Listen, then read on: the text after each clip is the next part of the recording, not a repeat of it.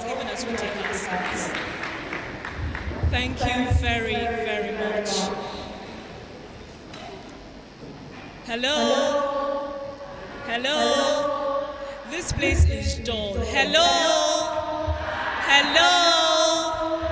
All right, if you're just joining us, or rather for those of us just joining us, today is the Women in Tech Summit 3.0 with the theme Empowering Women in Africa Through Digital Transformation, Fostering Innovation Through Diversity. So that is what we are celebrating, that is what we are going to be communicating, and that is what we are going to be dissecting on today's event. Now, in going further, I would like to introduce to us the convener of today's event from our welcome address. I'm talking about no other than Cynthia Omrife. Please, can we put our hands together for her?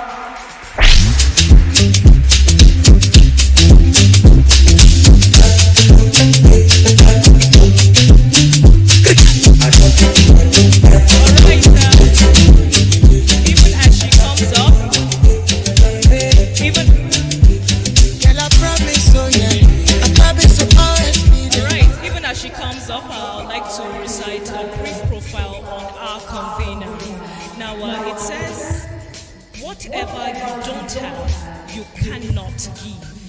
Cynthia Omrife is a visionary leader and trailblazer in the field of technology and business.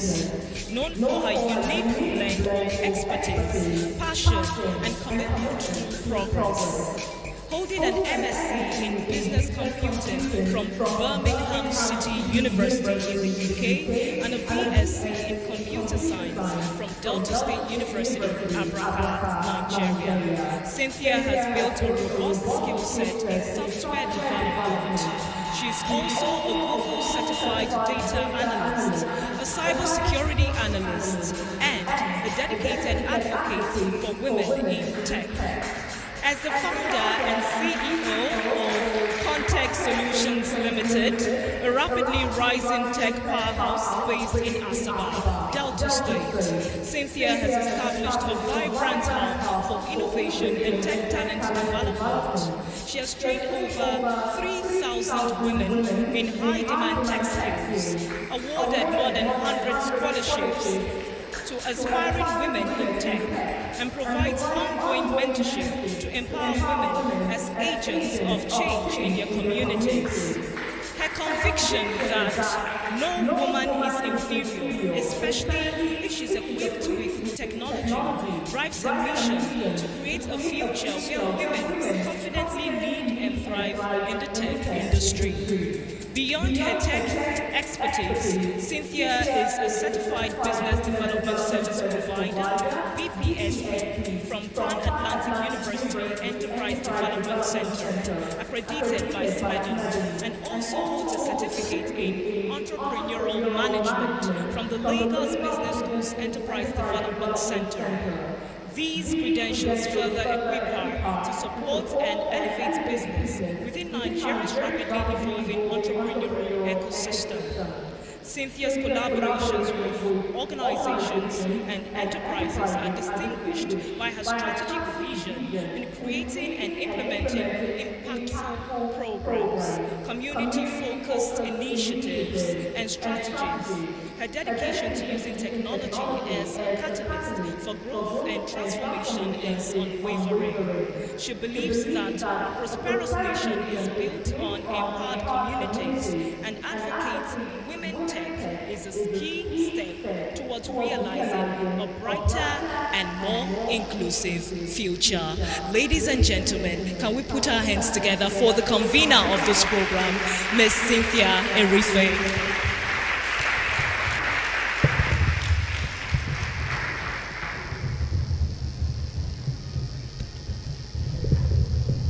Hello, everybody. Good morning. Thank you so much.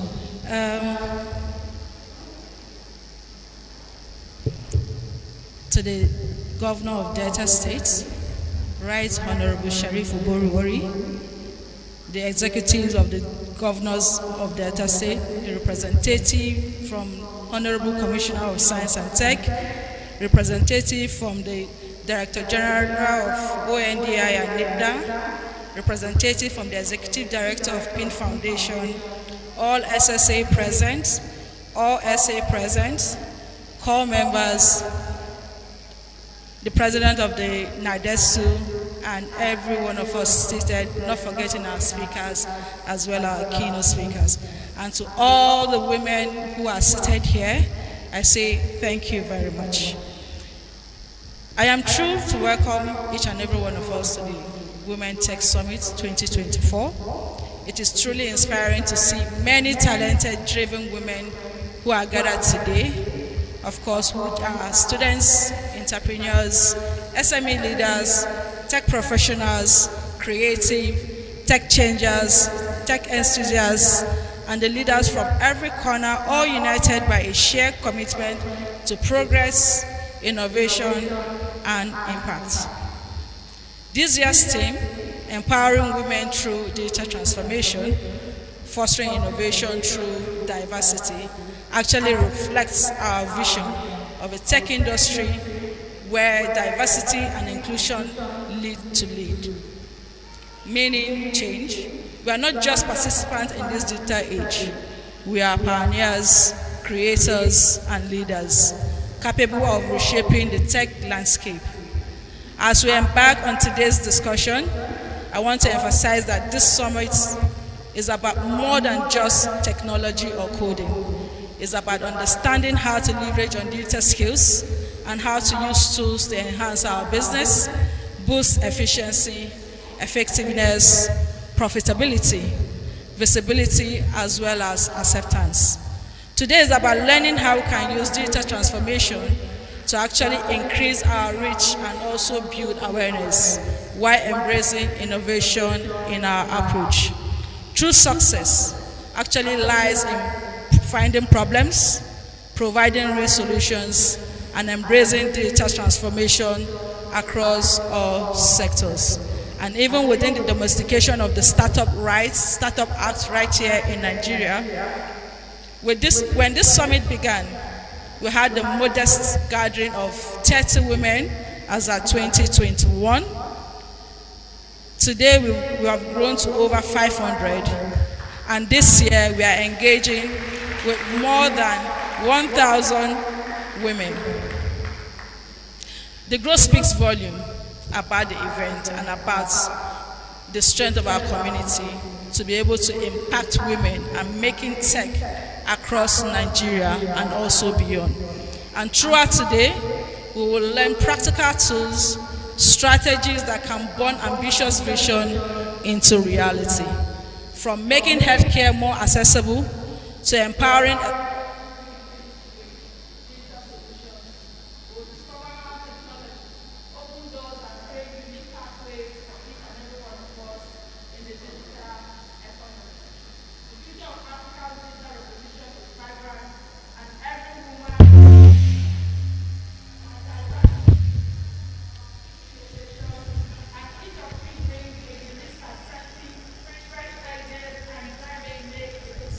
together, we are setting a new standard and reimagining what is possible in tech.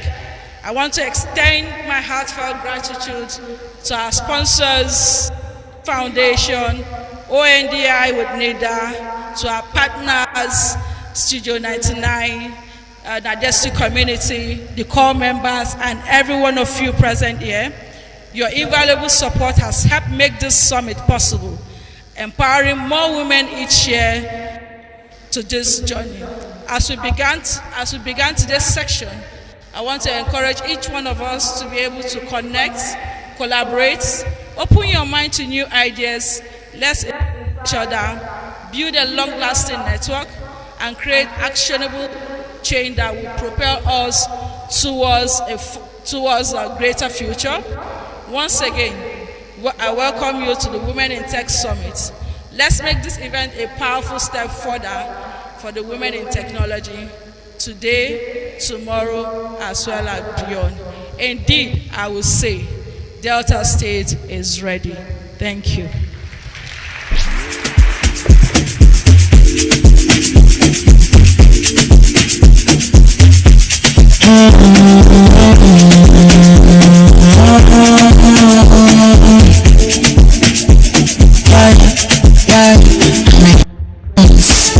Very few.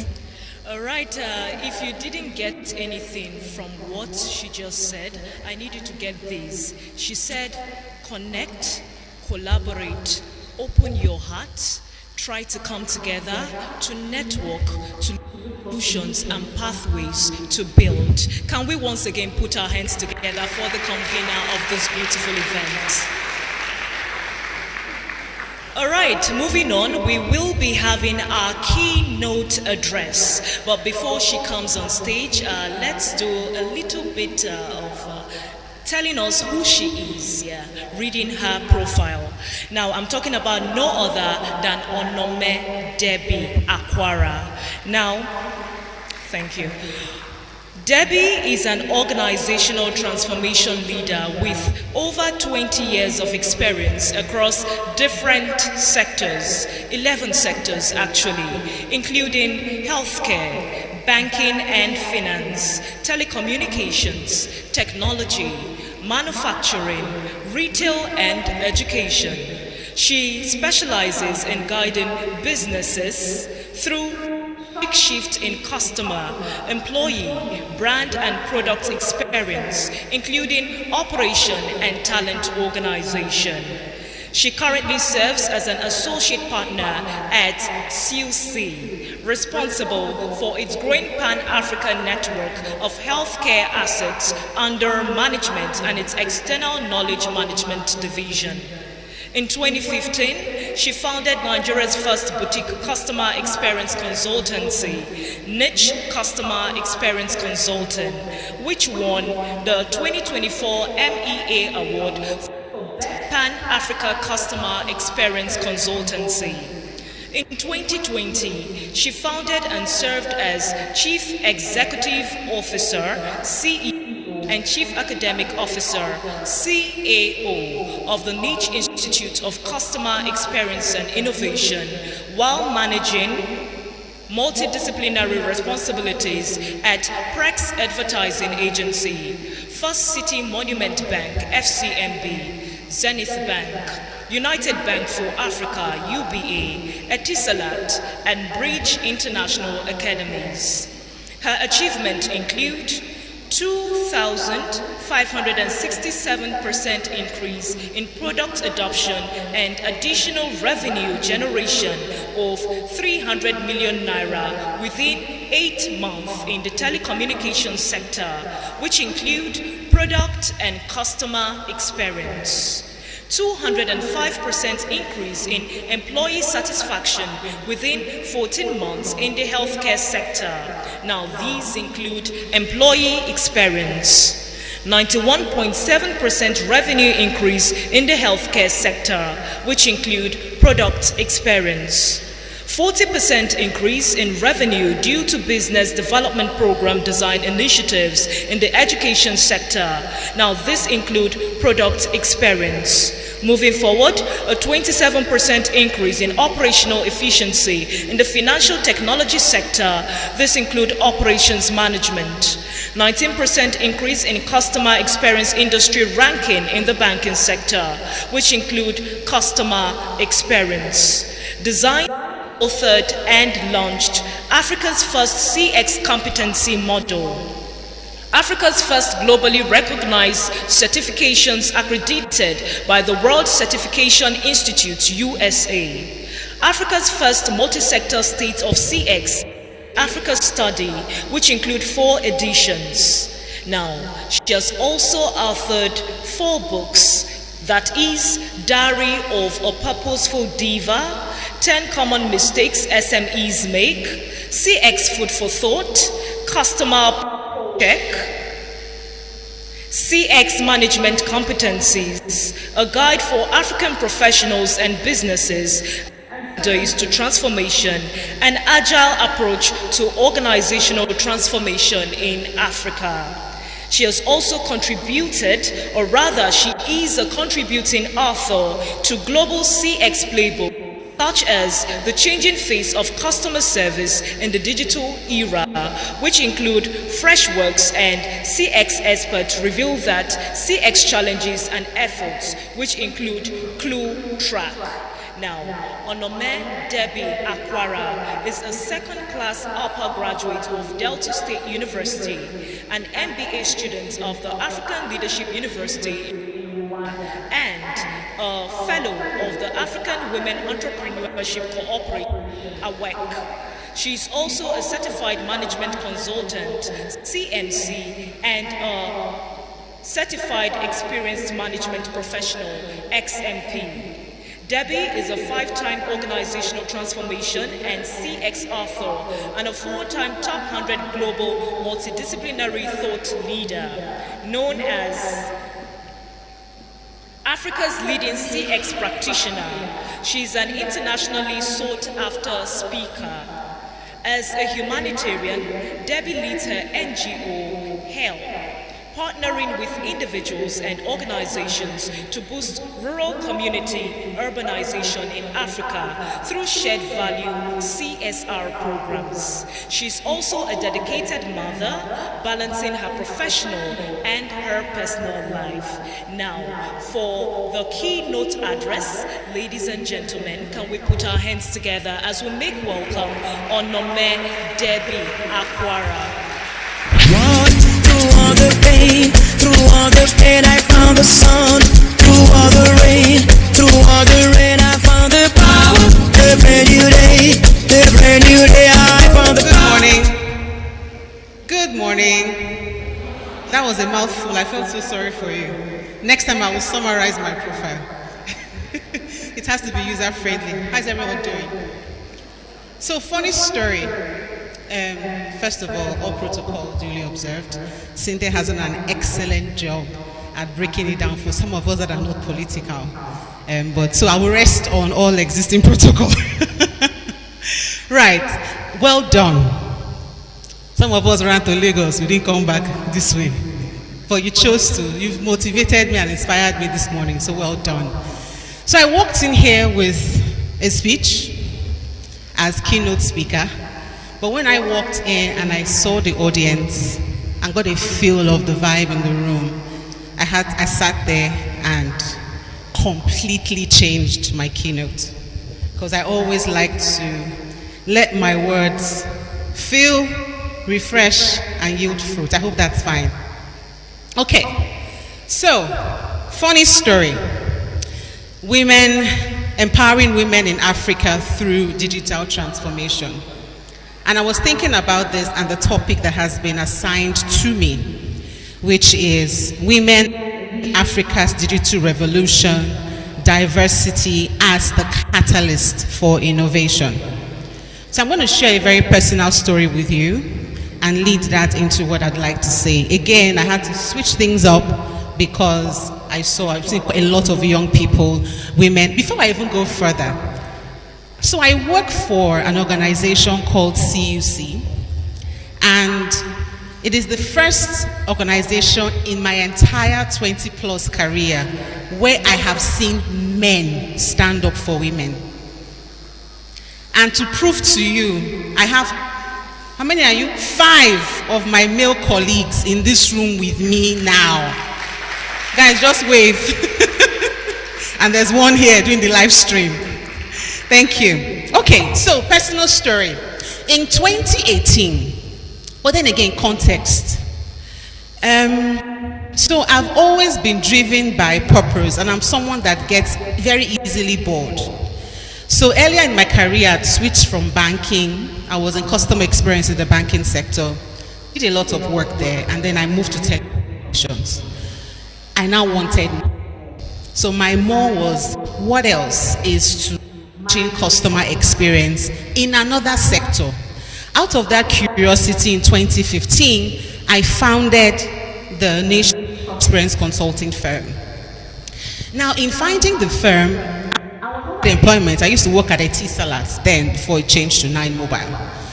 I would take time off work and I would just go share knowledge. Some of the things I have done, I have learned that work, I will share that knowledge. So I switched jobs to managing experience in the education sector. I was doing the same thing, but apparently my employer didn't like it, and I was the F word, I was fired. So 2018, I won't lie to you, no savings. I had a daughter who was still in primary school. She's 13 years old now. Single parent, so where do I even start? I went to bed that night, woke up in the morning with the same thoughts. Where do I even start? So because I had laid the foundation, sharing knowledge, putting stuff out there, people would still come to me, and I share a lot on LinkedIn, a lot of my thoughts and experience. People would still come to me and say, Debbie, I'm doing this at work and I'm struggling. I would guide them, but then to take their careers further, we know how we are about certifications. Everybody wants to get a certification. So I would guide them to a number of certification programs globally at the time. And they will come back and say there's something missing. I got this several times. So I guess it took me being fired to look inward and innovate. So I said, if they keep coming back to me and complain that they're not getting what they want from those programs that are global and Western, and then I'm still providing coaching and I'm seeing the results, what exactly am I doing? Let me say it how we say it. What did they do me? Right? So all I had, again, context, I was fired, parent, my daughter in primary school. All I had was my laptop. My internet subscription was still running. We hadn't got to the point where I pay for it anymore. And that's 17 years of experience. What was I going to do? I didn't have any money. So this is just summing up everything I'm going to talk about today, this story. I didn't have funds. Like I said, I had no savings. I was an executive, for Pete's sake. We know how we're spending life, doing life and spending money. But I now had to come to the point where I had to survive on 50,000 naira in a month because we're trying to make things work. So all I had was laptop, internet subscription, and loads of years of experience. So I applied my knowledge, my experience, and I for free tools I could use because I couldn't afford the money. That time, I wasn't quite conversant with how the business world works in terms of putting your pitch deck, stuff that she's the guru, right? Cynthia is the guru. I wasn't quite conversant with that world yet because I've been doing corporate all my life. So I discovered Google Classroom. I didn't know how to do it, how to use it, but because I've just been that curious body, I mean, I had no job, so there was nothing left but to go online, look at YouTube videos, watch them to stupor, and then I'll finally put the Google Classroom together for the program. Now, someone in my network globally, he was based in the UK, he's not African, he reached out and spoke to me about just the stuff I share, I've been putting out, like to work with me. So I shared this idea I had for a certification program with him, and he says, I know a company in can accredit your certification. Because again, we know how we are about anything foreign. So there's the certification part and then there's the foreign part. So, cut long story short, we launched in 2020, free platform Google Classroom. Not all the features were maximized, but who I was, what I know, and what I have was enough to attract people that were close to me, that I had 20 registrations paid for that, including someone from, I think it was Senegal. So I had Nigerians and someone from Senegal and Ghana sign up because I had built a sense of who I was, right? Men are very instrumental in my journey, and I'm going to do something that is very unconventional. I've had more men support me than women, and that's the truth. I don't know why. So when I see or hear women support me, I'm like, okay, it's not my story yet. Maybe it's still work in progress. But I've just been surrounded by amazing men that see my value, and I like to say that they till the soil on my behalf. So that's my story in tech. Now you would wonder why, what does this have to do with the concept of diversity? I I think about the concept of women in tech in line with what we do best. You bring a woman into a home and you say there's no food in the house. If you bring a woman, you tell this to a woman and a man, you get two completely different outcomes. The first outcome is, I have to go and look for money, which is likely how the man is wired and is okay, breadwinner. The second outcome is likely, what is in the house? There's onion here, there's small yam left here, there's palm, like you just walk around the entire house and see what you can piece together. And we usually would call it a concussion in my days. And food is ready. Now, it takes a very special skill set to do that. It takes a very special skill set to do that. And this is no diss to men, but it's just that men and women are wired completely differently for obvious reasons. So I'd like to share some stats with you in why diversity is required in terms of, I expanded this scope to not just women, because I saw a lot of young people. Like I said, I tweaked my content when I came in. So if you look at the inclusivity from a women and youth perspective, if we're talking about empathy and human-centered innovation in tech, women often bring a high level of empathy to the game. Higher level. If we talk about collaborative leadership, women tend to adopt collaborative and participatory leadership styles, where it's not just what I tell you, it's really about the family approach, what can we do together? If we talk about tech adoption, Africa's youth, being digital natives, adapt to and adopt new technologies very quickly. So that's why we need the youth when we're talking about digital transformation from an inclusivity standpoint. If we talk about risk-taking and creativity, at some point, even as women, you get to a certain point where you only start to think in one direction. But with youth, that's not the case. Young people are more likely to take risks and think outside the box. I'll give you an example. Recently, after a while, in the middle of a WhatsApp video call, the camera stopped working. And I felt my laptop has a problem. I couldn't get the tech person. I was in Benin, and then I had to go to Lagos. When I get to Lagos, I'll fix it. So I mentioned to my daughter, she's like, really, can I see your laptop? And she says, Mommy, your camera is not even, it's deactivated from the laptop. So she just downloaded one camera from only God knows where. And she says, Mommy, I was already thinking, take laptop to technician. And by the way, she's just 13. But she figured it out and saved me money. Then, in terms of diversity of perspectives, women and youth bring fresh perspectives and lived experiences, which are crucial for addressing Africa's diverse challenges. And then the big one for me is when it comes to community-centric solutions. Women often desire innovations with a focus on community impact. There's a quote I'm trying so hard to remember. It says, if you want to build a person, someone correct me if you know this. If you want to build a person, you train a man. If you want to build a community, you train a woman. Who's heard that before? Who's seen that quote before? I read it somewhere. I don't know if I'm quoting it accurately, but something of the sort. Right? So my point, and if you look at, let's even now talk about history and some success stories when it comes to women in technology and the need for digital transformation, that from an inclusive perspective. In education, I'd shared my experience. Today, the NICXI e-learning platform has over 800 learners.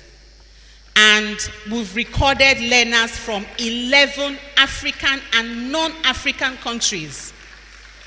Starting with Google Classroom, free, right? And also, we have beyond the company I told you in Europe that are accredited, we are now accredited by the certification courses, are accredited by the World Certification Institute in the USA. All of this is zero funding, zero pitch decks, none of that.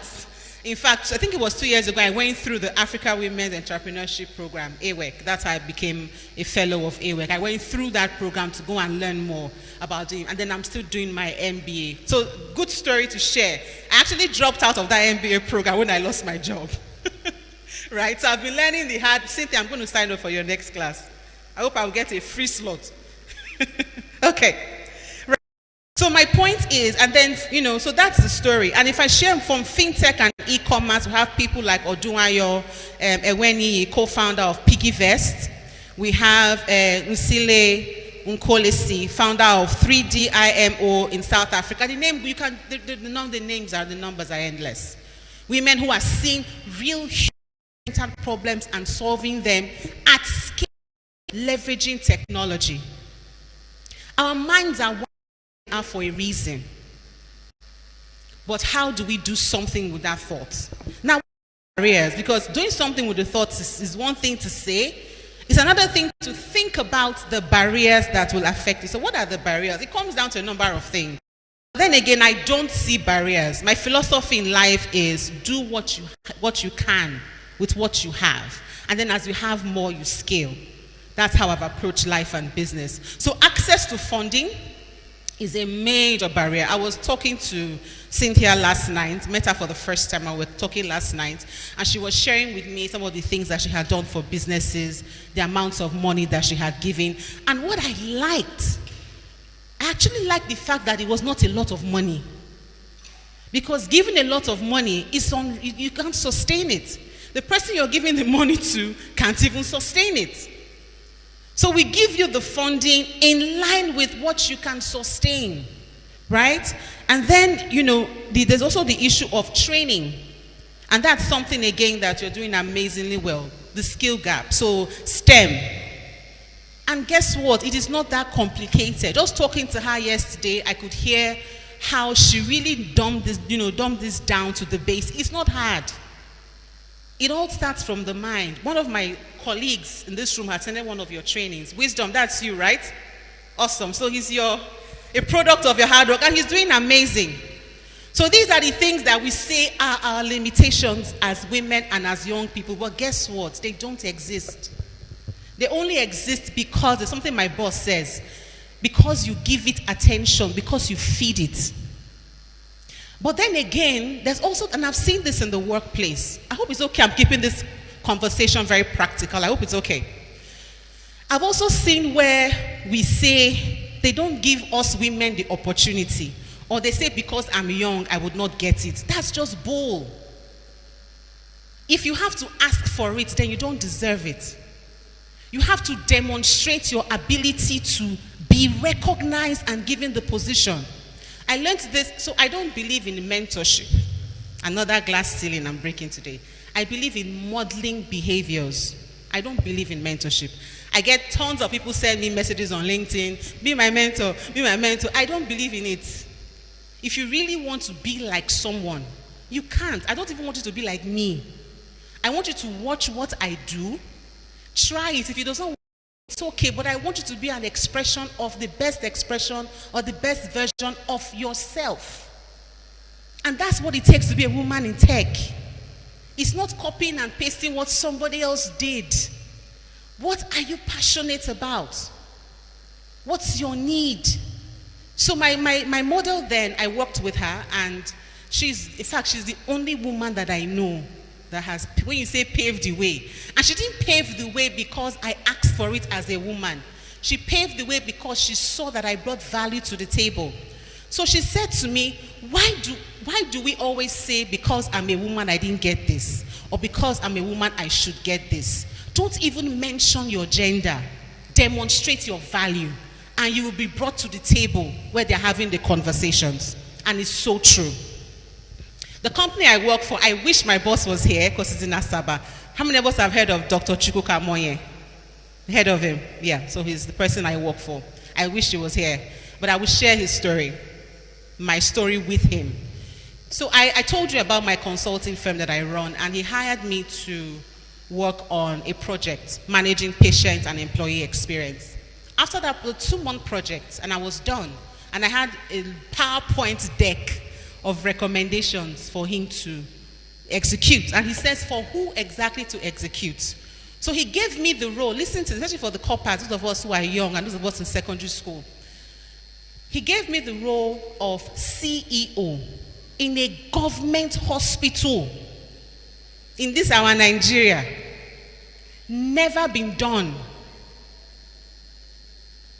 And he stood, not just that he stood by that decision, he empowered me to be the best I could be in that role. Now, I have been given the opportunity. Will I say because I'm a woman and I've gotten it, I will just sit still and be pretty and do nothing? So my contract was 12 months. After 12 months, guess what? I didn't only have my contract renewed, he brought me into his team as an associate partner and expanded my scope. It was not a function of me being a woman. It was a function of value. Now, bear in mind, I didn't know him ages ago.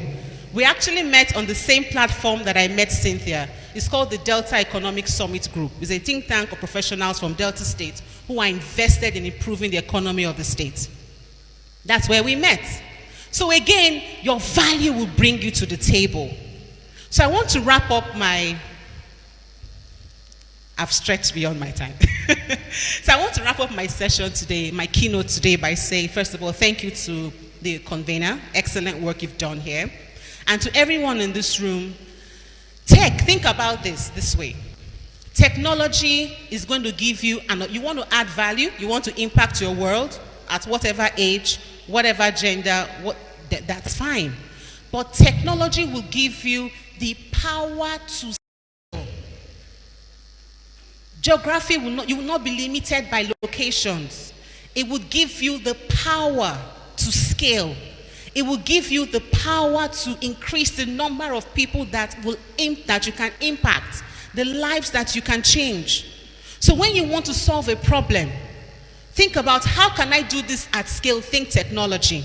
Challenge yourself. The times that we spend on Instagram, on Facebook, on X, on looking pretty, and these are ladies here, so I will speak freely. The resources that we spend fixing eyelashes, doing hair, doing nails, buying clothes, those are the time and things that you can invest in building yourself to dominate. To dominate, and I really mean this. At some point in my life, for years, I cut out parties and weddings when I had left my paid employment because I could not just afford it. And I would rather put that money into internet access, the table, and my daughter's school fees. The day there was 3 years after, I said, you know what, let me go back out there and see what's happening. I live in Lagos. So when I did hair, something came. We did shoe. We bought clothes. 1 event, 2 events. Don't they enter 250,000? Okay, now it's all right. I'm not doing again. Right? So I need us to, like she said, let's be open-minded. Everything that we're going to learn, let's soak it in. And let's not think about the barriers when we hear things. Let's not think about why I can't get it done. The thought in your head should be, I can do this, what do I need, and then what do I have now? I hope what I have shared today will inspire us to move forward, will inspire us to think beyond just the ordinary, will inspire us to believe that anything and everything is possible if we include as many people with different behaviors and perceptions and genders and all. Because one person can't really do it all. There's a lot to be done in Delta, in Nigeria, and in Africa. Thank you very much.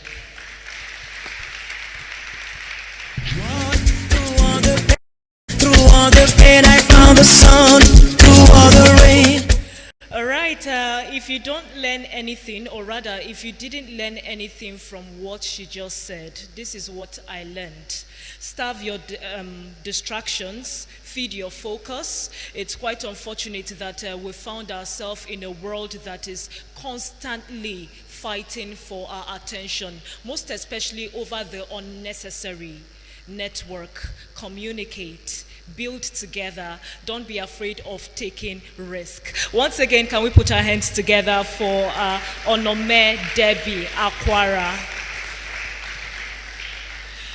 Ladies and gentlemen, before we go ahead to our next keynote address, I would like to recognize the presence of another sponsor of ours. I'm talking about no other than the Delta Summit Group. Please, can we put our hands together for them? Moving on, we will be having our next keynote sponsor address. It will be coming from the Youth Empowerment Program Project Coordinator, and the topic is PIND, Driving Employability Through Digital Literacy. Now, to profile on the next speaker, I'm talking about no other than Nchegem Gahia.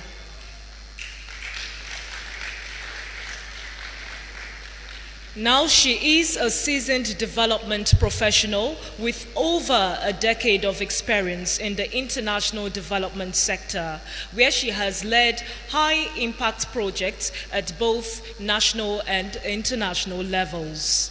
She holds dual master's degree in international development and humanitarian aid, as well as public health. GEM combines her expertise to drive transformative change in communities. Through her leadership in the Youth Employment Pathways YEP project at PIND Foundation, coordinated over 50 projects and 35 implementing partners in this YEP program at the PIND Foundation. Now, these projects have led to the training of over 9,000 unemployed youth in Delta, with about 3 youth from Delta State, equipping them with the skills and opportunities needed for sustainable livelihood. She is a passionate advocate for gender equality. Nchegem is also committed to grooming young women and youth for a profitable and purpose-driven future. Determination and visionary leadership continue to inspire a new generation of change makers across the Niger Delta and beyond. Ladies and gentlemen, please can we make welcome Nchegem Gahia for the sponsor's keynote address.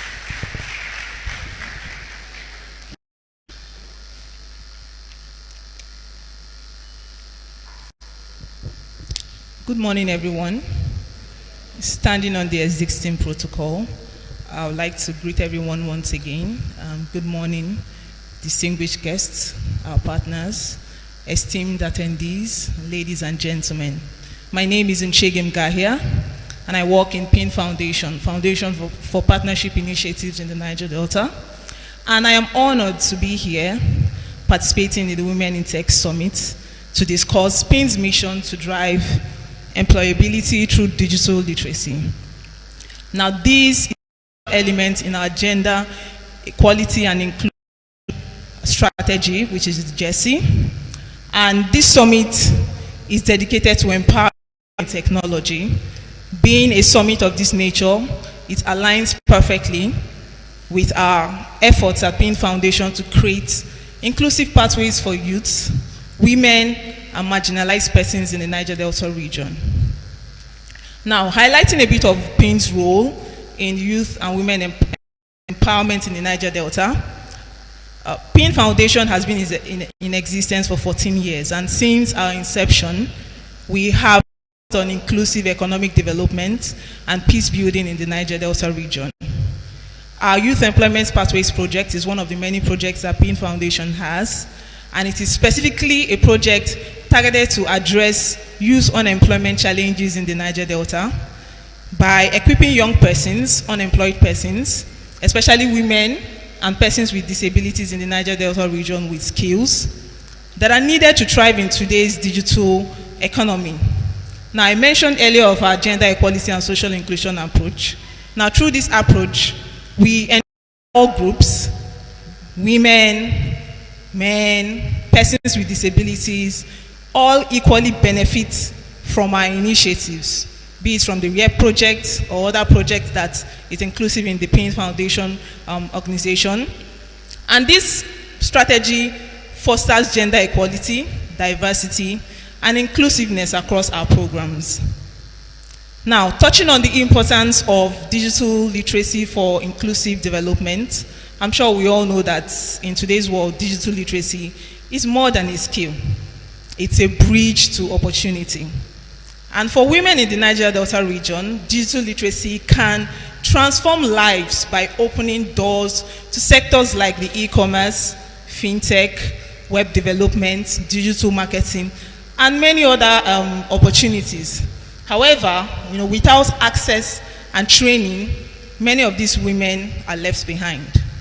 So now our PIN Foundation, by integrating our GESI strategy in our approach, PIN Foundation promotes digital literacy as a means of empowerment, making technology accessible to everyone. With regards to PIN's digital literacy approach under the YEAR program and our GESI strategy, we integrate different approaches, and our major strategy is aimed at providing digital skills training and mentorship, which leads to the development of a digital ecosystem to support long-term growth. So now we have a couple of strategies that we use to achieve this. One of these is the skills development, where we delivered in-demand and tailored skills training programs to young persons who are unemployed, and these trainings lays emphasis on digital fundamentals and also specialized skills such as web design, UI UX, product design, data analytics, Computer A+, and so many other skills in the training program. By delivering this skills training, we ensure that women make up at least 50% of all participants. And by doing this, we are advancing the SDG 5, which is gender equality. Over the course of our implementation in the YEAR program, we have trained over 9,000 persons. And from these 9,000 persons, over 40% of this number have been women trained in the program. And the training does not just end just as training. There's also the mentorship support, where people trained, including women, receive mentorship by industry professionals, and this mentorship helps them to apply their skills in real-world settings, whether it is through employment or through entrepreneurship or even through internship opportunities, of which at PIN Foundation we identify that as one of the pathways for employment. And while these people receive mentorship, they are also supported by implementing partners for linkages to either job opportunities or helped to start up and run their own businesses. Another strategy for the YEAR program is digital ecosystems. We work with implementing partners, keyword on the name of our organization, Foundation for Partnership Initiatives in the Niger Delta. It's not something we do alone. We work with partners of various kinds, and through our collaboration with these partners, we establish environments where youths and women can access the internet, digital tools, community support to continuously innovate and contribute to their local economies. Now, I'll be doing a disservice if I stand here and say we have not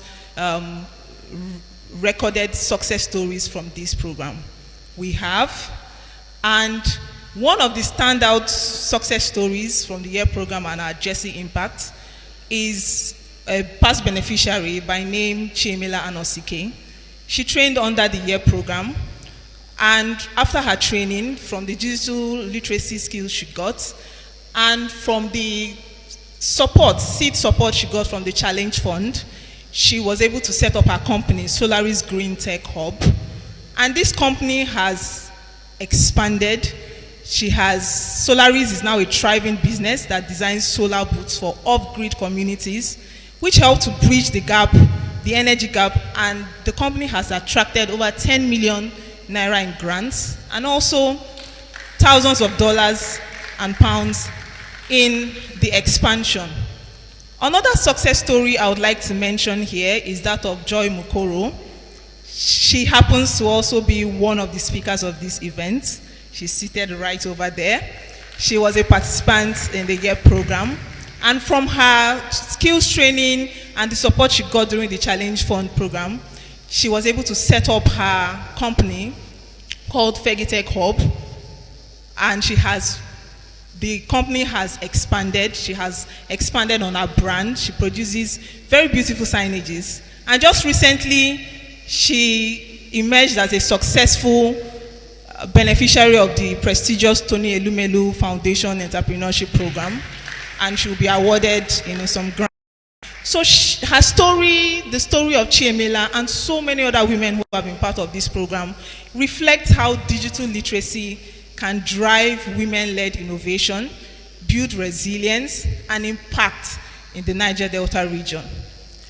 Now, looking ahead as an organization, as a path forward, and as a call to action, at PIN Foundation, our commitment to digital literacy and inclusivity under Jesse is unwavering.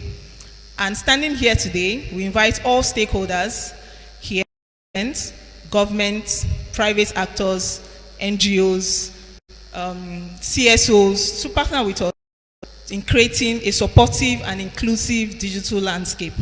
Let us ensure that women, youths, and vulnerable groups can harness technology to unlock their potential and build sustainable livelihoods. Now, as I round my speech today, let me emphasize that digital literacy is not just a tool, it's a transformative power. It has worked for me. I have harnessed the use of my digital literacy skills to build on what I know over the years in my career. I mean, I didn't go to school to learn any computer, anything. But due to my quest for digital literacy to improve on my work, I have seen the places that it has gotten me to, and I've seen how much of a better person I have become as a result of that. So now, by fostering, I would like to encourage us that in our different areas of implementation or whatever that we do, we should ensure that we understand the importance of digital literacy. And it has no barrier. It's not too early for somebody in secondary school to begin to build her skills in digital literacy. It's not even too early for someone in primary school to do that.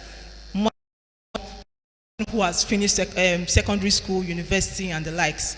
So while we do this, and in areas, we should foster inclusive tech environment. And as we do this, we are enabling young people, young women especially, to lead in their communities, innovate solutions, and drive sustainable development across the Niger Delta. Together, let's continue to build an inclusive digital future for all. Thank you. Before I leave the podium, I would just like to say that for more information and more resources on what PIN Foundation is about and what we do, I have my colleagues here with me, and we have an exhibition booth just at the entrance. You can take a quick stop there and get to hear more information about PIN Foundation. Thank you once again for this opportunity. All right, can we put our hands together for Inchegem Gahia? Are we tired? Are we tired? Please, I said, can we put our hands together for Inchegem Gahia? It's on this note that we want to say a big kudos to the Foundation for Partnership Initiative in Niger Delta.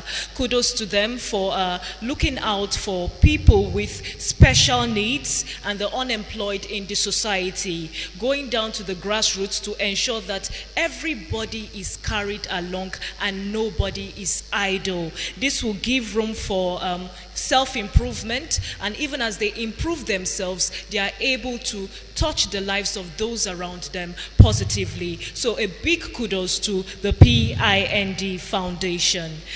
All right, moving forward, we want to also recognize some special guests. I'm talking about no other than Bruce Lucas. He is the founder and the CEO of Olotu Square. Please, can we put our hands together for him? And also Chukwu Nonso Ero. He is the founder of Sell Your Market. Can we put our hands together for him? All right, before we move to the next keynote address, I want us to do a little bit of an exercise. Are we together? Hello? Hello? Are we together? How many of us are with our mobile phones? If you have, just raise it up. Awesome, awesome. So we're a little bit of an exercise. So we are going to be taking selfie. Yes, you're going to be taking a selfie of yourself, and then you are going to be uploading it on Instagram, on IG, or any of your social media handles, and then you will tag Comfy Tech Solutions, Corif Tech Solutions rather, Pin Foundation, and the ODI/NITDA. Yes, so the image with the highest like is going to get a gift on or before the end of this event. So you take a selfie, you upload on IG with the hashtags Corif Tech Solutions, PIND Foundation, ODI, and NITDA. Are we together? Have we done that? I need to see us taking selfies, like it's practical. So just take a selfie and then you upload on IG. trendybeats.com with the hashtags and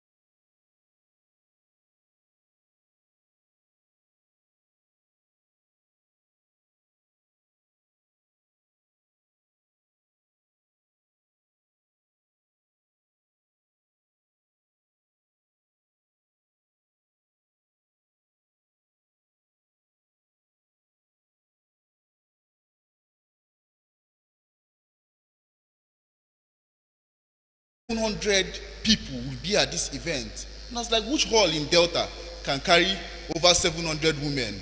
And today, this is the reality. We're seeing over 700 women turn up for this program. Please, a round of applause for Cynthia and for yourselves.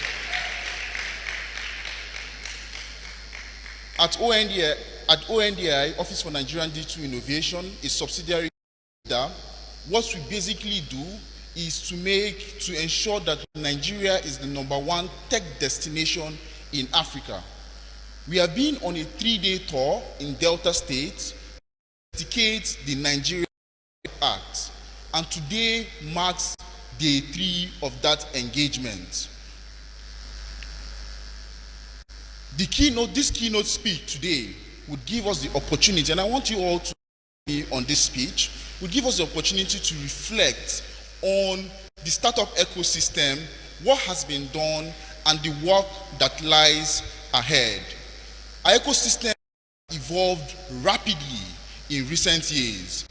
It stands as the most vibrant ecosystem, #1 ecosystem in Africa. I'll be structuring this keynote speech in 4 perspectives. The first, I'll be talking about the role of startups in driving economic growth, both globally and locally. Second, I'll be talking about the current impact of startups on the Nigerian economy. I'll be talking about the role the Nigerian Startup Act has to play in further unlocking the Nigerian economy. And the last section, our conclusion, would be us envisioning what the future looks like for the startup innovation ecosystem. It's no news. Startups are very fundamental in driving growth locally. They are not only engines of innovation, but they also create jobs, foster competition, and provide solutions to emerging challenges.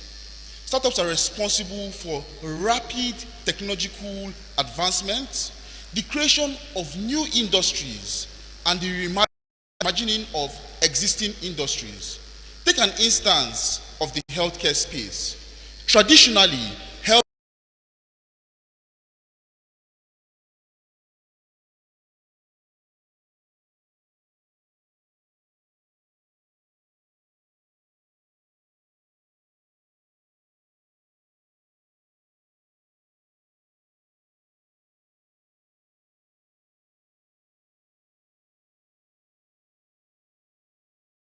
leave your house. That is an example of startups reimagining new industries. Startups also play an essential role in shaping economies by diversifying sectors, empowering youth, and addressing socio-economic disparities. Across the world, and I'll be looking at 3 countries in particular, the US, India, and Singapore, in the impact on their economies. In the US alone, over 50% of jobs in the private sector come from businesses less than years old. In Silicon Valley, startups have contributed more than 100,000 jobs and generated billions of dollars for the American.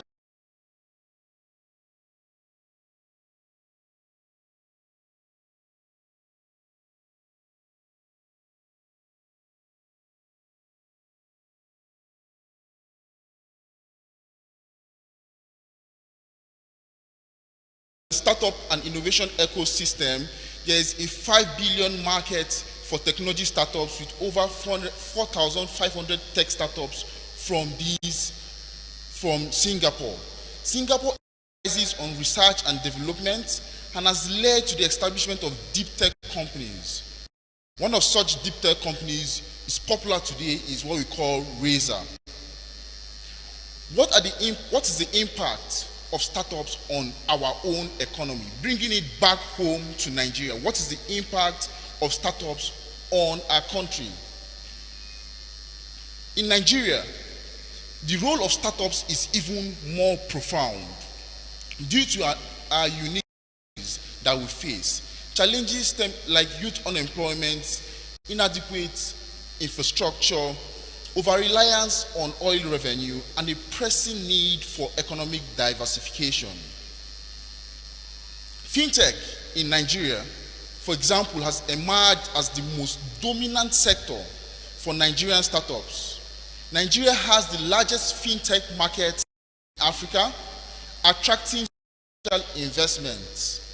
In fact, 36% of Nigerian startups in the fintech space. That's if you have 3 startups here today, ask one of them, what industry are you? You are most likely to get a response that they are in the fintech space. Deals like the acquisition of Stripe, of Paystack by Stripe for over $200 million has also helped to bring global attention to innovation in Nigerian's fintech space. Another sector in Nigeria that is being transformed by the startup ecosystem is the agri-tech space. We have startups that are bridging the gap between finance, services, and markets, ensuring that farmers can get access to financial services. They can use those financial services to access services, and then when they have their products at harvest time, they can sell those products conveniently via e-commerce platforms. And notable startups in this regard is Farm Crowdy and is NIDA ONDI sponsored startup in Zoacell. Round of applause, please. Come on. We also have startups in the health tech space that are playing a significant role in improving the Nigerian health tech landscape. I've pointed to telemedicine as a significant advancement in the health tech space. We have health tech startups that are bridging the gap by providing telemedicine services, medical supply chains, and health insurance products. 54Gene is an instance of a Nigerian health tech startup which has raised over $45 million to build Africa's first next generation sequencing laboratory with a focus on precision medicine. This is not helping Nigeria tackle public health challenges, but is positioning the country as a leader in the global health tech space. EdTech, educational technology, is also another sector that startups are bridging the gap in. Startups like ULesson, Kiddy Academy are providing affordable digital learning programs, and I see a lot of corpers in the house. These platforms provide trainings for corpers, for young students, for young learners to access trainings as easily. You don't have to go to a classroom to access these trainings. You can access them from the comfort of your mobile devices. Today, almost everyone has an account. If you enter a Keke Napep, you ask him, do you have an account? You hear, yes, he has an account. But this was not possible 2-3 years ago. You have to pay everybody with cash. What's responsible for this drive in financial inclusion? Mobile payment platforms like your OPay, like your PalmPay have made mobile account, bank account accessible to everybody. This and more are the impacts of startups and the innovation ecosystem on the Nigerian economy. What's the role, and this is the main focus why we're here today, what's the role of the Nigerian Startup Act in further unlocking this ecosystem? Yes, we are the top ecosystem in Nigeria, but we are fully aware that for us to unlock the full potential of our startups, we have to have the right policies, the right regulatory frameworks, and the enabling environment for these startups to further thrive in Nigeria. This is where the Nigerian Startup Act comes into place. And I want to do, by show of hands, how many of us are aware of the Nigerian Startup Act? Okay. Come on, it cannot be this. Okay. 1, 2, 3. Okay, I can see a couple of people are aware. We have a stand outside. So you can go to our stand and you will get more information on the Nigerian Startup Act. My colleague will also be presenting on the details of the Nigerian Startup Act. Please, I know we're entrepreneurs in the house. Pay attention to this presentation on the Startup Act. The Startup Act has access to incentives. Specifically, there's a 10 billion naira fund provided annually for startups, right, across the country. Across the country. You also have access to tax and fiscal incentives provided by the Startup Act, access to training and capacity building programs that the Startup Act has made the provisions for. The Act was enacted in 2022 and is a game-changing piece of legislation designed to support and nurture our ecosystem. It's not merely a policy document, it's a joint effort between the Nigerian government, the private sector, and the entrepreneurial community. The Act is structured around five key pillars: collaboration, engagement, incentives, connections, and support. These pillars work together to create a conducive environment for startups to thrive, addressing key challenges such as access to capital, talent, and access to markets. It also provides the framework for the creation of startup-friendly regulation and the establishment of a startup support and engagement portal. So I had earlier mentioned that we had a 10 billion naira in the from the Startup Act yearly. For you to access that fund, you have to be a labeled startup. And labeling means going to startupsupport.gov.ng to register your startup on the platform. Again, we'll still present on the platform, so pay rapid attention. You will see details of the incentives, both funding, both tax and fiscal incentives. But you can only access this by registration. If you need support, I would like to say that for registration, go to the back, go outside, you see our stand. Assistance will be made for startups to be able to register on that portal. I'd like to conclude by saying that the startup ecosystem in Nigeria holds immense potential to transform our economy. Startups are already making significant contributions to job creation, economic diversification, and technological innovation. However, the full benefits of the ecosystem can only be unlocked with the right policies, infrastructure, and continuous collaboration between government, private sector, and entrepreneurs. The Nigerian Startup Act provides the tool and the support necessary to accelerate the growth of startups in Nigeria, positioning our country as a global leader in digital innovation. With this act, we are not just fostering startups, we are laying the foundation for a more diversified, inclusive, and resilient economy. As we continue to strengthen this ecosystem, I urge all stakeholders, investors, policymakers, entrepreneurs, and educators to remain committed in supporting the growth of Nigerian startups. Together, we can unlock the full potential of our digital economy, creating opportunities for millions and shaping a prosperous future for Nigeria. Thank you to everyone.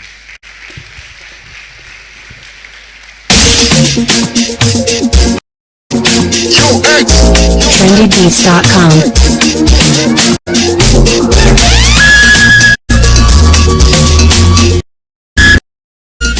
All right, can we put our hands once again for Mr. Jerry Zane? Now, he was talking about the importance of creating employability and enhancing creativity and aiding connections. At the bane of everything we've been listening to from the beginning to this point is the importance of creating connections. We need one another, we need each other, no man an island on his own. Moving on, it's now time for the first speaker, who is Bruce Lucas, who will be talking about the steps and tools, a practical guideline to digital transformation. Now, before he comes on, this is a brief profile about Bruce Lucas. Bruce Lucas N, MNCS, ACFI CCWP, is the founder and CEO of Olotu Square. He is a certified computer forensic investigator, a Cambridge certified web publisher, and an International Business Management Institute certified innovation manager. Now, Bruce is a tech solutions architect. He's an ethical hacker. He is a data protection officer. He is a tech community builder, a professional member of the Nigeria Computer Society and the Computer Forensic Institute of Nigeria. He is a mentor to lots of techies in Africa, and he is the lead organizer at Google Developer Group.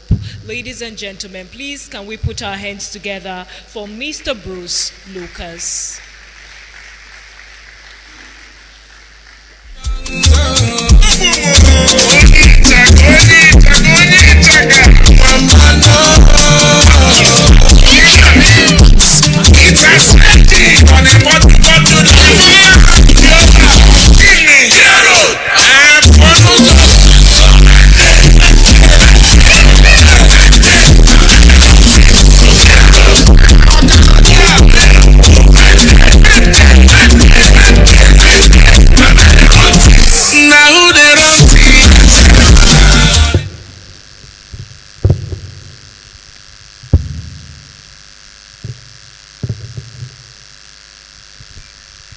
Hello everyone.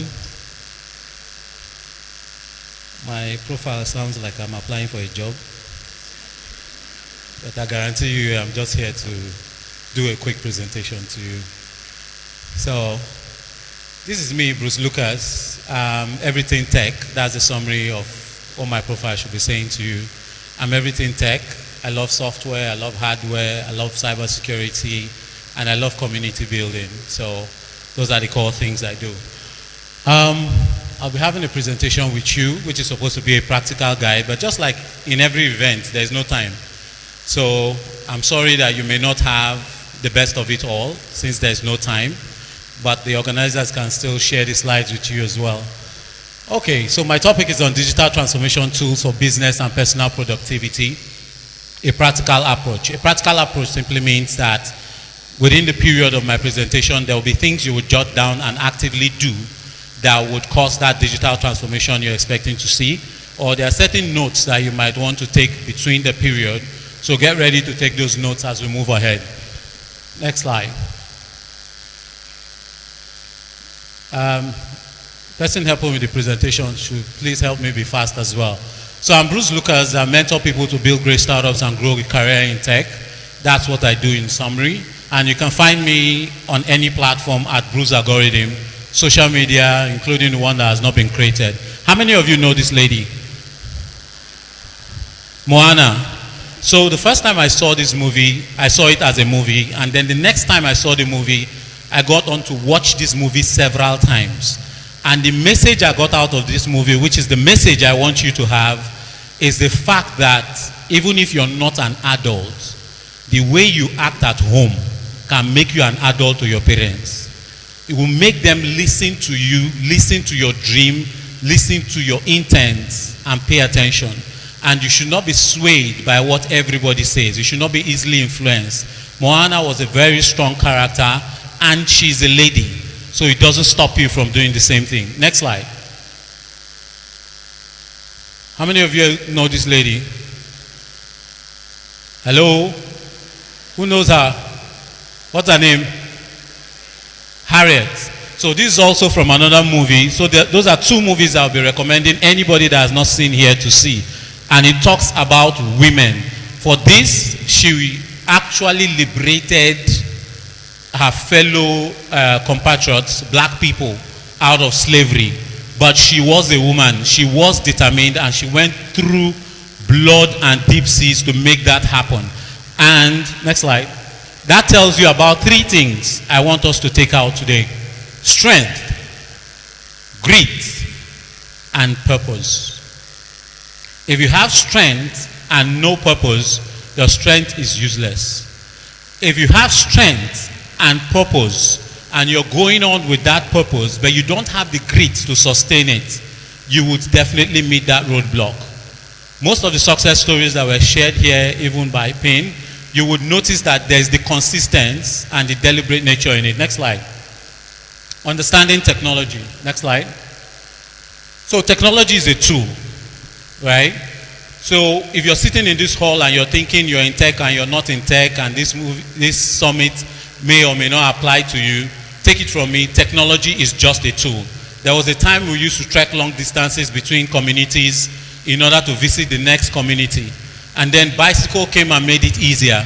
That was technology. Motorcycle came and made it easier than bicycle, right? That was technology. Vehicles, cars came and made it easier than motorcycle. That was technology, right? And then planes came and made it even easier. That was technology. And now we have something that makes it even easier than planes. Something else is faster than planes. Who knows that? Huh? Can you travel with the internet? All the examples I gave are examples of vehicles you can actually enter and physically go somewhere, Abi. So the internet will not be the next example. Yes, bullet trains, hyperloops, they are faster than planes and can take you between cities in just a few minutes. So tech is just a tool, irrespective of what you do. If you fry akara, you can fry akara with technology. Do you agree with me? If you make a make it with technology, anything can be made with technology. So think of anything at all, and the next question you should be asking yourself is, how will technology make this easier for me? That would immediately put you in the tech space and make you proud to call yourself a techie. Next slide. So who's the techie? A techie is not only somebody that uses the system. A techie is not only someone that wears a backpack with one new laptop. A techie is someone that knows how to use tech, or someone that loves using tech, and someone that builds tech products. But the last one is usually what everybody regards as a techie, isn't it? But that is not true. Why? Because some of the people you see building websites on their laptop, a lady in year one using a smartphone can be more tech person. They can know a lot of things with that smartphone than that person that is just learning how to build a website. So these are the things that describe what a techie is. Next slide.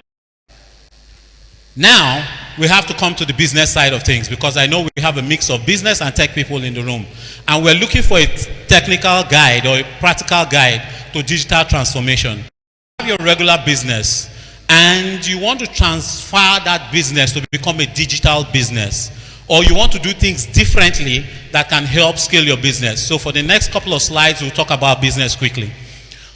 What is your business? What is your Coca-Cola? All of us know, right? First product, the most important product.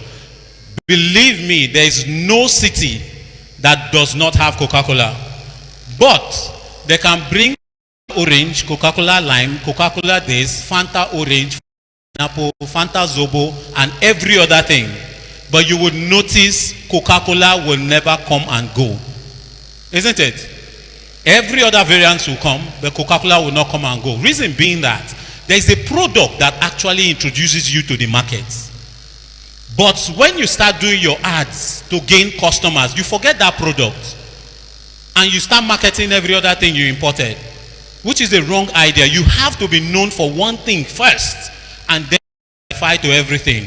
So if you don't know what your Coca-Cola is, at this meeting, the next thing on your practical guide is to write down, what is my Coca-Cola in my business? Next slide. What do you do now, and what do you want to make easier? Remember, we talked about tech being a tool. So if tech is a tool, what is it I'm doing now that I can make easier with tech? Is it the fact that I go to do the delivery myself? How can tech help me do the delivery faster? Is it that I always send my account number to them to make payment? How can tech just send them a QR code to scan and the money is in my account? Or how can tech quickly send them an invoice, immediately a payment is made? So think of all the things you can do in your business, and in a jiffy is simply done by tech. And meanwhile, just so you know, customers are always wowed with tech. and can be converted to a loyal customer just because of the tech you use. Somebody can just reach you on Instagram, I want to, and the next message you send to them, or the invoice you send to them, or the link you send, just be the only reason they will tell everybody about your business and your product, or even be begging you to teach them how it was done. Next slide. Okay, so transforming system starts with you listing what your business does, understanding what your business really does. Then the next is to list the processes in your business. So you may not know because you're just using your phone, but every process listed here and even more are available in your business. You hire people with that same phone. You do most of the marketing, sales, everything with that same phone. Even legal, you do it with that phone, even if you just do makeup. How do you do the legal? You simply send them a message saying payments without refund. Every payment is without refund. You know that's a legal term, right? That's a legal way of telling them that once they pay, they will not get a refund. So you do all of this already using your smartphone. So to factor them in a list can help you create clarity, including payments, payroll. Next slide. Now marketing. This is a very important part. Everybody in this hall think of marketing. Every business will think of marketing. Where we're standing right here, if you stand up from this hall and walk into the reception and say you want to see the manager or the owner of this place, and you tell them, I've just visited your hall and I can market this hall and make you 10 million every month, do you know what will happen next? What will happen next? Hello? Did you get what I just said? Yeah, so if you live here and walk straight to the manager of this place and tell them I can market this hall for you and you make up to 10 million naira every month, what would happen next? They'll engage you immediately because they want to see that 10 million every month, isn't it? Every business needs marketing. That's why digital marketers are supposed to be the easiest persons to get a job. But it is still quite tricky, and we'll know why. Next slide. No, please, can you go back to the slide? Okay, go to the previous slide once. Okay, yeah, next slide now. Okay, so in marketing, there is a serious change that a lot of people have not noticed.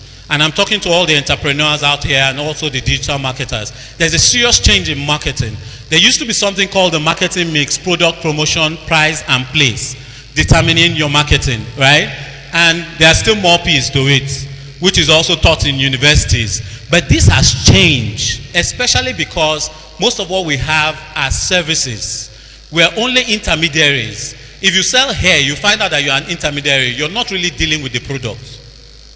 If you do makeup, you're not really dealing with the product. You're only providing the service. Think of most of the things we do now and try to market online.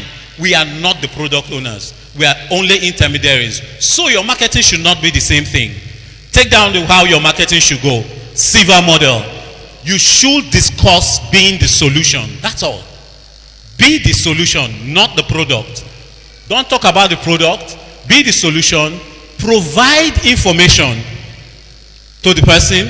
Provide value and make it easy for the person to buy or easy for the person to access your service. If you watch a video now that tells you how you can make 10,000 naira every hour, the next question is how? Am I right? I know a lot of people that say they don't have money, but when you told them about MMM, the money came out.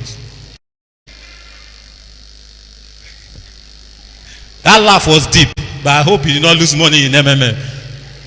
The point I'm trying to make is, all the digital marketers and business owners here, stop telling people about your product. Stop telling people about the price. Tell people about how it will solve their problem. That's it. Tell them, look, I will do this for you. You will gain this number of followers. We will do like this, and this is the result you will get. The next thing the person wants to know is what? How much? If you do this for me, I want it. How much? But if you come and say, I'm a digital marketer, I have 10 years of experience, I can do this, can do that. No. There are no many other digital marketers out there. Next slide. This is transformation. For products, this is what they talk about more, manufacturing companies and so on. But for this is what you should be talking about and promoting. Next slide. You're taking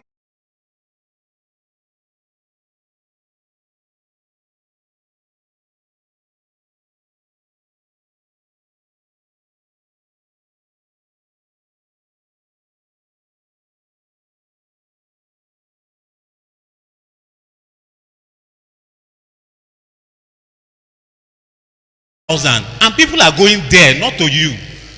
And then when you pick a dress from them and you look at the dress you have sewn, your patterns or your lines are even straighter, finer than them. Why? Because they have a particular market and audience they're targeting that you are not. So these are three main things to look at when you're understanding your market. First, SMEs and startup, big money, fair amount to customers, organized delivery and support. Individuals, less money you make, large number of customers, organized delivery and support.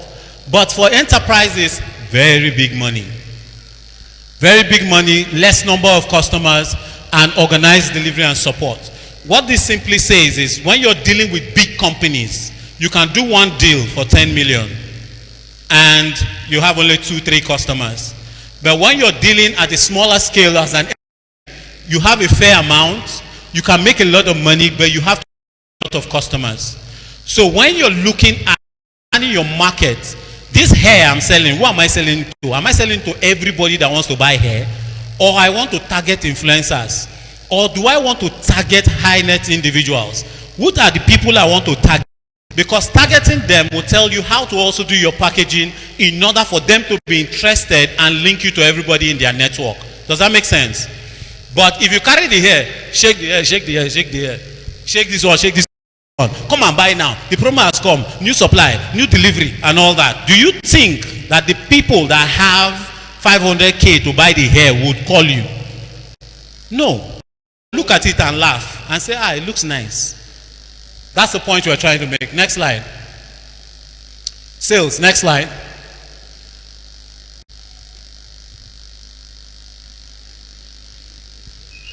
So, using technology with sales. I hope you noticed how I separated sales from marketing. Hello? Because they are not the same thing at all. Right? Marketing is building awareness. Sales is actually doing the transaction. So now, in sales, the first thing we need to look at is the audience, the customers. Right? There's nothing like a small business. Every business is growing. Right? We started with Yahoo Messenger. We had Skype. How many of us know Skype? Skype was a big thing. Zoom came and killed them. Isn't it? And then Meet came after Zoom and so on. There are lots of big businesses. We had Uber. Uber was shouting up and down. Bolt came and did what? Crash the market. You can crash the market even here in Asaba. That person they've been talking about, they will stop talking about them and start talking about you when you focus on the customer.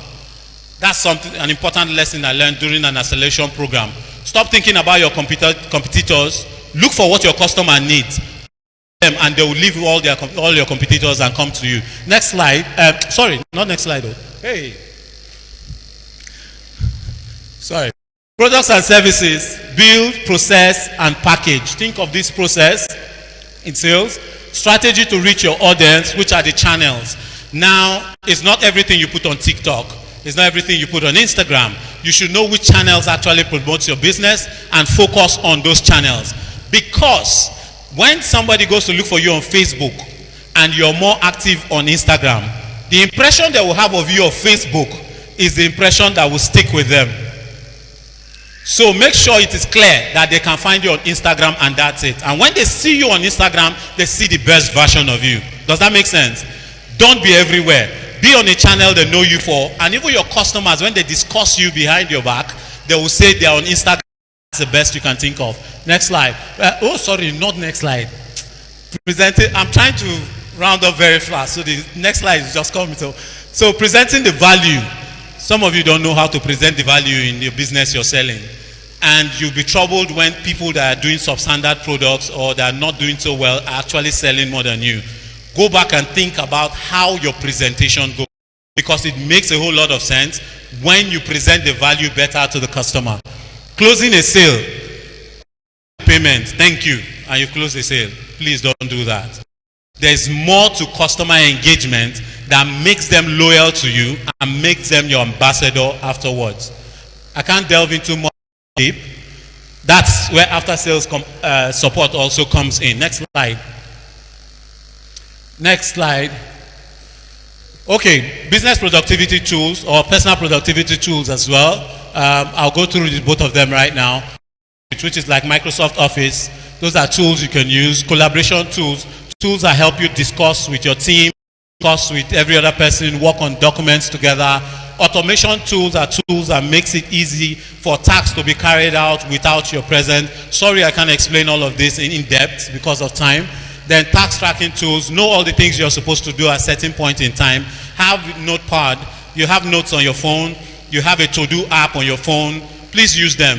They help keep you organized and help you keep in touch with customers at different times and help you do what you're supposed to do at the given time. OKRs. OKRs are objectives and key results. It's something I'm supposed to explain in depth, but I assure you, if you go to YouTube and type OKR, you should see a video that can help explain OKR to you. But in summary, OKR is a method Google used to grow the business from 1,000 customers to millions of customers. It's a methodology that makes your results more important than the process. So with that, you can focus on always gaining high results in your business. So you can just put it up on YouTube and you definitely see something about it. Learn about OKRs. Next slide.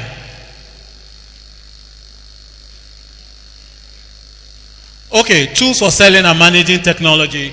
Let's look at Google. Google can help you do a lot of things. And so look at the different products in Google that can help you achieve those goals. Social media, like you already know, can help you achieve a lot of selling, managing, and marketing. Then instant messaging. Please, WhatsApp is not social media, right? Hello? Yeah, in case you lose a job because you call WhatsApp social media. WhatsApp is not social media, it's instant messaging. You have Signal, you have Telegram, you have WhatsApp, you have Messenger, and so on, right? Right? Some of me like,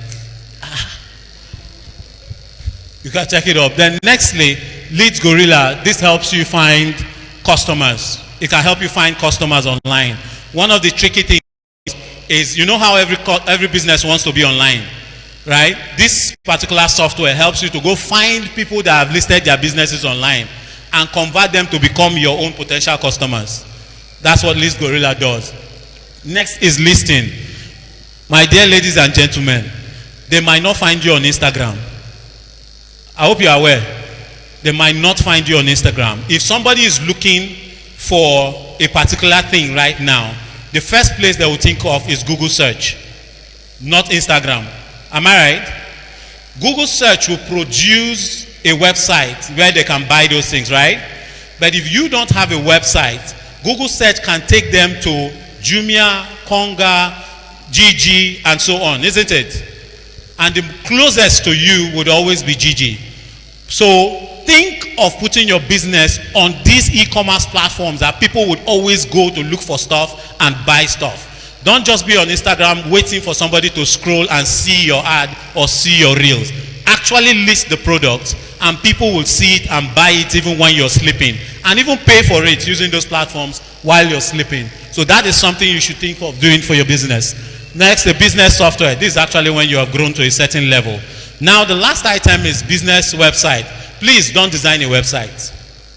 If you're not an established business, do not design a website. If you have a website, just put it down if you're still a small business. The reason why is because managing a website is technical and you will spend more than just managing a Facebook page. Does that make sense?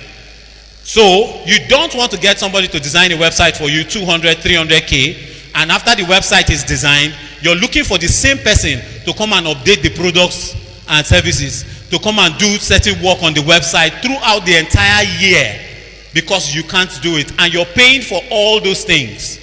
Just create a Facebook page. Be deliberate about what you do on your Facebook page and just use your phone and be posting the different items. The good part of it also is that it's easier for somebody to scroll through your Facebook page and see your products and services, and also go to Facebook Marketplace and see your items, than to scroll through other social media platforms or TikTok or Twitter looking for a particular product. So that's my advice on anybody thinking of building a website. But when you're established and you have the money to do all of that, yeah, you can go ahead and do that. It's awesome as well. So, personal productivity. My dear, if you buy iPhone 14 Pro or iPhone 16 and they tell you you've wasted the money, it's actually a lie. The only reason you would have wasted that money is if you did not think of how that money will make more, how that phone will make more money. Are you listening? Because it's cheaper to buy an iPhone 16 Pro than for you to buy a camera, a light, a stand, a this, rent a space, and all of that all together. Are you following? Good. So when you're starting off your business or while you're doing your business right now, think of the gadgets you use and how those gadgets convert into cash or convert into growing your business. That's part of your personal productivity investment. Time and tax management tool about that. Email. If it's important for you to have a customized email, please do. If it's not, please make sure you have a signature at the bottom of your email while you're sending emails. Next, social media tools and setup. Please set up your social media very well. If you need to automate it, when you post something on Facebook, you should automatically post to the other channels. And some of you sell mostly on WhatsApp. Am I right? Now, you sell mostly on WhatsApp by putting up a WhatsApp status. There's also an option on WhatsApp status that will post the same thing on Facebook. I hope you know that.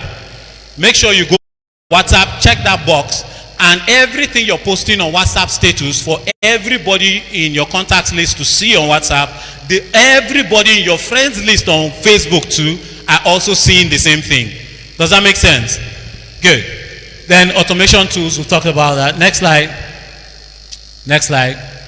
So, after you've done all of this and business is going fine, which we pray it does, getting to the next levels, you'll be talking about marketing affiliates. Create people to become affiliates to your business. Resellers, people that can sell from you. You're not too small to have resellers. I hope you know that. That shirt and bedsheet and boxers you brought in, just get somebody to come and take some and sell them out. That helps you also grow. Business to business, sell to businesses.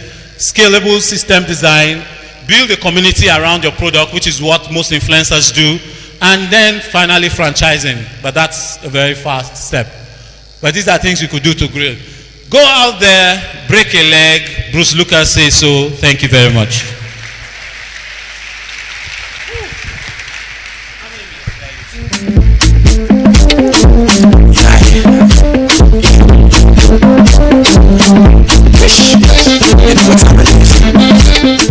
All right, can we put our hands together for Mr. Bruce Lucas once again? He talked about the steps and tools, a practical guideline to digital transformation. If you don't live with anything out of everything he's been saying, I want you to have it at the back of your mind that an awesome combination of strength, grit, and purpose will go a long way in helping in your tech journey. Ladies and gentlemen, it is now time for the spoken word with Peace. Is she here? Yes.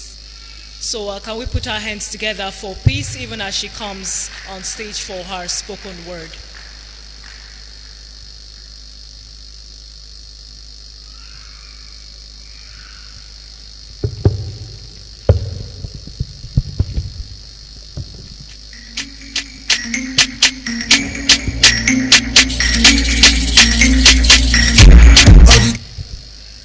Good morning, everyone. Good afternoon, everyone.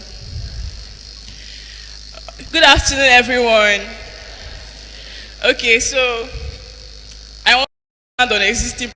I remember the last time I stood on existing protocols, they said I was wrong.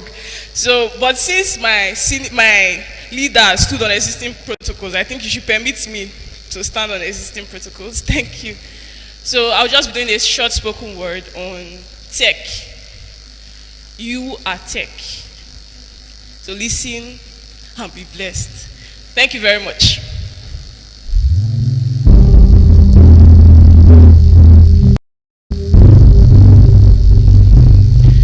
Well,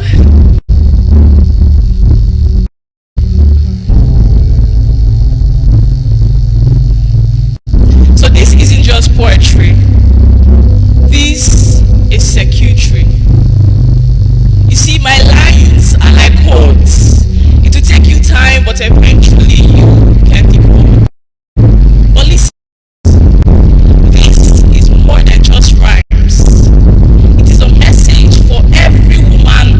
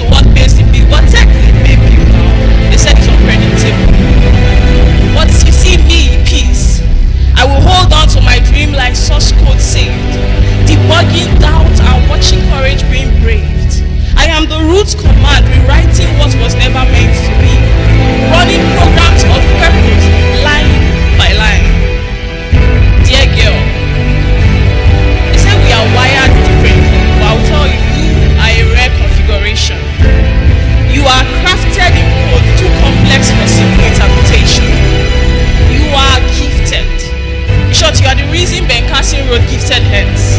More gifted than the boxes under the Christmas tree. You are too astronomical to be confined in closed spaces. Billions of neurons are passing charges through your brain. So do not forget that you are electrifying. You are a million microchips. You are definitely for keeps. You see, you are a live wire. You are a tech hive. They say we are too young, we are too small, we are too weak. But they don't know that we are electrifying. We are actually electrifying. But in all of this, I want you to remember, always remember, that in the face of error messages and system fail, you are the algorithm built to troubleshoot them. You are tech. Thank you very much.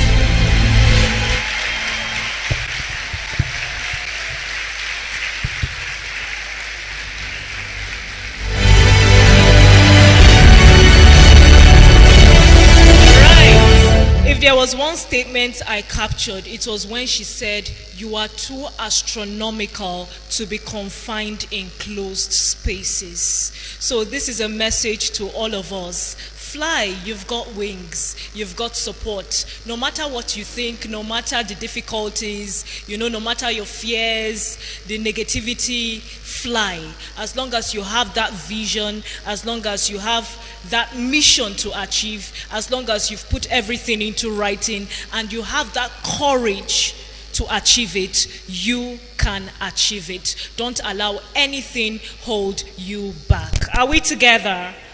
All right, it is now time for us to take a listen to our second speaker. He is no other than Mr. Emeka Adibeli, and the topic he would be discussing on is Tech for Good, using digital solution to drive social impact community development. Now, it will be a video, but right before we display that video, I would be briefly talking about Mr. Adibeli.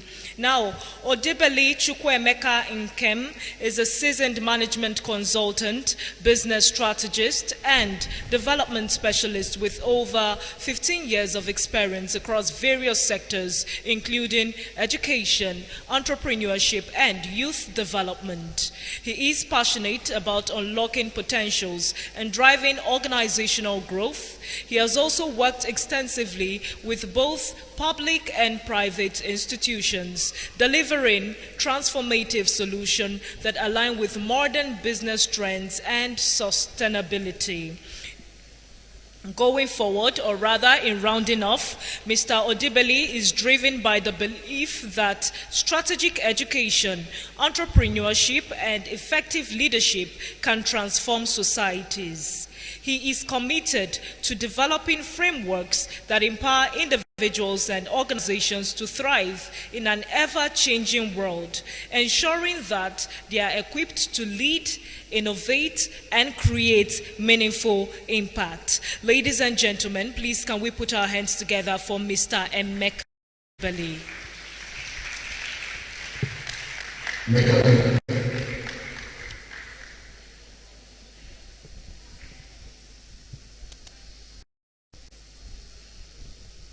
Here, welcome you all once again to the Women Tech Summit 2024 in Asaba. And it's a privilege to be here, though virtually, and I'm glad for this opportunity to speak to you on the difference of these on social impact and community development. Joining this journey, follow me as I follow Voyager, and enjoy every information that leads you, but despite that, with everything you get, you will be extremely together with this opportunity given to you. I stand on the existing protocol as I lead every other speaker called you get before me, and those who will be after me. And yes, I know. Digital is a change in our environment today. You have a device, I have a device. You may have an Android device that I have, an iPhone device. However, yes, the moment we find ourselves today has brought us together through communication, interactions, and through different tools to enjoy the digital space. For a long time now, women have been seen as minorities in driving vote.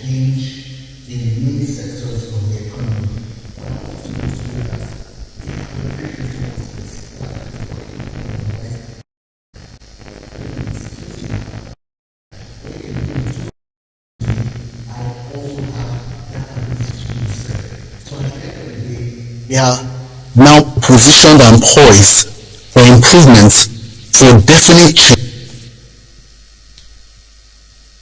What are the things you want to do? What are the things you think you can do? First, I'll let you know what are the possible digital solutions that are available to you. We have Instagram, for example.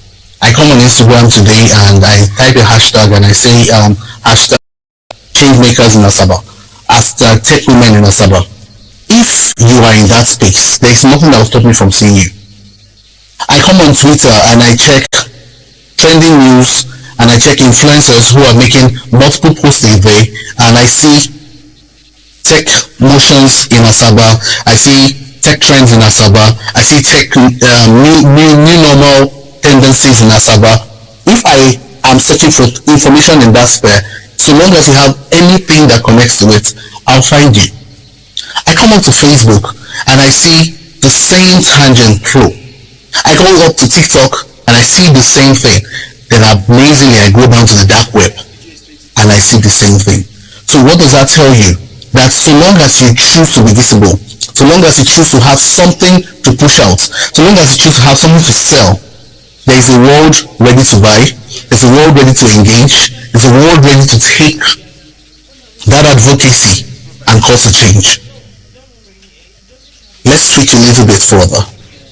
Some of you here are into data analytics, some of you are programmers, some of you are app creators, some of you are animators, some of you are AR users, some of you are even delving into the new world of AI and beginning to do a lot of stuff. With what you learn, how do you want someone to know that you are in Asaba? How do you want someone to know that you are in Delta State?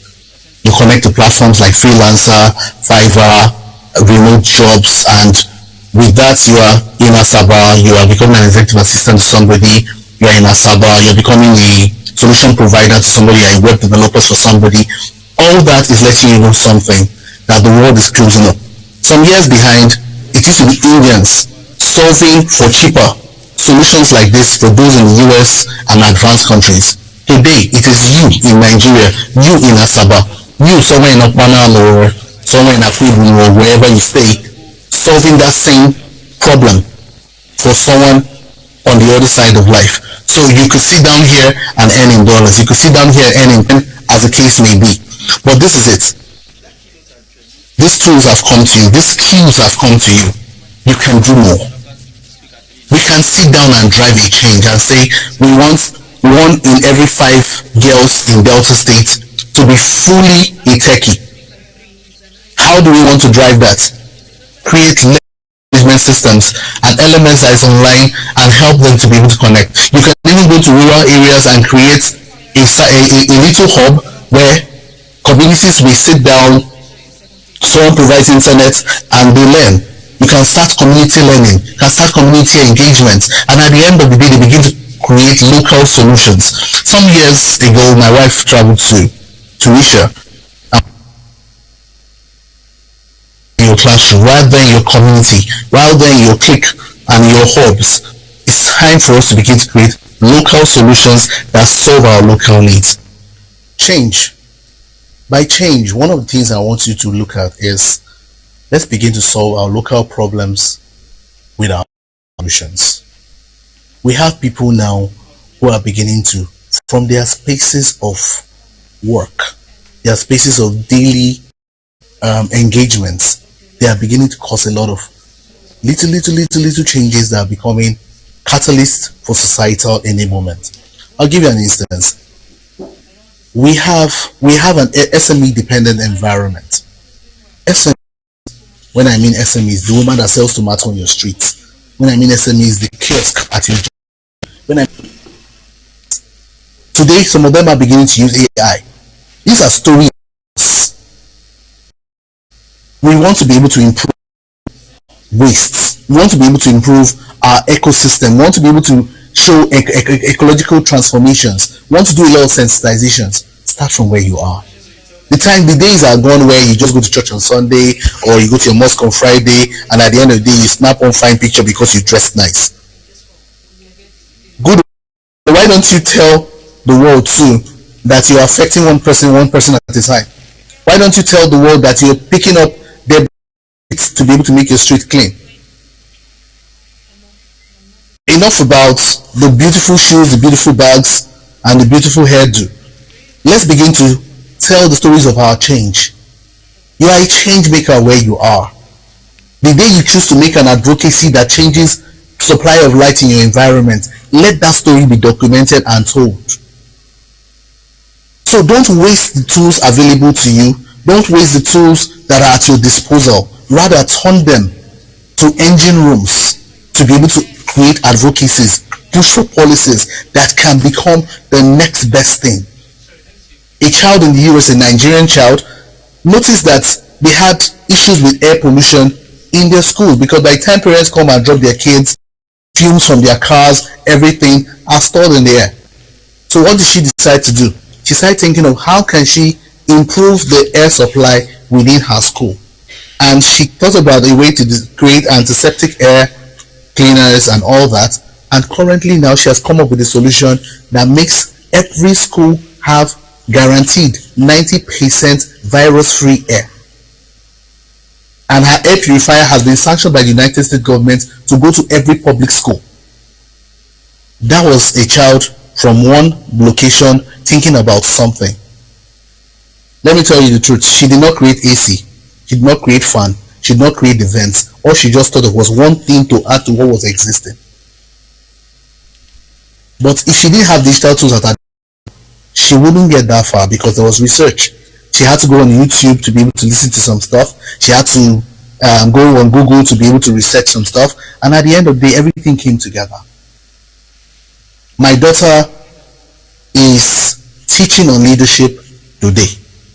While teaching on leadership, she went online and was able to get a lot of things into herself and come up with something with which she's going to teach. She's just 9. I don't know what your age is. I don't know what you'll be giving yourself as an excuse thus far. The world is before us today. If you want to cause a change in Rwanda, you can. You want to cause a change in South Africa, you can. You want to cause a change in the United States, you can. But the most important thing is, let's begin to solve our local problems from here where we are, in Asaba, in Delta State, in Warri, in wherever you find yourself. Let's begin to solve our things locally. In your campuses, begin to create solutions. Solutions that will make everybody's life better. Solutions that will make even your future more guaranteed. As you begin to create those solutions, everything must not be you doing the heavy lifting. Sometimes it may just be an idea that you push out and people will come together and there will be societal involvement, there will be crowd involvement, there will be blockchain effect. But the beauty for you is that you started something, you engineered something, you bettered the seed. That seed can become the forest that will become tomorrow's narrative. However you find it, however you see it, one of the things I want you to see is stop looking at your phone as a gadget for fun, networking and relationships only. It is a money-making tool, 1. 2, it is a change maker in itself.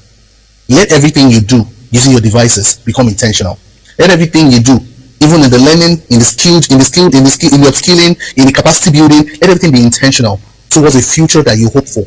A future that you think your children will look back and say, thank you for what you did yesterday.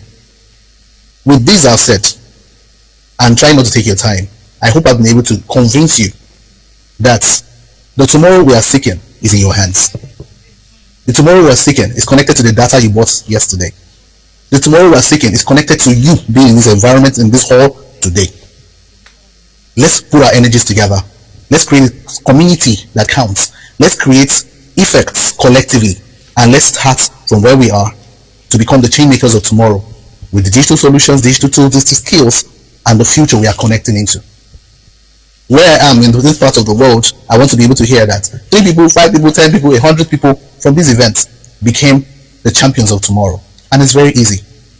Start today, start from now. I want to say a very big thank you to Senator Rife for putting this together, the Corix Tech team for betting this. Don't stop. Don't relax on your energy and your efforts.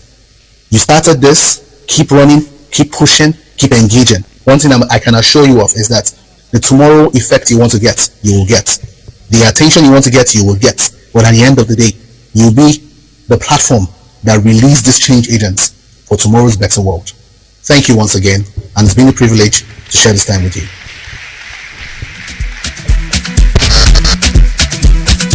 Right, can we put our hands together once again for Mr. Oli, the EMX?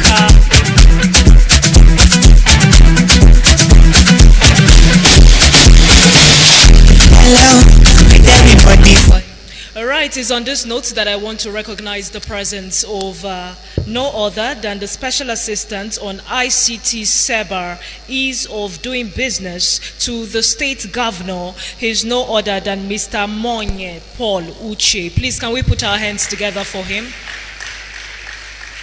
We also acknowledge the presence of Orife Millicent, who is the founder, Cafe Farm Kano, and the co-chairman, Corif Tech Solutions Limited and Outreach Media International. Welcome. We also acknowledge the presence of Mrs. Utomi Deborah Afoke. She is the founder, Bora Palace, and the executive director, Corif Tech Solutions Limited.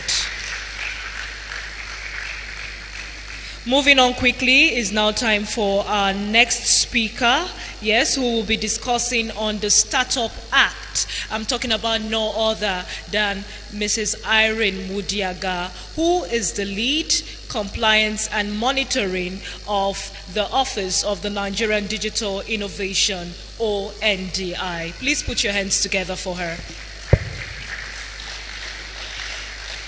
All right, while she comes on stage, we also acknowledge the presence of Honorable Ambassador Onyedikachi Michael Odogu. He is the Special Assistant to the Governor on Youth Development. Welcome.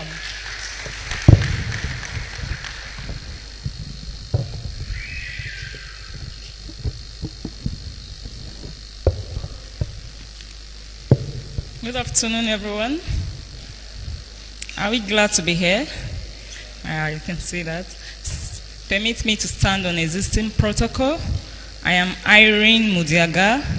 I work with the Office for the Nigeria Digital Innovation. I am the lead desk officer for the Compliance and Monitoring Desk. On behalf of the National Coordinator, Mrs. Victoria Fabumi, I want to say I am honored to present the Nigerian Startup Act to the tech people in the house.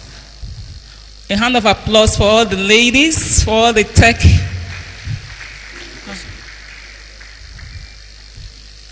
All right, I will just dive into the presentation because my time is limited, so I will dive into it. So, my colleague have earlier said something about the Startup Act. He mentioned that how many people know about the Nigerian Startup Act. I didn't really turn to look back. So I just for rhetorical something, I just want to ask, how many of us know about the Nigerian Startup Act? So for those of us that don't know, I want to implore you, because there are a lot of laws in Nigeria. We have our rights, but they are not being exercised. So the one way for you to exercise your right, one way for you to know what belongs to you as a Nigerian is for you to have the law handy, so that somebody will not come and tell you that this is the way to go about it. I mean, we all here, we can read. So I want to employ us to go into Google and Google the Nigerian Startup Act. You can Google it, download it in your phone, go through it and see what is in there for you. So I want to employ us to just go into Google right now. You have your phones, the uses of the phone, so you have it there. Download the Nigerian Startup Act so that you can look at it. Because whatever is just a brief presentation. I'm not going to go too in depth because I don't have the time to do that. So I will go straight. The Nigerian Startup Act was enacted on the 20th day of October 2022. But you see, we are talking about the tech space today. So I know today is basically for ladies, but today is also the Nigerian Startup Act is also for male. It's for any enabled tech business. Once your business is tech related, the Startup Act is for you. So we talked about absence of regulations. That's why I said we should download the Startup Act. There were aspects of regulation. There were no regulation to really guide businesses in the tech ecosystem. Then we have lack of funding and other limited supports. A lot of people will have ideas, We talk, we know some people will say, it is not easy. The Nigerian space is not giving us the space to really drive our idea home. This is what the Nigerian Startup Act is meant to do. And something I would also want to tell us about the act is this, that this Nigerian Startup Act is not a government thing. You know, some people will say, it is government that sat together to put up this thing, put it together or something. No, it is the ecosystem players that sat down. The way we are sitting like this, they discussed about it. They were able to come something, they say, this is what the Nigerian ecosystem really needs, the tech ecosystem.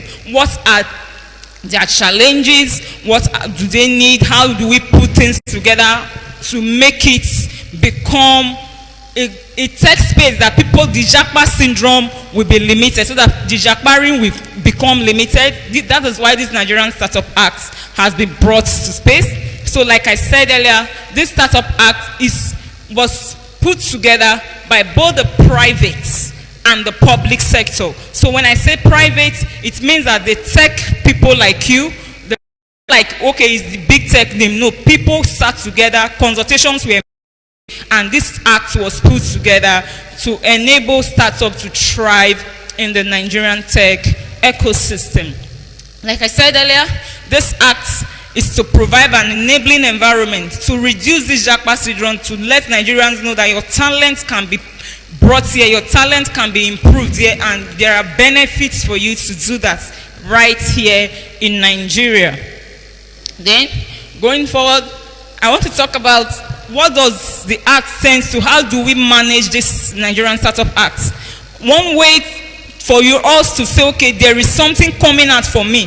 The acts have what we call the governing body. We have what we call the council. And who are the members of this council? We have the president of Nigeria, that is the person of Tinubu. We have the president of Nigeria. We have the vice president as the vice chairman.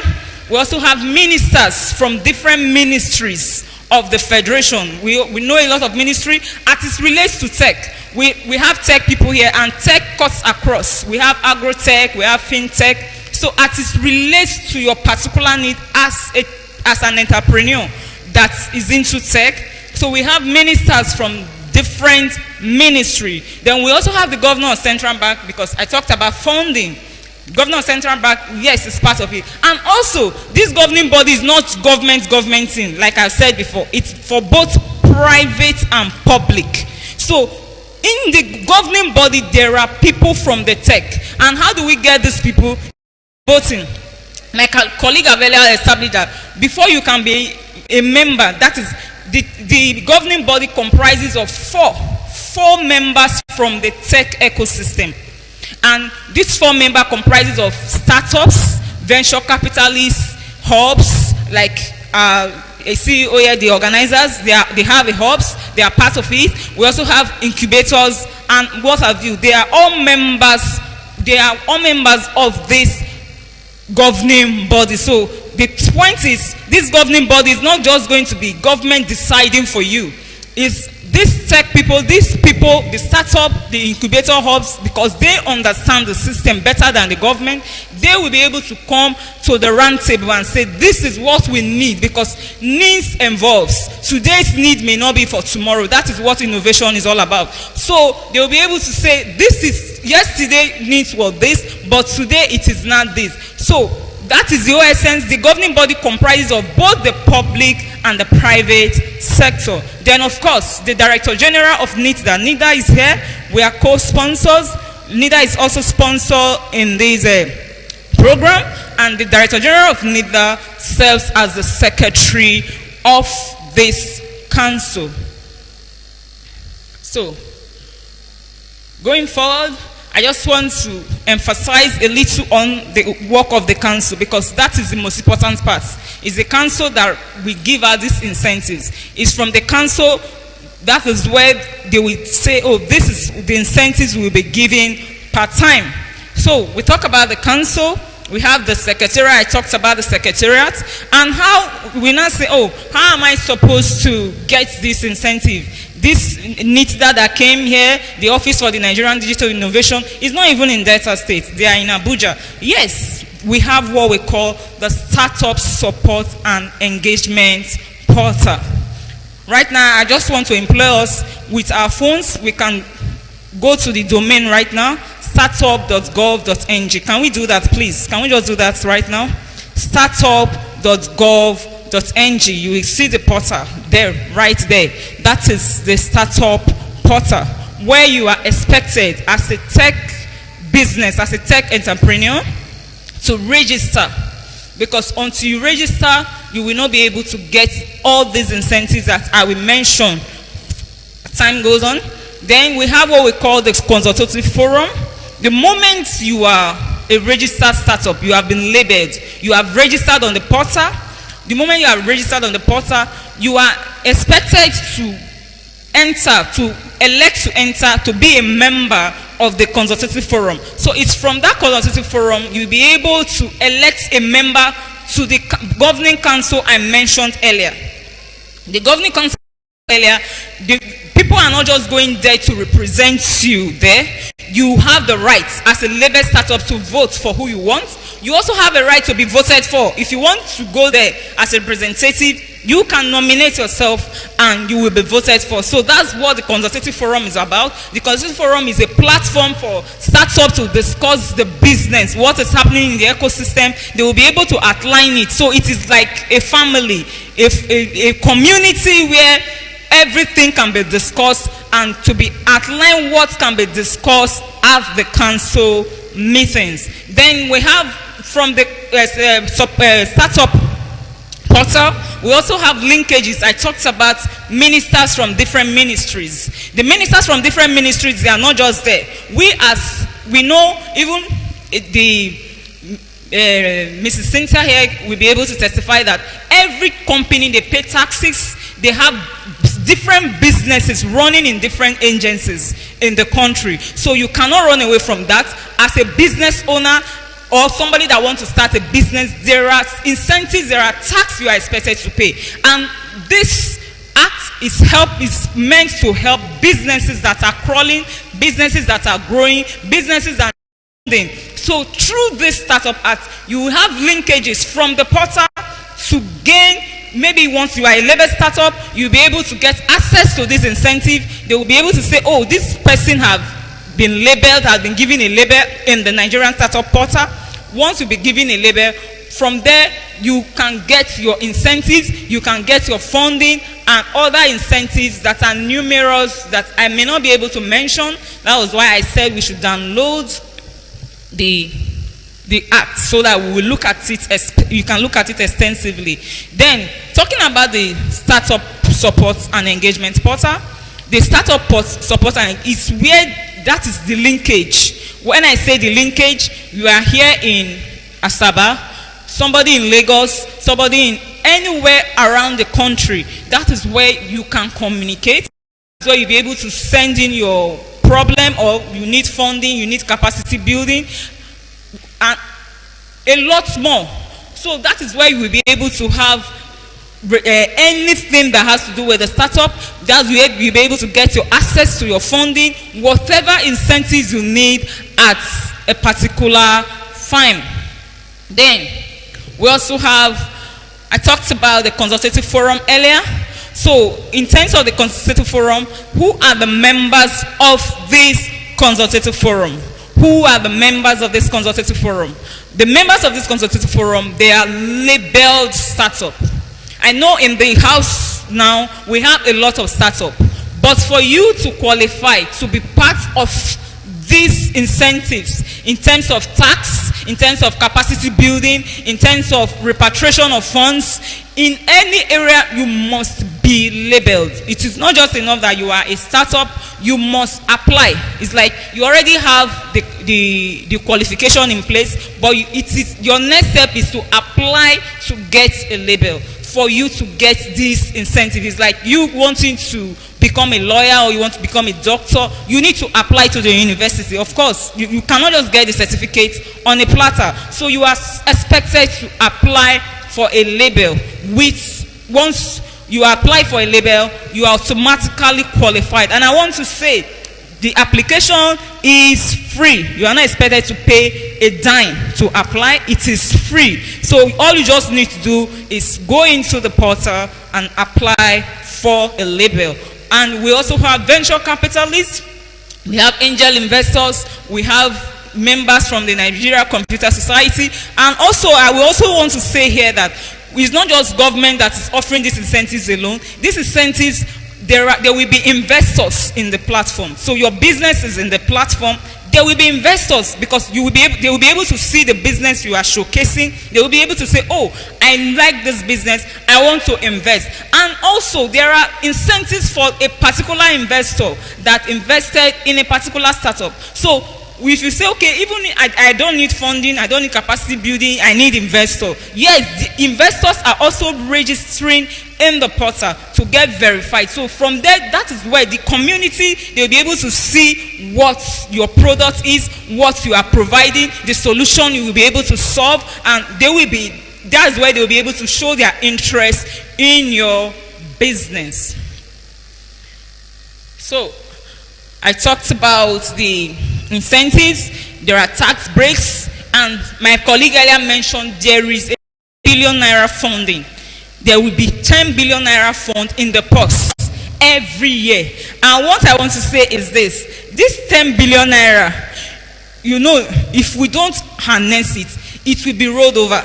So it is either you apply and you get your own from the money, or government will just say, thank God it's still remaining, they will definitely roll it over to the next year. So the money is there, which every labor startup, remember I said until you apply, which every labor startup are expected to, if you need funding as a labor startup, when I say labor startup, it's not the giant people, it is exactly, this act is targeting businesses that are crawling, startups that don't really have the enough strength to stand on their own. So it is to help them to scale, it is to help them to grow in their businesses. And we also have capacity building, training and capacity building. We heard like the organizers of this program, they organize training and all, and it's not for free. So they act, once you are a labor startup and you need a scaling in a particular area, the act makes provision for collaboration with hubs, maybe a hub in Asaba here, which they will be able to train you. Then they know how to tell the hub, they know how, because they are registered in the portal, they know how to make the arrangement to help them do your upscaling. Do your upscaling in whatever field, in the area of your improvement. So there is capacity building, there is talent development, and what have you, a lot is there to be offered. Then I've talked about the linkages. Then I just want to say this, that who is a labeled startup? How? When you now say, how can I be, who is a labeled startup? A labeled startup, I know today's program is basically for startups, SME, but a labeled startup must, from the provision of the act, I said we should download it, must be a limited liability company. So if you are an SME or a partnership, you cannot access it. So once you already have a business, all you need to do is to register your business as a limited liability company. But you can say, oh, I already have a business name. Yes, you can also go back and do the needful, so for you to be able to annex, to access what this act is providing, the incentives and all that this act is providing. And a labor startup, once a company is more than 10 years, you don't even have a business. So like I said, it is for young businesses, like for young children. It is not for adult companies. It's not for big companies that are already strong. This act is targeting companies that are struggling, people that need help in the tech ecosystem. So, but you must have, your business must be tech enabled, must be innovative, must have technology. In little of, at least your objective must have technology in it. Then I just want to emphasize on your eligibility to be registered on the portal. You will still see it. Then once you enter the portal, you will see the eligibility criteria there. But I just want to emphasize it that you must be registered as a limited liability company, which I've mentioned earlier, and the company must be a Nigerian company. A foreign company cannot apply because this act is our own. It is not for foreigners, it is our own act. So because other countries have their acts which we are not benefiting from, so this act, it is our own. And one of the business that brought us here to Delta State, it is for the domestication of this act as well. We are here moving from one state to another to make sure that this act is domesticated, not only at the federal level, but here in Delta State and other states. I will humbly tell you that a lot of states have keyed into it and they've already started the domestication, in the sense that if what the federal, maybe federal may not be able to offer you some things, or you think accessing it is too far, but here in Delta, once it has been domesticated, it will enable us to thrive more, it will enable us to grow. The government will be able to offer us some things which the federal government, because there are some taxes that you must pay at the state level that are not federal tax, that as far as you are doing business within Delta State, there are some tax you must pay, which the Delta State government, that can be an incentive for startup within, who is doing business within Delta State. So I also want to employ us as the tech people in the house, as the people doing tech business in Delta State, to be part of the domestication, because it's going to go a long way to help the tech business to thrive in Delta State. Like what Madam Cynthia said earlier, I believe Delta State is ready. Are we ready? Are we sure we are ready to be part of this game-changing act that is going to help every Nigerian? So Delta State must not be left out. I believe we are ready as ladies and as anybody that wants to go into tech. So it doesn't matter your level. All you just do, like I said earlier, is to register. We've already said earlier that even at ONDI, we also do capacity training and capacity building. We have what we call female founders program. We have a lot of programs. So I will employ us so that we do programs regionally, state-wise. We come to states, we do normal, we do a call for application and all. On our social media handles, we have a table there. You can come and see us. You know you are really interested. You come there, you follow us on our social media handle. You know from time to time the programs we are pushing out.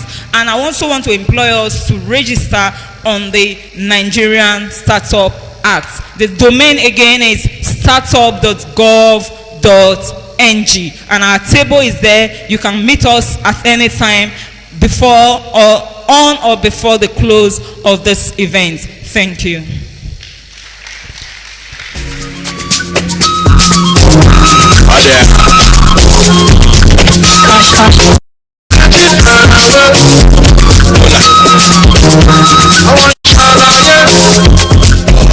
All right, we have been speaking with Irene Mudiaga. She is the lead compliance and monitoring of ONDI.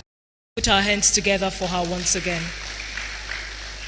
Very quickly, I want to acknowledge the presence of Comrade Victor Oche, popularly called Wong Box. He is the Senior Special Assistant on Civil Societies and NGOs. Please, can we put our hands together for him? Welcome.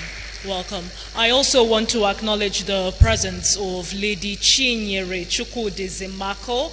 She is the CEO of Zimako Oil and Gas, and she is also the founder and the CEO of Chibi Entrepreneurship Foundation. Please, can we put our hands together for her?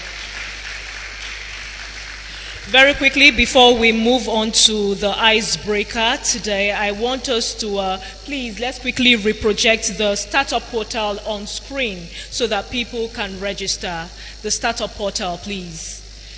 Can you just display it once again? It's totally free, and it's very, very important and pivotal that people get registered, please. Have you done that?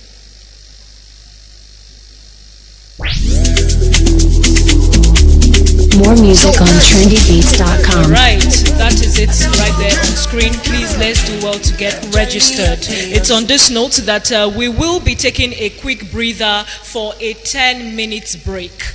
This is a point where you get to walk around, network. If there's someone you seem to, like and want to talk to, share ideas, you go over to that person, exchange numbers. We are here to network. We are here to talk to each other about, our business, what we want to achieve, and all of that. If you need to go to the restroom, it's also important. You want to take selfies, you want to take pictures. Now is the time, and we will be back in the next 10 minutes. We just had our icebreaker, and I believed that we communicated, we networked, we had pictures, and we had a good time.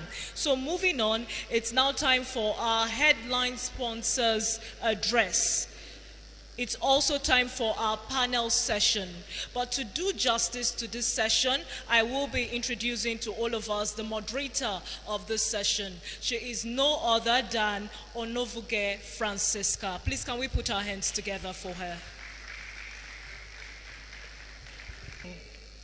YEP, Building Africa's Digital Workforce for Training to Digital Transformation. So first, I will call on YEP Project Coordinator, Gahia Negem. Sorry if I pronounced the name wrongly, please. Apologies. Please, a round of applause as she comes on stage. Thank you. Thank you very much. Please have your seat. Now I'll call on the second person, YEP Implementing Partner, Utumi Chika Jeremiah. A round of applause for him also.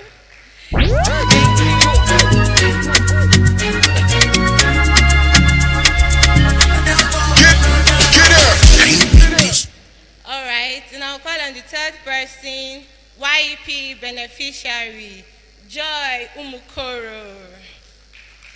Thank you very much. What's that to go? On itself. Please, a round of applause for her. Thank you. You're welcome. So we don't have much time, and I will just dive right into the questions.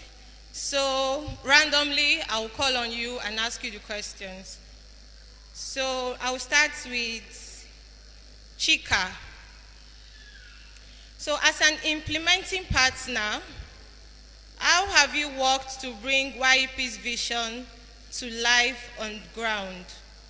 What practical strategies have been beneficial or has been most effective? So, as an implementing partner, not just an implementing partner, but an implementing partner for Coriftex Solutions Limited, pioneering Youth Employment Pathway Project on behalf of PIN Foundation in Delta State.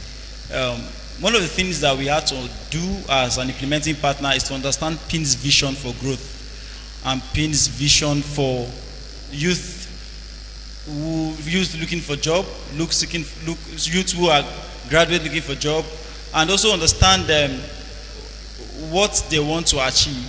And as implementing partner, what we've done in the last 5 years, in the last 3 years, we joined them in 2021, and what we've done in the last 3 years is to bring this vision, incorporate this vision into our daily training schedule, our daily schedule training model, and it has proved greatly for us because PIN will tell you you must train 30%. There must be 30% women inclusion in all of our training, no matter how you want to do it, video editing, or even if it's mechanic workshop, you are taking them to whatever, ensure it is 30% women inclusion, and that's what we've done in the last. And also, PIN would also tell you that in the training model, you must include practical approach. And our training at Coriftex Solutions, not just because of the PIN model, is also to implement 80% practicals and 20% training. And also, lastly, what we have also done to improve this implementation for the YP program is to ensure that we follow through with the soft skill model. You see, the soft skill model is so important that PIN will naturally go around with you with almost with a cane to flog if you don't implement the soft skill training in your training schedule. And why is this soft skill training important? You can have a technical skill, and the next thing is that you don't even know how to get a job. So you have a job, but you don't know how to get a job. Or you have a job, but you don't know how to keep the job. And so the soft skill training would help, implemented through the YP program, has helped us save a whole lot of persons. And also, we have a lot of them in these halls, our students who have successfully gone through our training, not even because of the technical skill training, but because of the soft skill training. One of them is Joy Mukoro, who has just gotten $5,000 from the Tony Olumelu Foundation. One of them is Annabelle, this lady taking camera. One of them is Annabelle, who is also now a very good videographer. When it comes to Delta State, you want a videographer, social media content creation, that's Annabelle. A lot of them in this hall, and that's what the training model can do, and that's what we are doing with it at Square Solutions. Thank you very much, Chika. Thank you for that. So our next question we go to the YEP project coordinator.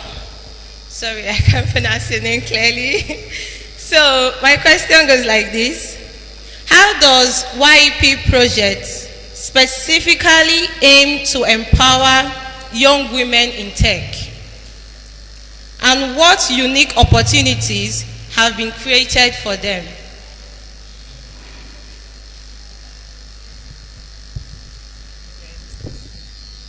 Okay, thank you very much. My name is Inche Game, but I can understand if you if you don't get the pronunciation correctly.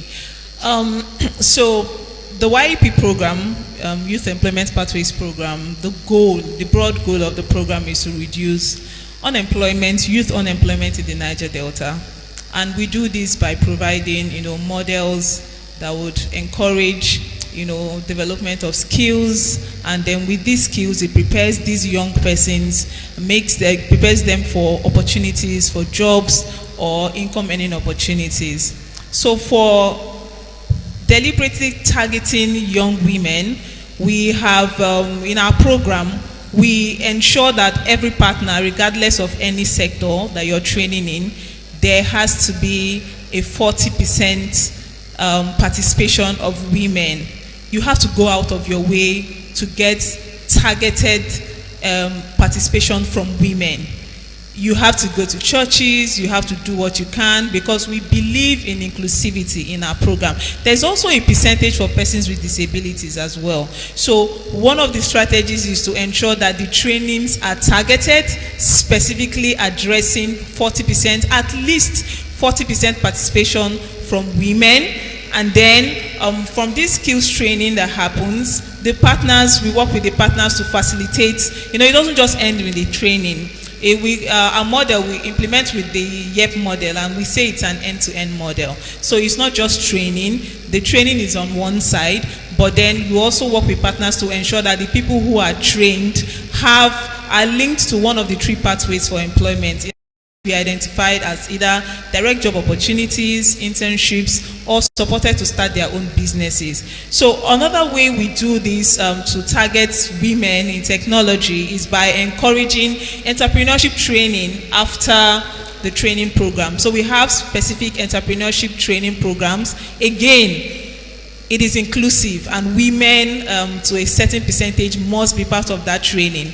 And another initiative from PIN Foundation is our support through small grants, through the Challenge Fund business startup support. So here we have small grants for startups, businesses, where people would people who have passed through the training program will compete for the funds. Again,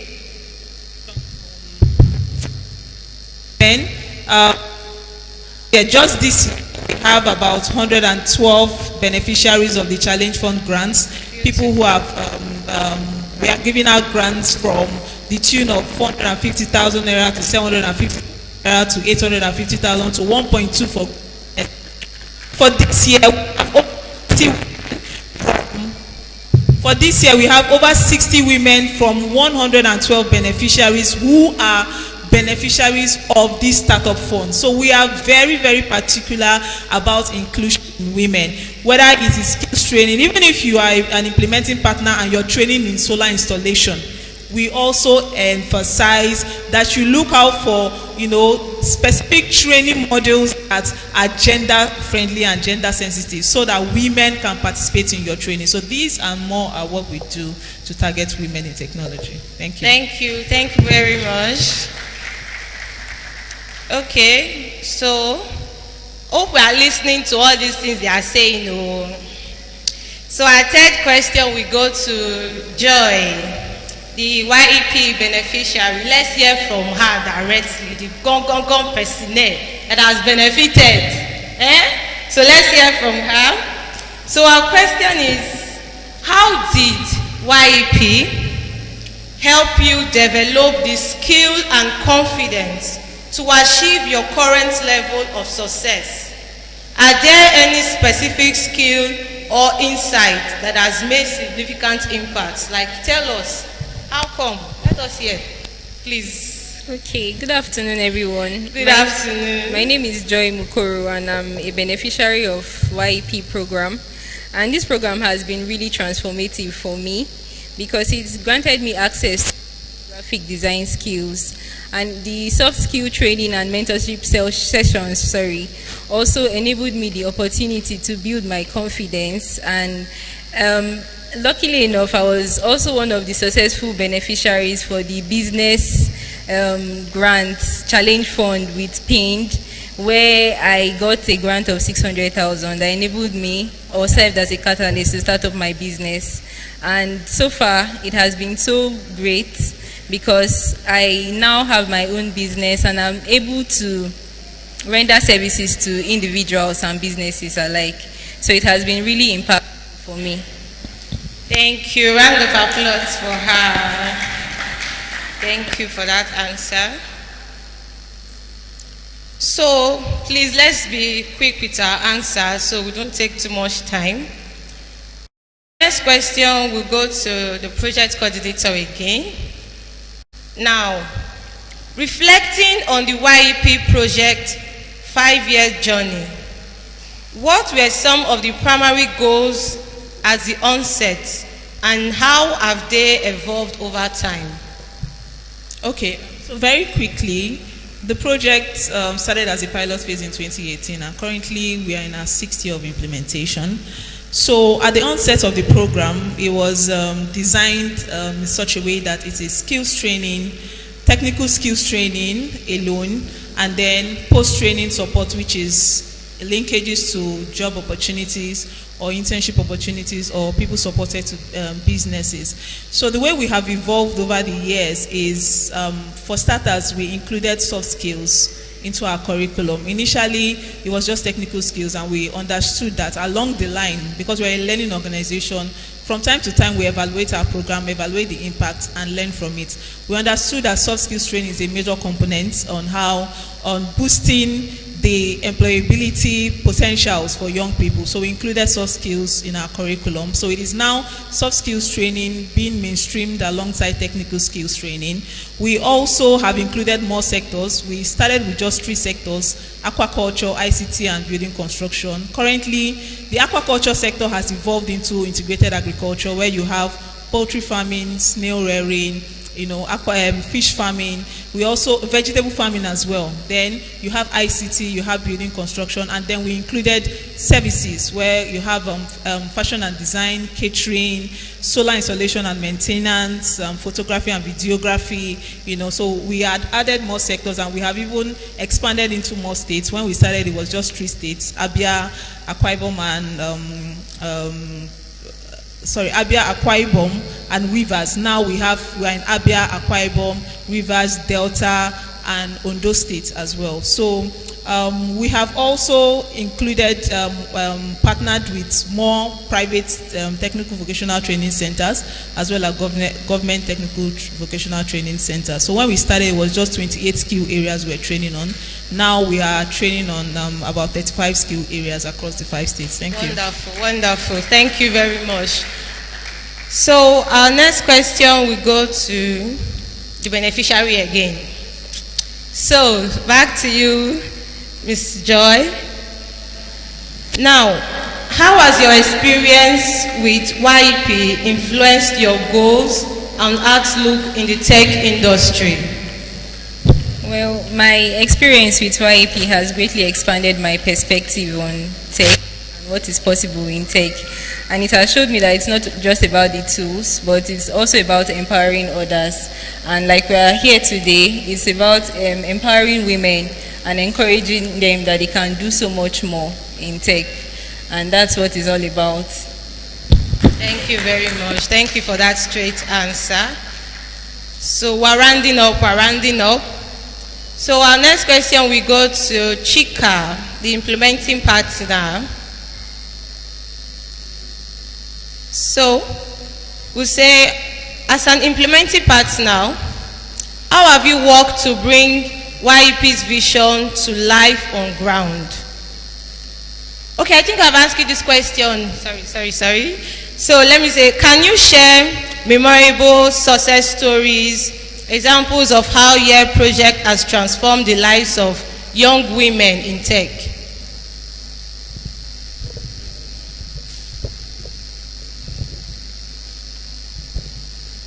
Reflecting on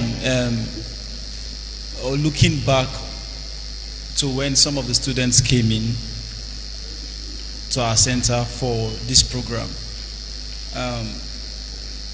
looking at someone like Joy Mukoro or some other persons in the audience like Annabelle and the rest of them, when they came into the center, these persons came in with just a dream.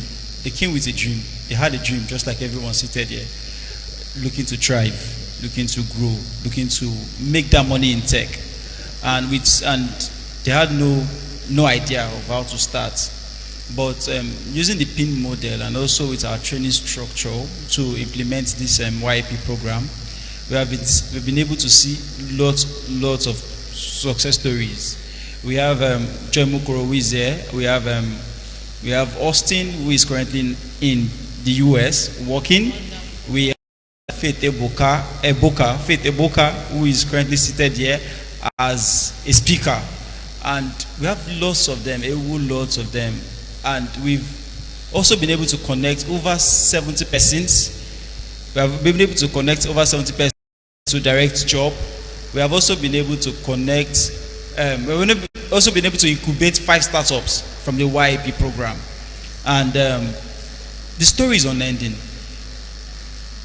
We tell people that we don't say our story, we show our success story. And as you look around you, this is the success story of the YP program. The YP program, the Women in Tech Summit started with 18 women who are just rounded up from the YP program in 2021. And today we have the 3.0. I think that's enough success story. Please, a round of applause for that. Thank you. We're rounding up now. So, our last question for Ms. Joy, will be, what advice could you give to other young women considering a career in technology or participating in YEP? What advice will you give to them, to all of us? Okay, well, when I started the training, I was a bit nervous and afraid because I didn't know what to expect in the training sessions that we had. And I really want to thank the implementing partners, Madam Cynthia Orife, Mr. Jerry, and PIN, of course, for the opportunity, because it helped me gain my skills and they encouraged me. So I want to encourage every lady out here today and those who may be watching online that regardless of whether you're afraid, I think you should just do it. And when you're unsure, just remember why you started and keep pushing. And trust me, you can do it. So that's what I have to say. Thank you very much. Thank you very much. I hope we're listening to the questions and the answers they gave to us.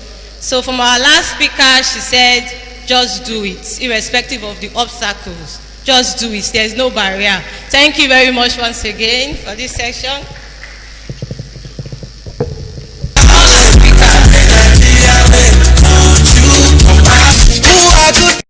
All right, can we put our hands together once again for all the participants at the panel session?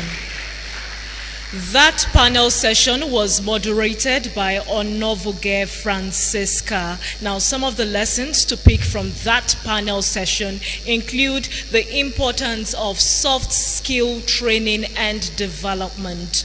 It is one thing that has been underrated over time, and it's high time we stop underrating it and start adopting it, as this will go a long way in improving all of us. Another one is the implementation of trainings that are aimed at targeting at least 40% of women in collaboration with partners. This is saying a big thank you to YEP and her collaborators for improving the living standard of people. Not just teaching them, not just giving them fish rather, but teaching them how to fish. This is very, very pivotal in every or any society. And lastly, the need for self-employment. After developing and improving the lives of these people with these skills can also make positive impact on the lives of others and also get them into the market. Hello? All right, moving on to the next session we are having. We are going to be putting our hands together for our third speaker. She is no other than Mrs. Adora Uzochukwu, and she will be discussing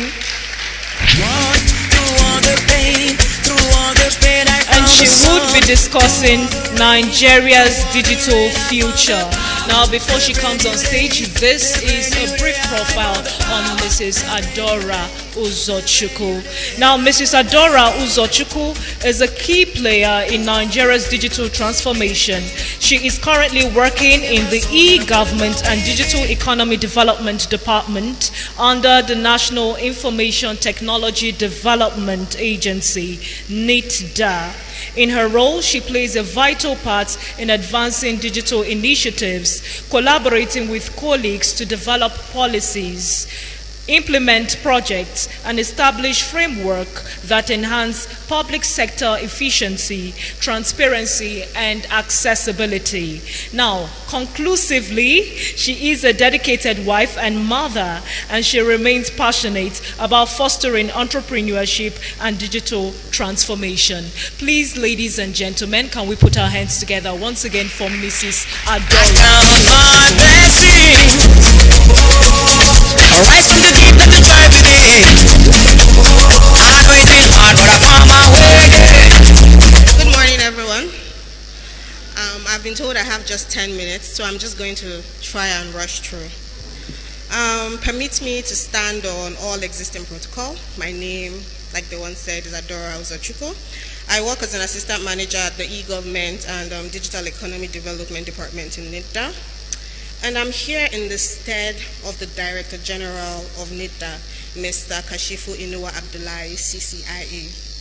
My job here today is to read his keynote speech to all the wonderful women here. So please put your hands together for yourself. Good morning once again. It is a great honor and pleasure to be here with you today to discuss Nigeria's digital future.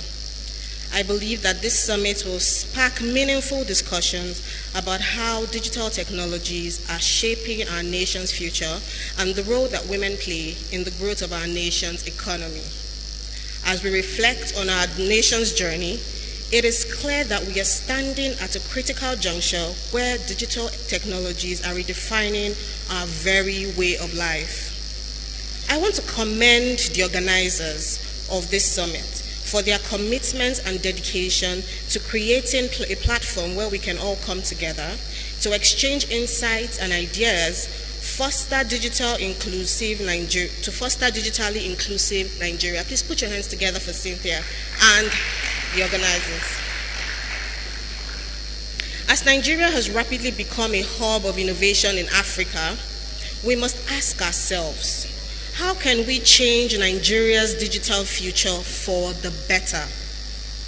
The fourth industrial revolution has brought about the rise of transformative technologies such as artificial intelligence, robotics, virtual and augmented realities, and blockchain.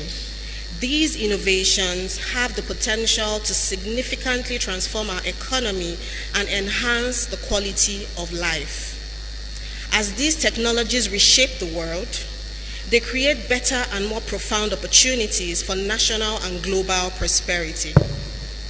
Their adoption drives economic growth, boosts productivity, and enhances both continental and global competitiveness in various sectors. Nigeria is already witnessing the transformative impact of these technologies. Do you guys agree?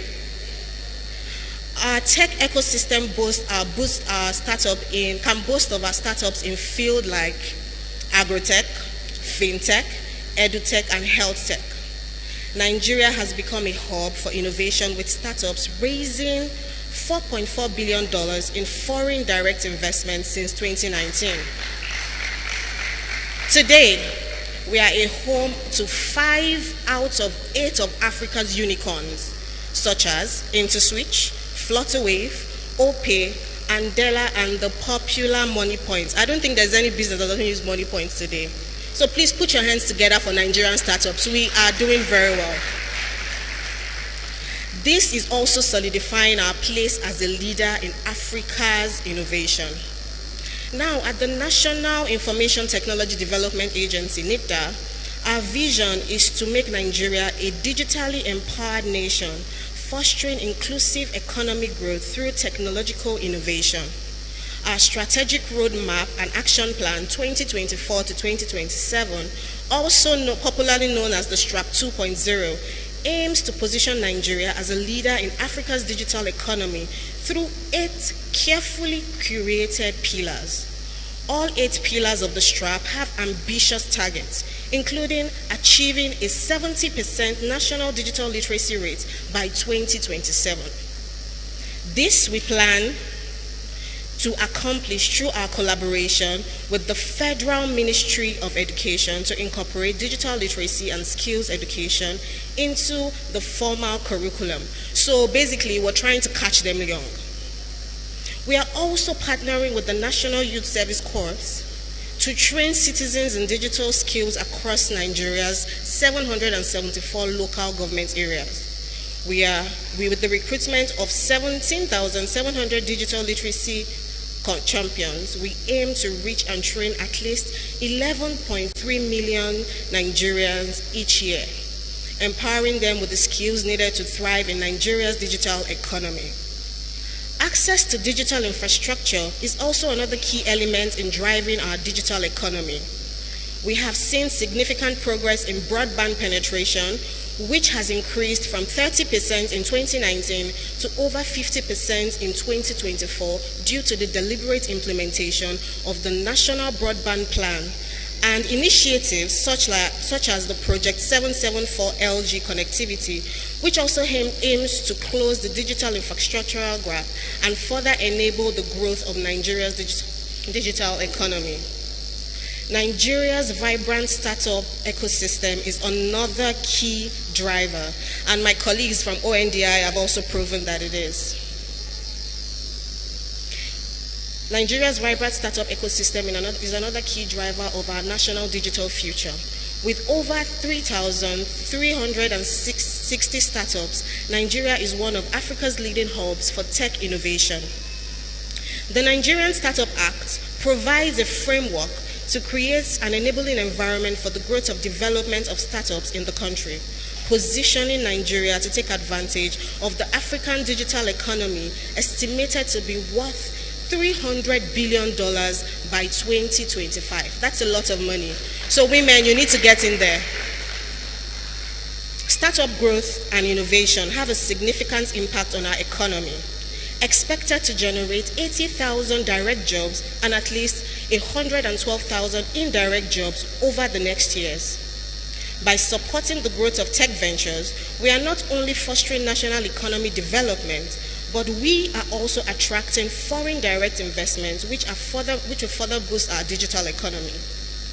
Considering the significance of today's event, we cannot speak on the future of Nigeria's digital economy without highlighting the involvement of the wonderful women sitting there today.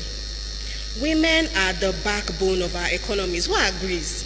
We are the backbone of Nigeria's economy. Do you agree? Contributing to innovation, job creation, and human development, yet they remain underrepresented in the tech sector. And that's why we have programs like this. Women make up less than 24% of Nigeria's ICT workforce. They are 25% likely than men to use digital technology. Furthermore, according to Africa, the Big Deal female-led venture raised only 7% of funding given to the continent in 2023. For every $1 raised by male-led startups, female-led and all-female startups received mere cents. Women's increased involvement in Nigeria's digital economy could contribute to unlocking a whopping estimated sum of $13 billion in GDP growth over the next year. So therefore, to gainfully participate and reap the benefits presented by Nigeria's digital economy, women are empowered with the relevant digital skills that will help impact not just their lives, but their communities. Our STRAP 2.0 has a pillar dedicated to promoting inclusive access to digital infrastructure and services with a focus on 40% women participation in all our capacity and skills development initiatives. NIDA remains committed to accelerating national progress through a more digitally enabled economy. And we believe that the involvement of women plays a vital role in advancing Nigeria's digital future. Through programs such as our Digital Literacy for All initiative, which supports our vision of making Nigeria a digitally empowered nation, the agency will continue to support the inclusion of women's participation in the Nigeria's digital economy to create and inspire future technology leaders who will continue to transform the Nigeria tech ecosystem. Also a member of the American Society for Clinical Oncology, ASCO, and the Medical Women's Association in Nigeria, MWAN. She is a womanpreneur finalist and holds a mini MBA from the International Finance Corporation, IFC, of the World Bank Group. Mrs. Adora has co-authored several digital health publications. She has presented her work at the World Cancer Congress in Geneva and has been featured on several African digital health forums. She is dedicated to empowering 5 million undeserved African women with digital tools for prompt access to health care. Once again, can we put our hands together for Dr. Adora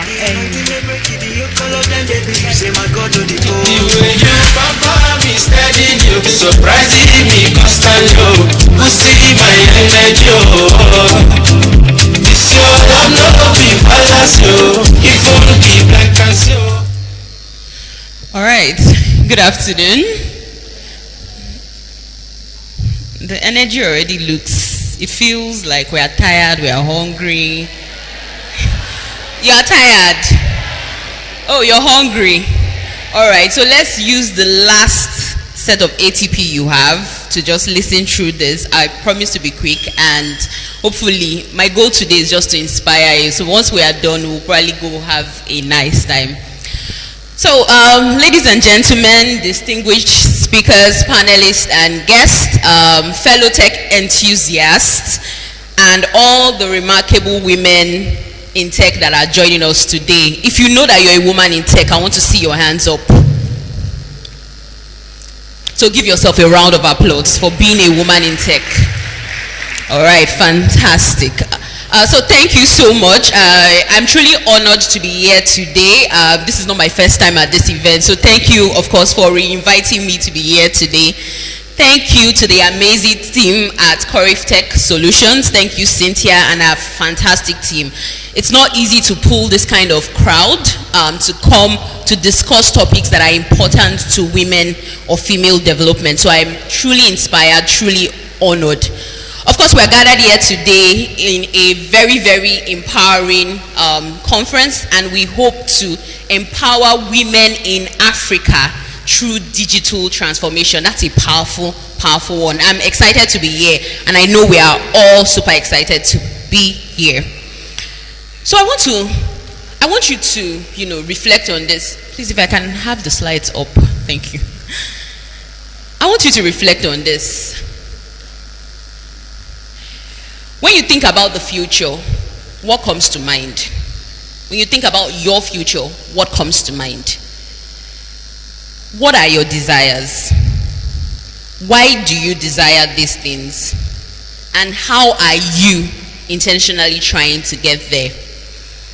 You need to remember that at the end of the day, life is like a coin, and you can spend it however you want, but you only get to spend it once. Now I want us to take a clearer look at a picture on the screen. Next slide, please. Yes, I know this looks really scary, it looks disheartening, and it looks saddening. I want you to take a look at this picture of Mary Boma on the screen, and then imagine you know someone like Mary Boma who notices a lump in her breast. She has no access to doctors, no access to health care, she can't even afford it. She was given a cancer diagnosis at 35, and she was told that no one survives it. Now, this is not an imaginary situation. This is our reality in Nigeria. This is what I get to interact with on a day-to-day. Cancer is a public health crisis. Currently, about 125,000 Nigerian women are being affected by cancer yearly. That's a sad, sad statistics. But let's imagine if we were in a world whereby these women don't have to go through this. Next slide, please. Imagine a world where just a simple tool can connect them to the right resources, can connect them to the right doctors, can even arrange affordable treatment options for them. As we've said, most women, please next slide.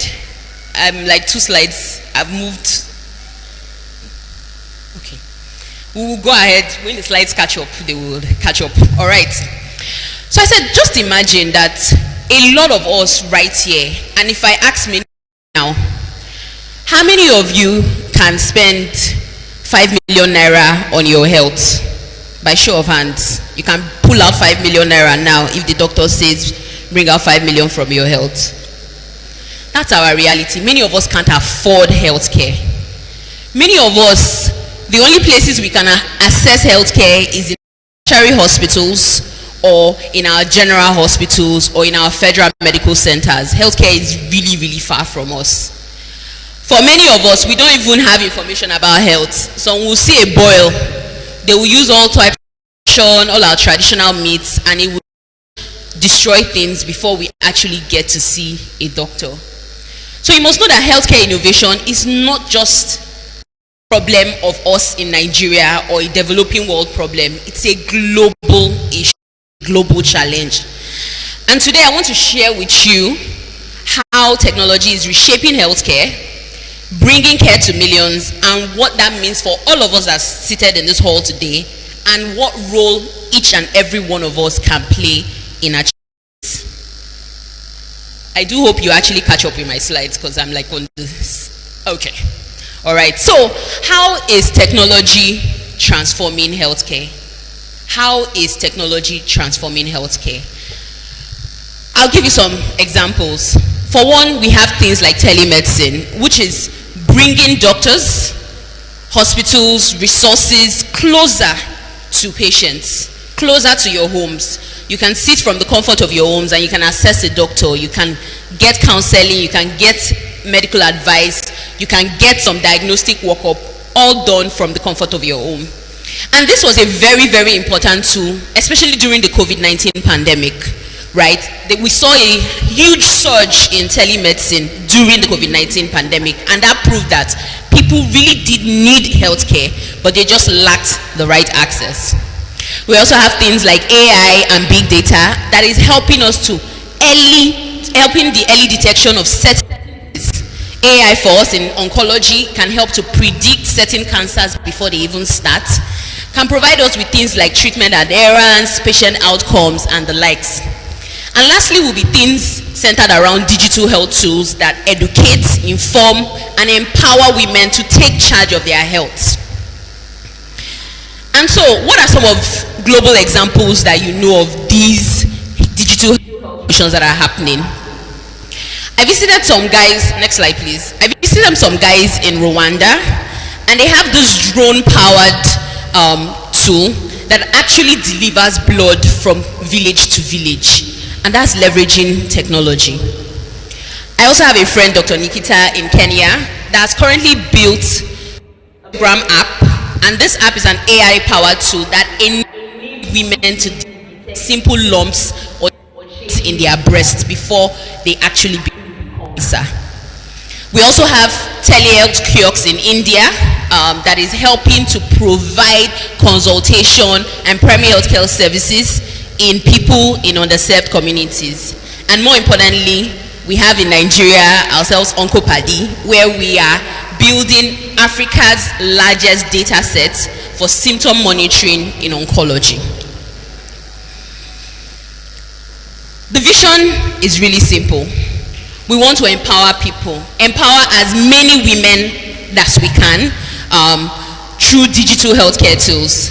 And some of the ways we are doing this is we've launched a multi-million naira fund with Roche, our partners in Roche, which is a program where we aim to identify, screen, and treat 5,000 women under this program.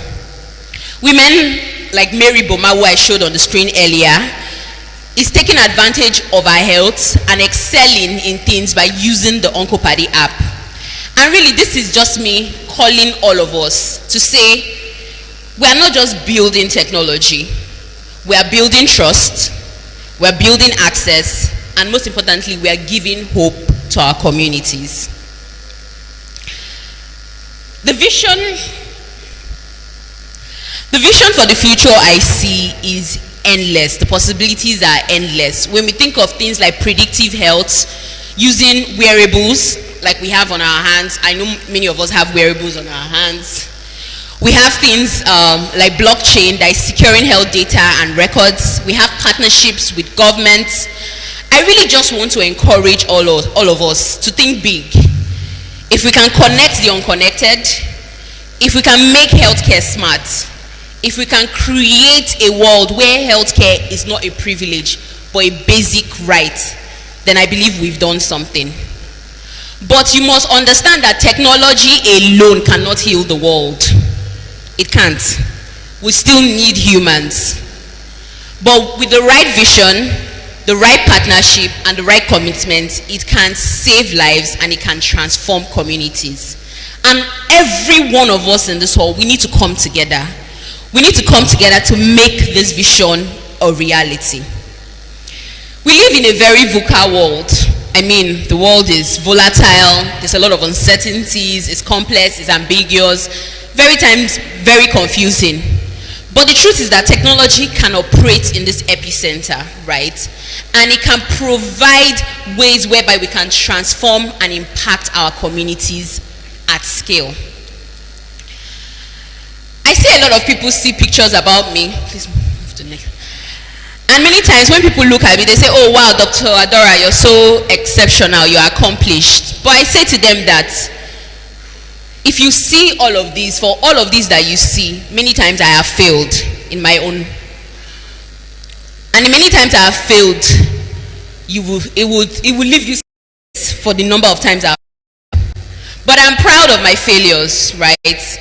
In as much as I am proud of my successes. And the reason why I'm proud of these failures is because it represents a moment where people shut the door at me, where people said, you're a doctor, listen, what are you doing in tech? But I still found another door to open. My failures are nothing but impressive because I am still standing here. I'm standing right in front of you. As someone who trained as a doctor all her life, who has practiced as a doctor for a greater part of her life, but is currently in health tech. My failure represents the things I cannot control. Thank you. And although I can't control many how people see me, there's one thing I can control, and it's how I show up. How I choose to show up, and showing up as my best self. And that's what I want to say to everyone here today, is that how you choose to show up matters.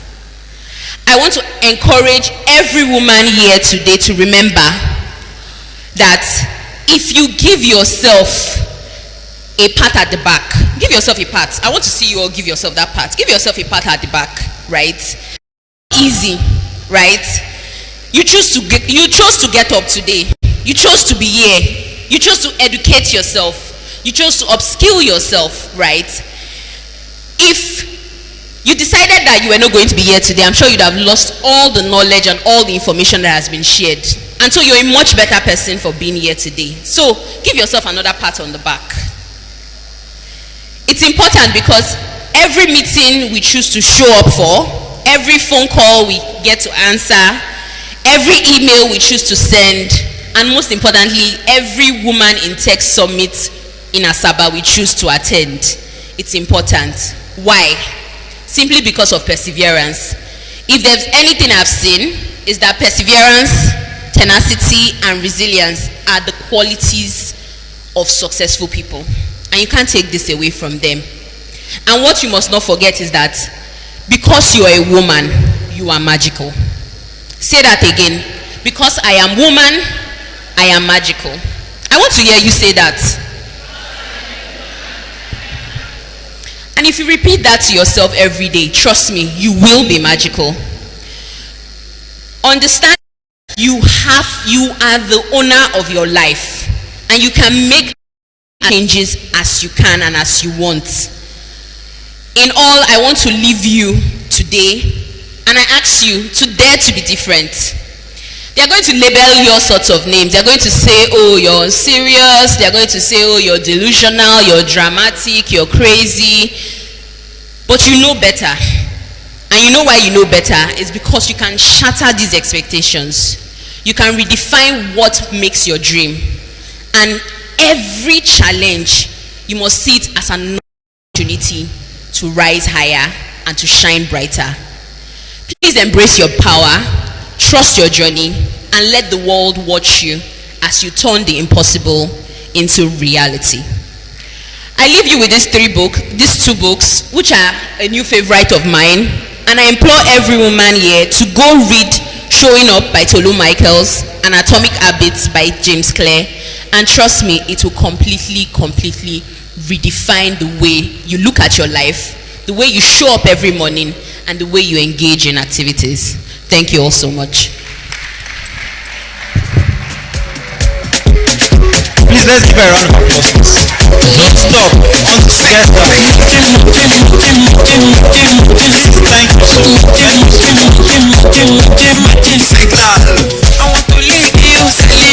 Hello, DJ, take it down, I beg. I am not the host, but I'm the assistant host. The reason why I'm here today is to celebrate Dr. Adora, and it is very, very important. Last year, she was our keynote address speaker. She came all the way from Lagos State. And this year again, in fact, we called her very late, I think 3 weeks to the program. We said, Mama, will you be showing up this year? She said, why are you asking me? I am coming down all the way to Delta State. Please, if she does not love Delta State, she won't be here today. She loves us so much. She loves Delta State. And we want to say to you, we love you, and we can't stop having you. And we hope you will come next year. Thank you so much for all you do. God bless Uncle Paddy. God bless you. And God bless your Oga at the top for always allowing you to come. Thank you so much. God bless you.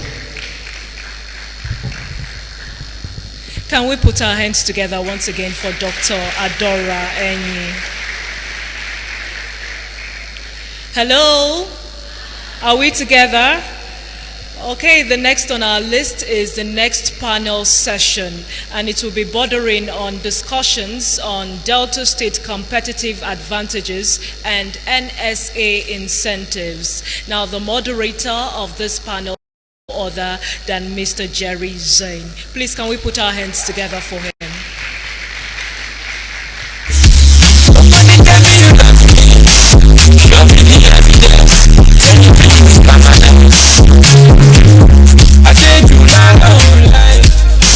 Good afternoon, everyone.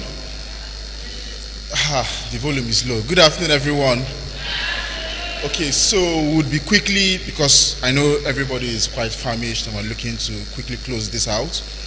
We'll go into the panel session on the NSA, its advantages, especially as regards Delta State.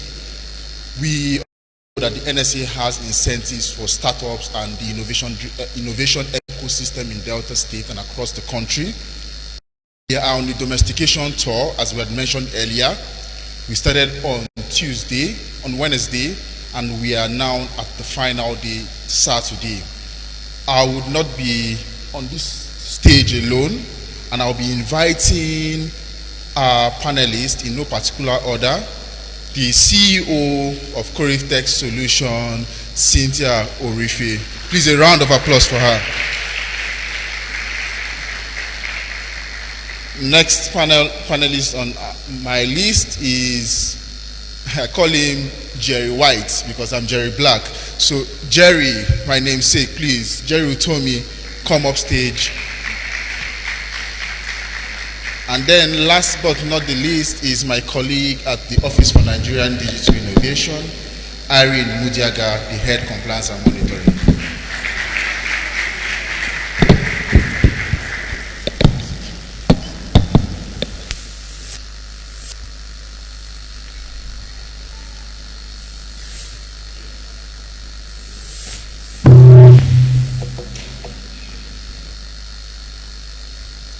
Okay, my first question will go to Cynthia. Cynthia, you are a key player in the innovation ecosystem in Delta State. What sectors do you see driving innovation and entrepreneurship in Delta State, and how can the NSA be adapted to support these sectors? So basically, everyone, what I would say, instead of saying more of the sectors, I would say this has to do with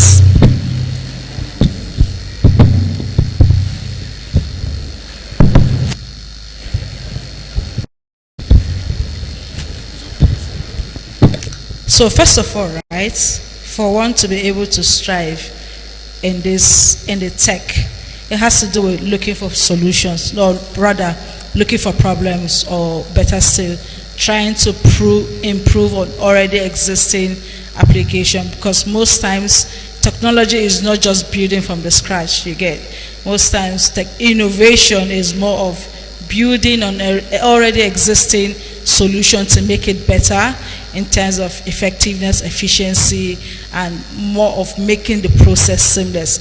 So there are a whole lot of it, and just recently we just discovered that the manutech sector is something amazing. It's an area that needs to be watched out for.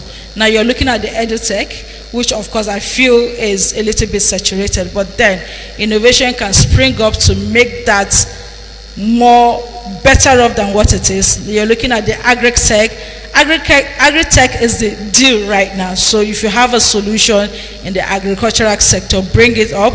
I'm sure the national art startup you definitely get a space there. And most importantly, you're looking at the healthcare sectors. For women, there are a lot of issues, lots of underlying issues that we can't really see. And most times we're equally ashamed or even scared of going to the doctor, because we're even scared that when you say a thing, there are other underlying issues that spring up from it. So the healthcare sector, those are the sectors that need to be watched out for. And not forgetting to the fintech, right? So that's the deal right now, because like you just said, most persons, let's say 90% of business owners are leveraging on money points. Why? Because it's easy. I can't send you money and tell me you didn't get it. That means someone is lying between us, right? So the fintech sector is something to watch out for too. Thank you. Here, fintech, edtech, health tech, agri-tech. Just one you first said, was it manotech? Manotech.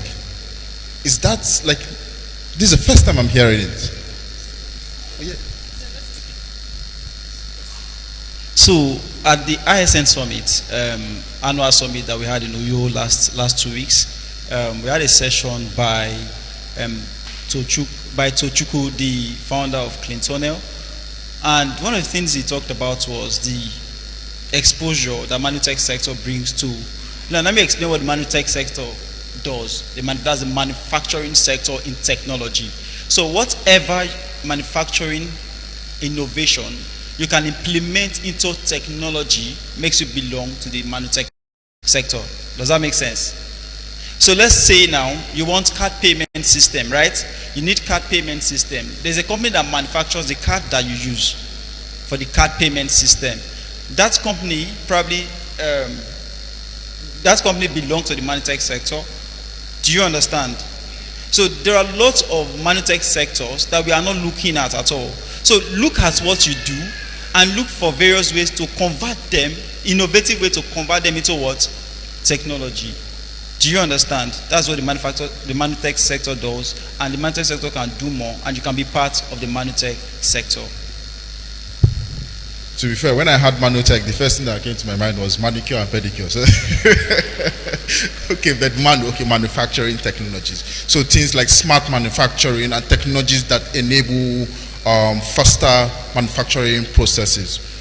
Jerry, I'll take it back to you. When you examine the innovation ecosystem space in Delta State, what might you say are the key challenges that startups and hubs experience in this ecosystem? So, the number one challenge is the one that's peculiar to every one of us, which is funding. Funding is a major challenge. A lot of us go around with great ideas, but no money to start at all. And so, lots of the dreams die because there are no fundings. In fact, some of the startups die because there are no funds to continue. And that is one. Then number two is talent retention. Talent retention is so important. This is Delta State. And something started a few years ago when we have a lot of persons who started learning tech in Delta State. And the next thing is the jackpot to Lagos. Am I right? After moving to Lagos now, Lagos has expired. Do you know where is the next place now? The main jackpot. Everybody is learning tech in Nigeria to do what? So who is going to stay to create the innovations that we want to use as a people? So if startups are coming up, this one touched somebody. Did it touch you? I will stay. Okay, I will stay. We will stay. So it goes a long way to show how these sectors will just die. Because you can have a startup, you can have a dream, but you need people to run it. And so when there is nobody to run it with you, naturally it dies. So we need to retain our startup. We need to ensure that the environment is safe for people to thrive. That is the only reason why they would stay. Right? That's the only reason why they would do what? They would stay. Another thing is government support. Government support. Thank God. ONDA and NIDA, they are coming up with programs like this. For the past 5 days, we have been in Lagos State doing dialogue, digital dialogue review, roundtable discussions on how we can improve tech in Delta State. And I hope that I'm talking to you now, Mr. Jerry Zen, to go back to Abuja and tell them that Delta is ready. We are ready for innovation, we are ready for growth, we are ready for industrialization, we are ready for a lot. Please bring in everything you need to bring down to Delta State, and we will thrive with you. Delta is ready. Okay, so in addition, I just want to say something. Yeah, most of the times we say it's funding, right? I'll give you my story. Shout out to my father in heaven, late Moses Orife. It got to a time, the money was there, right? He was like, go do what you want to do, come back, I'll finance and all. But then I did not know anything. I had the knowledge, like, okay, I had my master's in business computing, but the application of it was difficult. So you see that it is not funding. It means that I need to go and probably learn. So there needed to be an experience of learning, more of an internship, more of volunteering, not because, and the volunteering was without pay, because most of our youth right now, they look at it that, okay, well, I want to volunteer, I want to get paid, so everything is being focused on money. But the truth is, I know a whole lot of persons who have interned with us, not because of money at the end, but there's a whole lot that comes from me. For me, personally, it is not the funds that is the problem. One, again, you need to, there is a gap. And once that, I will call it a knowledge gap. That opportunity to be able to be in that situation to learn, once that opportunity is not there, or once you've not experienced it, you might not be able to do anything at the end of it. Thank you so much. That's a very important and fantastic response. It's not, so I hear what Jerry says. Funding, yes, it's a challenge. Talent retention, because a lot of our talents are leaving from Delta to mini Japa, Lagos, and then major Japa outside the country. And then government support. Government support has to spread across, not just limited to the major urban centers. And what Cynthia said is also very apt. At times, it's not just the funding, right, that matters. Is knowledge. Is there? How do we plug that knowledge gap? How do we ensure that business owners, entrepreneurs have the right knowledge set to create and to form these startups? And that's going to lead me to my next panelist, Madam Irene. And I'll be asking, how does the NSA solve these challenges as relates to funding, talent retention, continuous government support, and capacity building?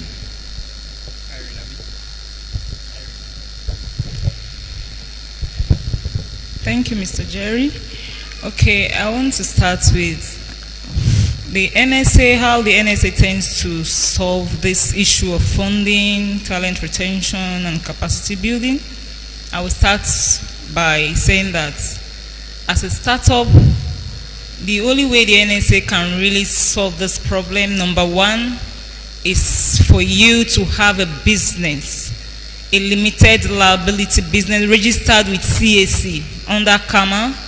You have to register your business as a limited liability company, not as a business name.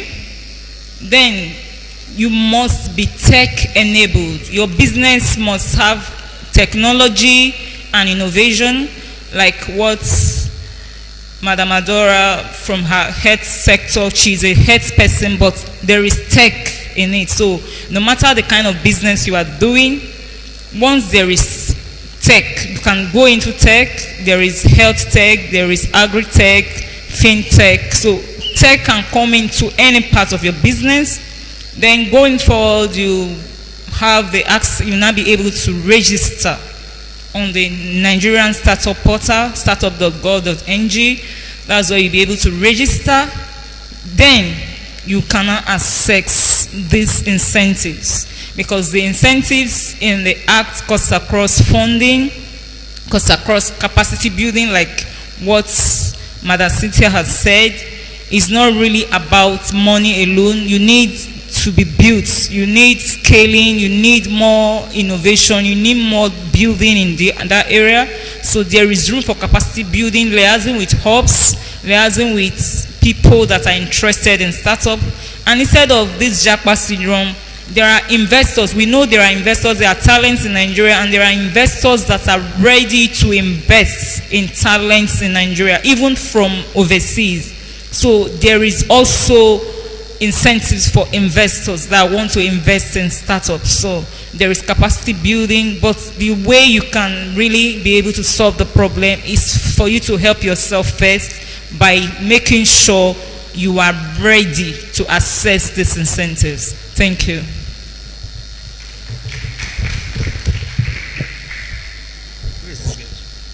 Okay, I hear for you to be able to access these incentives, right, you have to first register as a limited liability company. Your business must be tech enabled. And then you register on and I want to emphasize this. I know she had mentioned the website earlier, the startup.gov.ng. For any startup in the house, please go to the startup.gov.ng, click startups and register your startup for you to then access, be it training and capacity building, funding incentives provided within the Nigerian Startup Act.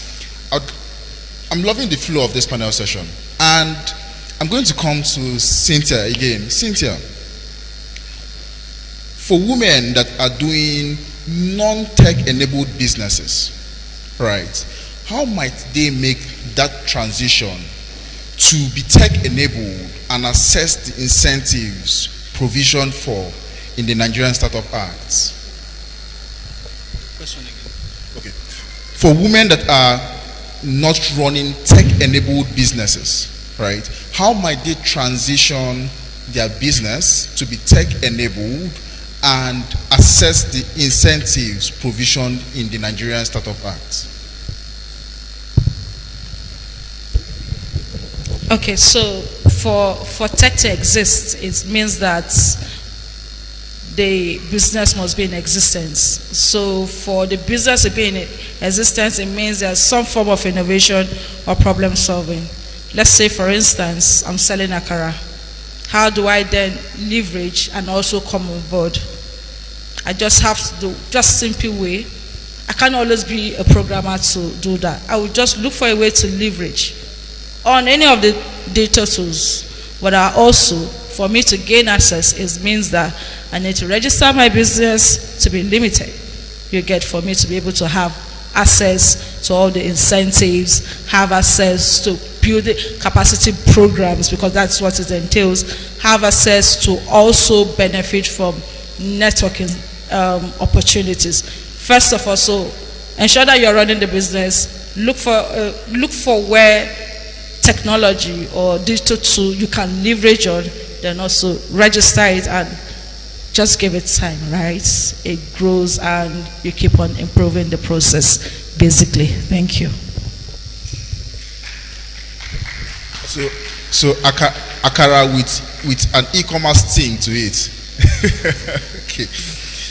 I would like to then ask Jerry, what kind of partnerships in domesticating the Nigerian Startup Act, what kind of partnerships would be essential for effective domestication of the NSE? And please think collaborations, governments, hubs, startups. You see, when you talk about collaboration does not mean that collaboration goes beyond just working with a particular agency or parastatals or whatsoever. Collaboration is everyone bringing value to the table, and by bringing value to the table, governments must be ready to be a key stakeholder in all of this approach, and then also venture capitalists, local stakeholders like innovation hubs, and they have to be ready to play their part. The innovation hub is training. The government has the facility. The government provides facility for innovation hubs to thrive, and then also the venture capitalists do what? They bring funds for people who are thriving to do what? To explore their options. And so everyone has to bring whatever value they have to the table. The federal, the state, the government, the venture capitalists, and local stakeholders like innovation hubs and also startups. Everyone must be ready to bring something to the table. And once you achieve that, we are going to go beyond. So, this is it. For domestication to occur, it means we are solving problem within our immediate society. So, what is the problem that A is facing in regards to business, and how can we use technology to resolve it. I think yesterday, my day was choked yesterday, and I had to be at 5 different places at once. And I remembered, sell your markets. She has seen the gap. There's a problem. She brings vendors together in her own closed space. That is a problem because I can't go around start looking for people. And I just reached out to her. Sell your markets. I need this chair.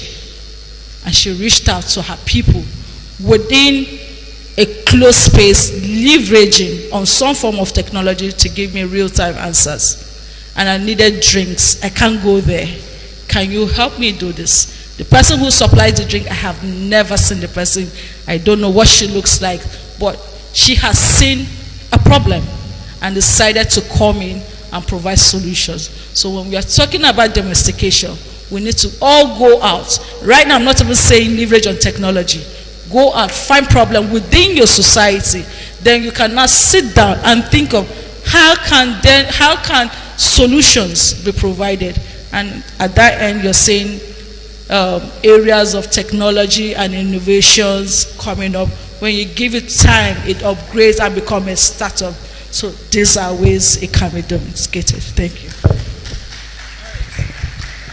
In addition to what they've said, I also want to say that in terms of the domestication, thank God we have the Corey Tech here and the other players in the Delta State tech ecosystem. You are all needed. Like we said earlier, the Nigerian Startup Act is not a government act, it's not a government bill. It is ecosystem bill. So even if we know the government, we are involving the government in this, we also need the ecosystem. The domestication also need the ecosystem because government may not really know your peculiar needs. So that when this bill is put in place, before it can be transformed from the House of Assembly into the Delta State Startup Act, we need to sit down so that it will address the peculiar needs of Deltas. So I want to employ and just a way to say that we are not supposed to leave it for government alone. The Delta tech ecosystem needs to sit together in a round table and address the peculiar needs as fits tech ecosystem in Delta State. That will go a long way in the domestication to address every issue. Thank you. Shout out to Sell Your Market. She's in the building. Okay, I hear government is a key stakeholder in this domestication process. The irony is saying that don't just leave it to government. We need to collaborate as an ecosystem to drive domestication. And I hear Cynthia say, find a problem, create a solution. Whoever you need to collaborate and work with in doing that, go ahead and do that. I'd ask all the panelists one final question, and that is, from your perspective, what does a successful domestication process for the NSA looks like in Delta State? Let me start with Irene and then come to Jerry.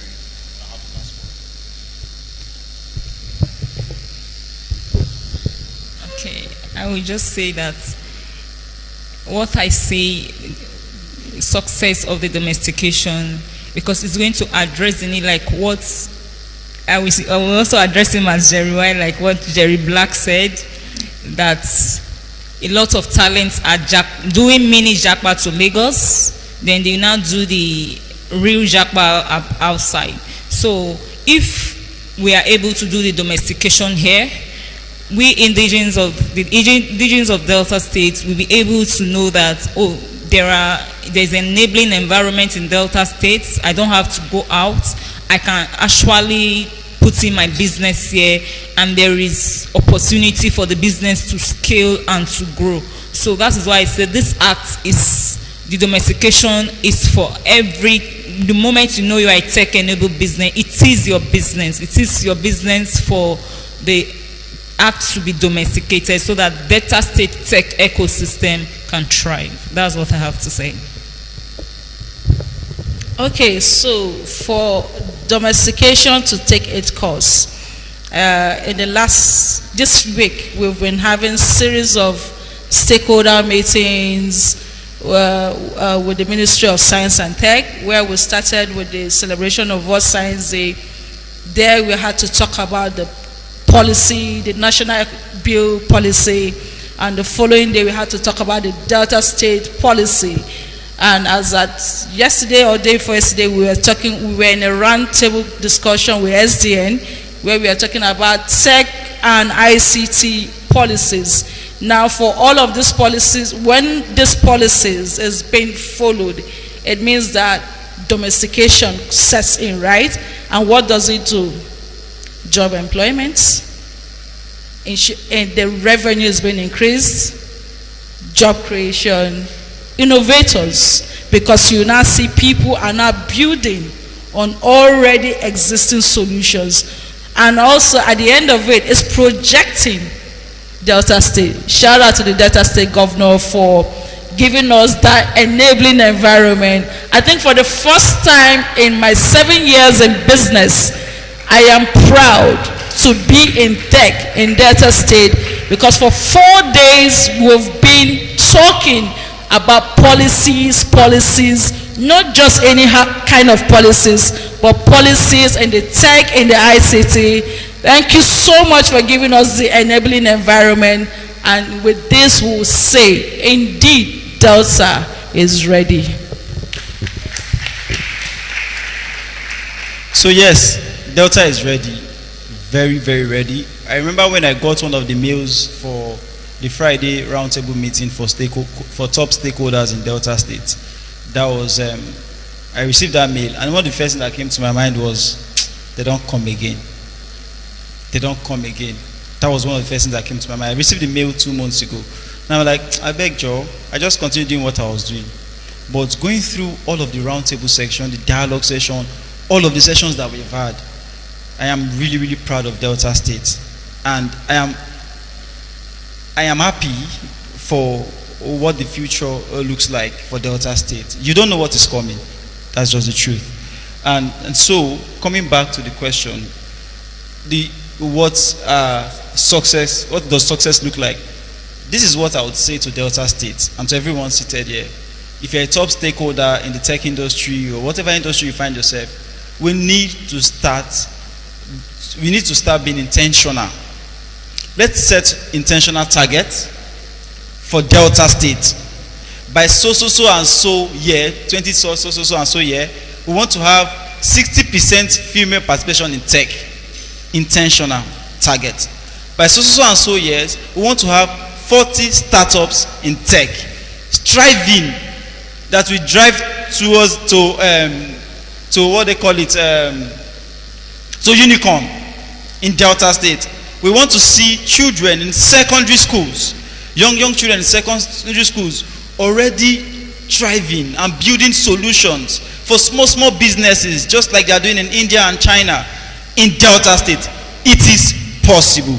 This is our target, and we must be intentional and we must be ready to achieve it. When it looks like this, then we can say we have success story. Thank you. My speakers have truly been fantastic and eloquent, and I'll just quickly summarize what they have said. Madam Irene pointed out that success for the domestication is the ecosystem making the NSA their business, collaborating and working together to see it domesticated for Delta. Madam Cynthia mentioned that job creation, more innovators, and more visibility for the Delta State startup ecosystem is success for her. And Jerry mentioned intentional targets, setting intentional targets and meeting up to these intentional targets is success for the startup ecosystem. I'd like to say thank you to my most distinguished panelists. It's really been an engaging session. I'd also like to recognize the audience and say thank you for your rapt attention.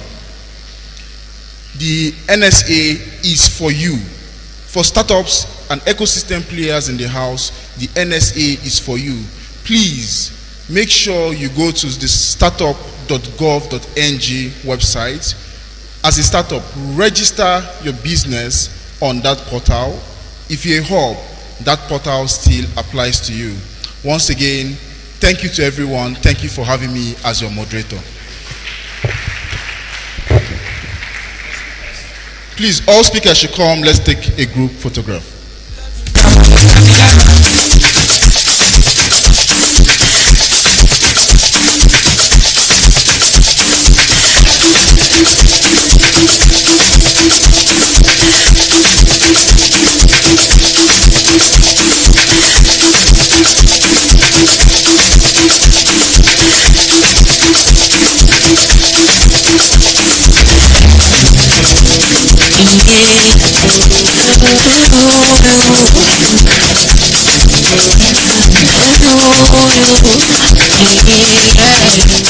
All right, can we put our hands together once again for the panelists and of course for Mr. Jerry Zane.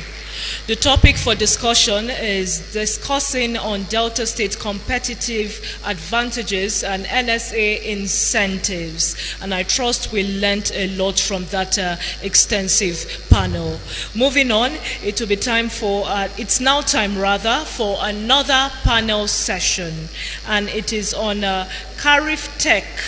The moderator is Joy Mokoro, and the topic is Empowering Women in Tech, Transforming Passion in Profit with Carif Tech Solutions.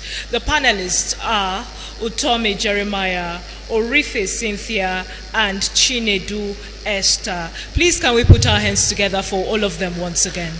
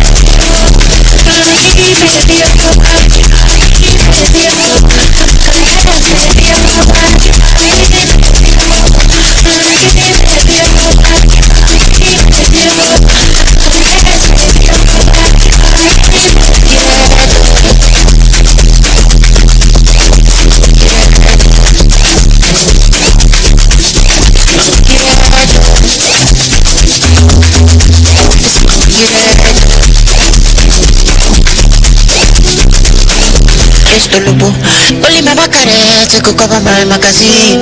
Estolobo, only mama care to cook up in my magazine. Estolobo, Estolobo, colloco something where you carry. Like no coca, only your rubber will go fit. And you get something where everybody define. And you get it by the way only Jesus go fit to design. If you play my politics, I think you say your pass and your pride. Okay, Lina, but to let that be say they for your behind. Good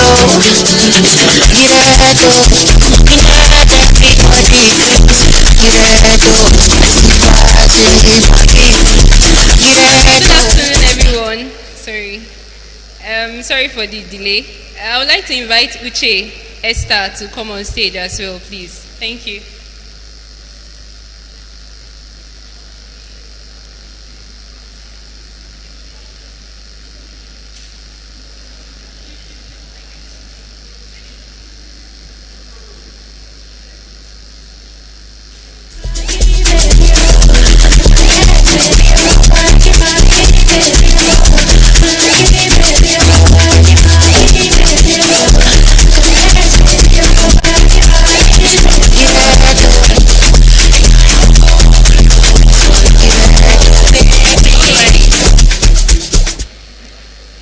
Thank you everyone for being here. So we'll be having a panel session talking about empowering women in tech, how to transforming passion into profit with Carif Tech Solutions. So the first question I have will be for the founder of Carif Tech. So please, I would like to know what inspired you to create Carif Tech Solutions And how does the company support women in entering the tech industry?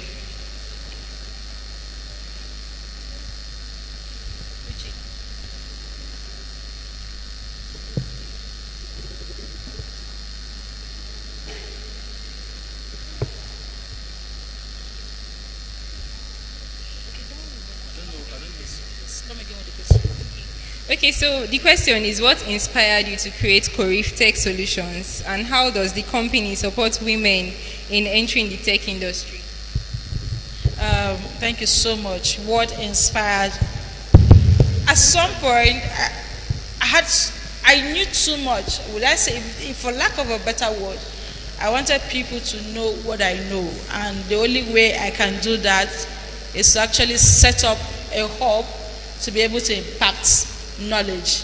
I love facilitating. I love to talk, and it was a better way for me to monetize my talking.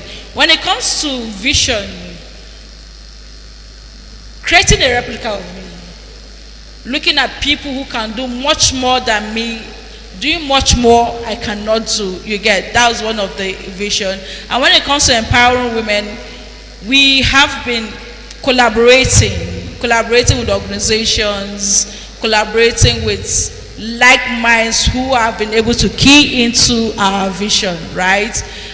Just of recent, we've just concluded a training. That's just one of the trainings for women leveraging on technology to be able to build up their skills. And so far, so good. They have learned, they've upgraded their skill, but then it's still a continuous process. Thank you.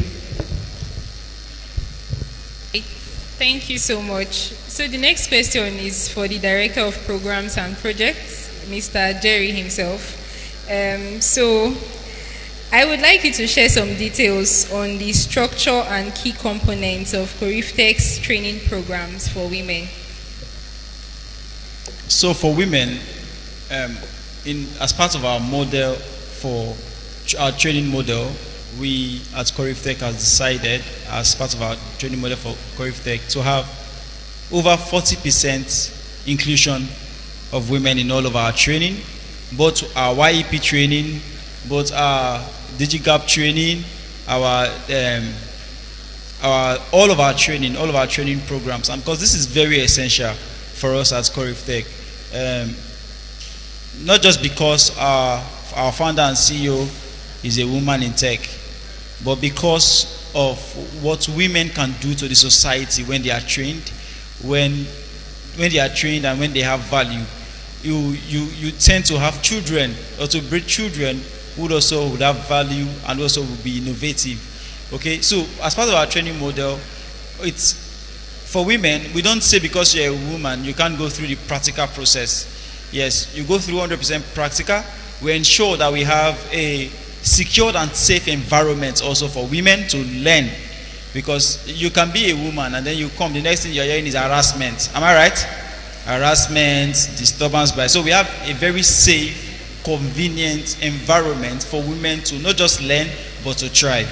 And so that's for us at Corif Tech Solutions as regards women. Okay, thank you so much. So the next question would be for the community manager, Uche Esther. So please, can you share any success stories or feedback from women who have completed Corif Tech's training program? Okay, thank you very much. We have a lot of women. I'm also a product of Corif Tech Solutions, and we also have other women from Corif Tech Solutions, because there are always trainings that are always in support of women. For example, we have Mary Jane. I think she's here. She finished from Corif Tech and she's doing great. She's earning much money. She's doing great. So Corif Tech has done much in impacting the lives of women, especially because their programs are always women inclusive, like making sure that women have major role to play in those trainings. Thank you very much.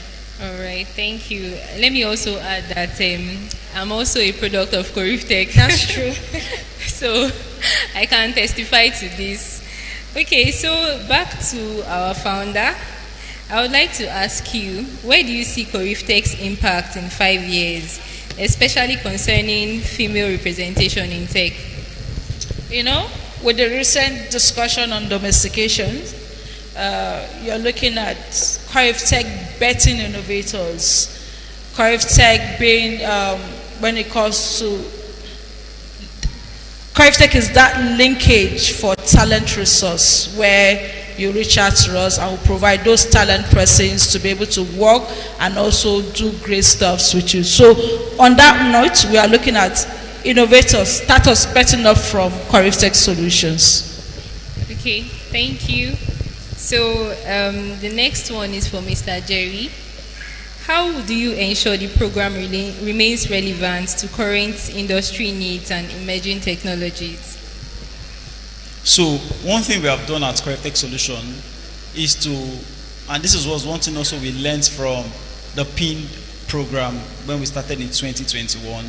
We had to look back and look at what we needed to improve as a brand. And one of the things we implemented was we had developed a department that monitor performance, growth of projects. And so we called the department of project review, research, and growth assessment. And so we don't just train you, we monitor growth. And then we also develop updated curriculum structure that would constantly meet with the need of the target of the market. And so if you are learning with us today, you know that in the next 5, 10, 20 years, that knowledge is what? That knowledge is not a waste. So all of our curriculum and all of our training models is designed for the future. It's not designed for now. It's designed for the future. And so, if you're coming to learn at Corriftech, just know that you are coming, you are living as a future innovator, not a now innovator. The knowledge is not going to be just for now and then you bounce. No, you're going to get knowledge because research has been done, need assessment has been carried out, and we know what the market wants, and we know what the market wants in the next 10 years, and we are ready to train people to do what the market wants for the next 10 years.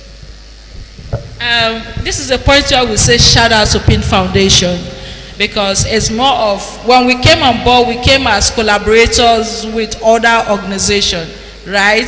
So it's PIN, we want to say thank you so much for stretching us, for exposing us, and also for making us better. You know, at some point when we were doing our training, we're like, it wasn't working, right? So we needed to go back to our drawing board and actually look at why is it then working for PIN. Thank you so much for the opportunity, and we look forward to more opportunities and creating more impact. Thank you. All right, thank you all so much. So for want of time, we've come to the end of this panel session. Okay, so thank you. Okay, so this is what we want to do. We have just 100 vouchers where we are going to train you not to intermediate, but more of you'll be able to do something with it. I would have loved to give it for free, but I have discovered that when you give for free, people don't value it. It's a voucher.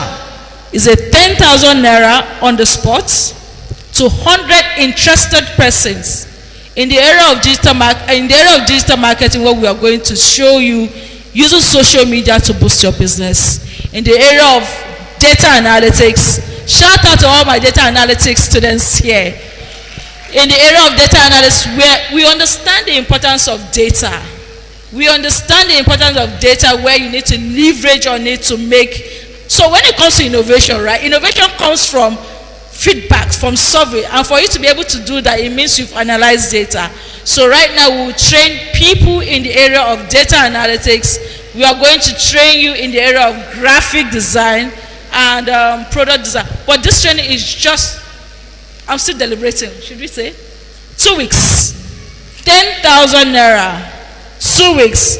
Why I love event is you get almost everything almost free. The reason why the 10,000 naira is there is for your commitments. There is no fee attached, because if you're doing data analytics at our center, you're paying 400,000. Cybersecurity is 750,000 naira. But then, why not just start with it? You might end up not even coming to us for training, but learning the basics to strive. Sometimes we just need the basis to just get go. Thank you so much. For the voucher, you can reach out to Uche or Jerry. Thank you so much.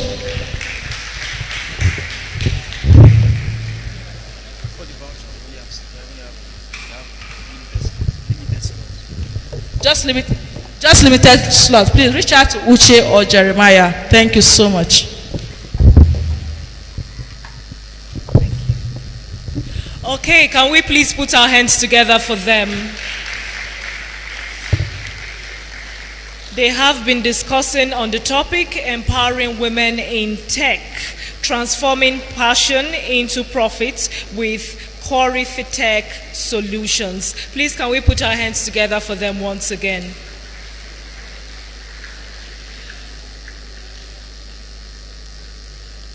All right, the next speaker we have right here on our list is no other than Mrs. Nkemdelem Uwaje. Yes, she would be coming to discuss with us something very, very important. But while she comes on stage, let's quickly talk about her a little.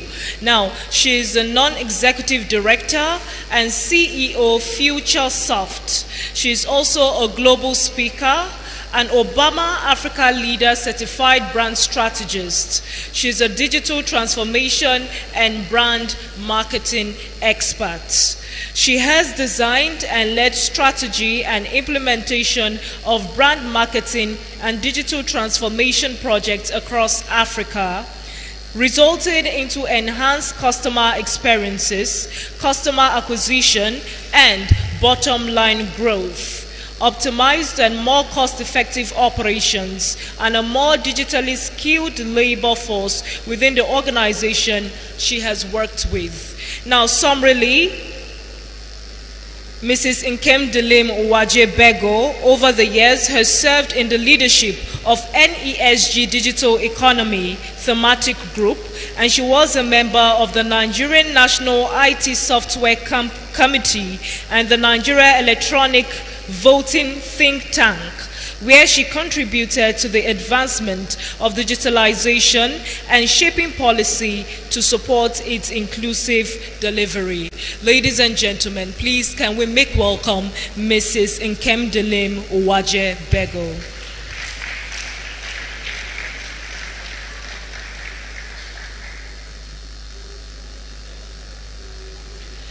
Is she not here? Okay, a video.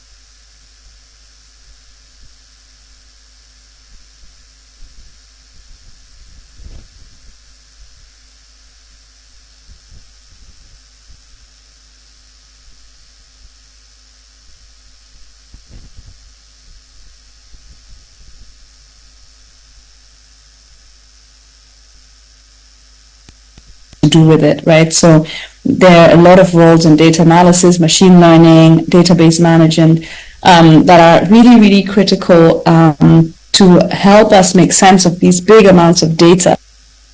What exactly is that? And, it's not really clear. So we'll give a quick introduction, then we'll look at what are the growth sectors, why should you act now, and then how do you start your digital journey, right? And what can women specifically leverage in the digital world, right?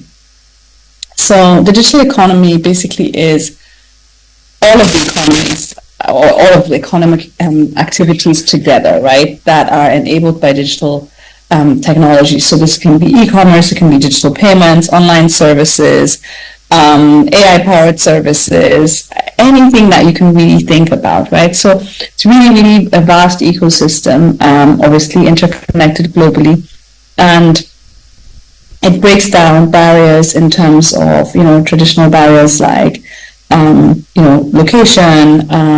So it means that as an entrepreneur, for example, you can reach people all over the world. Sometimes the digital economy is also called the internet economy or web economy or new economy. And it really centers around activities where digital and online technologies are really, really crucial.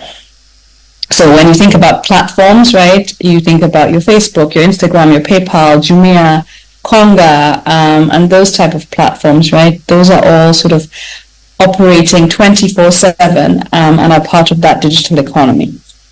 Now, what is the impact of the digital economy? So it's anticipated to influence over 50% of the global economy by 2025, right?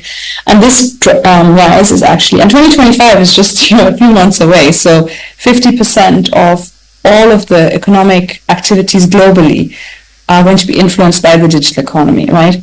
And that means that more businesses are going to adapt digital tools to enhance productivity on the inside, reach global markets, and respond to consumer demands, and just have better customer experience overall. It also means that there are more opportunities specifically in emerging markets, right, as well as in emerging industries such as fintech, edtech, health tech. And it also means that there is a big opportunity in terms of education and workforce readiness, right? So there's a demand for digital skills. So if you're a woman and you're in tech, listen up and really think about what are the key skills that you need to add to your portfolio of skills to really be relevant in the digital economy. So why does this even matter? It matters because we're basically reshaping work, communication, and innovation, and the digital economy is really redefining what it means to work and communicate, right? And digital platforms have, really just revolutionized the way that we connect, collaborate, and innovate. And when you think about how companies leverage online communication, right? So, for example, my company, Futuresoft, we're fully remote. We've been fully remote for the last 4 years since COVID. And it's been a great experience, right? We use all sorts of different tools to connect and collaborate. And it just makes life very easy because nobody has to commute. Nobody has to, spend a lot of time in traffic and stuff like that. Also, the digital economy continues to produce new jobs, right? So when you think about the jobs that existed 4 years ago, there are new jobs that exist today, and in the next even 18 months, there will be new jobs that exist that didn't exist before. And this is made possible through fields like cybersecurity, data science, AI, digital marketing, and so on. And it's the ideal time to really enter the field, right? So the digital economy, I've said 50% of all economic activities, right, are going to be influenced by the digital economy, which means that job creation will happen in that space, right? It also helps to empower creativity and innovation. So digital tools can really help you be more creative. And when we think about AI and the amount of things that you can create with AI, whether it is poetry or whether it is graphic design or video creation or even voice creation, I mean, it's just like such amazing stuff that, you just are blown away by how much more people are able to do just by using these digital tools. So let's look at the landscape a little bit, right?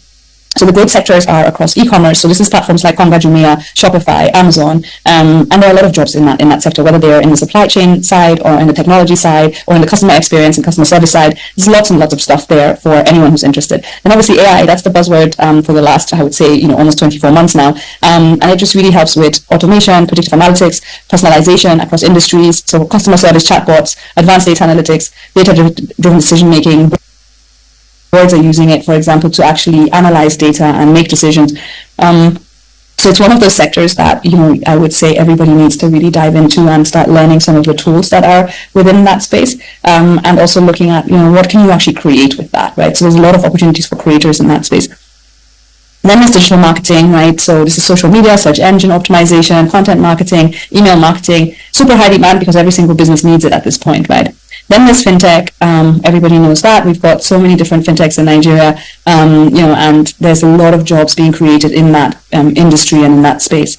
And then the content creation, I've already kind of touched on that a little bit when I talked about AI, but this is also, kind of content creation in terms of video content. So YouTubers, TikTokers, if you're good at that, hone your skills, hone your editing skills, because all of these things, whether it's script writing or the actual visual design, they're in high demand. And then there's big data and analytics, and that really is, I think, where a lot of the money is, right?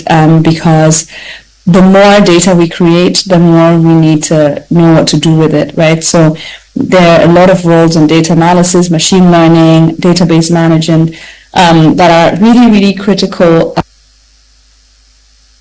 to help us make sense of these big amounts of data. So again, these are sort of the growth sectors, and there's lots of opportunities in these sectors. So why should you act now, right?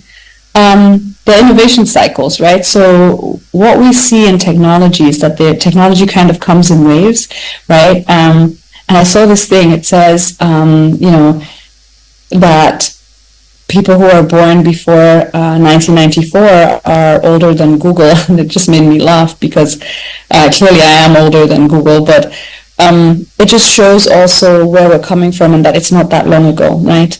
That's 20 years, and it's things have changed rapidly, right? Now we have, as much as that is something that's really, really small, it's something that, gets perpetuated, right? Where technology is not for girls, this is only for boys. Women have also access to fewer opportunities and fewer networks. But I think that's also changing through events like this, right? And I think that's really where the beauty is.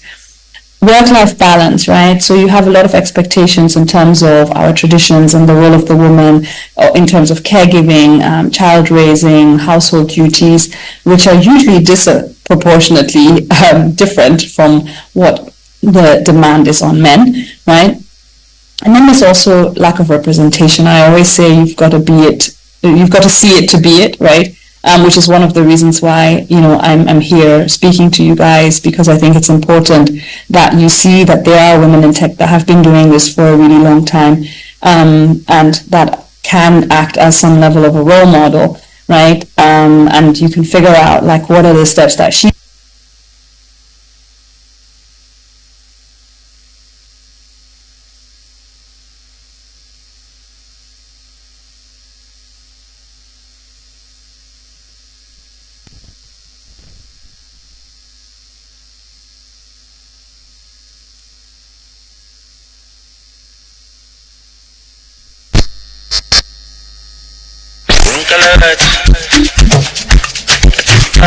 trendybeats.com. Pull up in a too much to clean your toilet.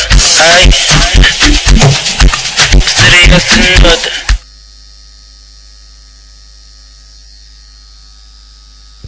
All right, can we put our hands together for Mrs. Nkem Delem Owaje Bego? She was trying to dissect the topic titled "The Time Is Now, Creating Your Path in the Digital Economy." It is on this note that I would like to say that the link of all the video sessions we've had will be sent to our mails. As long as you've registered, it will be sent to your mails. So not to worry, all of them will be sent to your mails. Now the next on our schedule today is grant.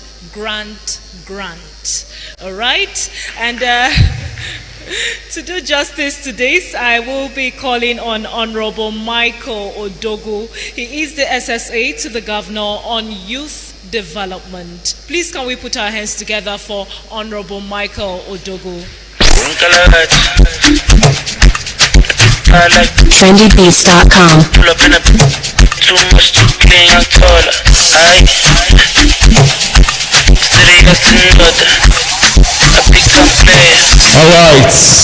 All right, everyone. Hi. The house is dull. I want us to do something for 1 minute. DJ, are you ready? DJ, are you ready? All right, we're going to shake our body for just 30 seconds. Okay, DJ, just give us any song. All right, I want to shake our body. Just 1 minute. I don't know how to dance. Just shake our body.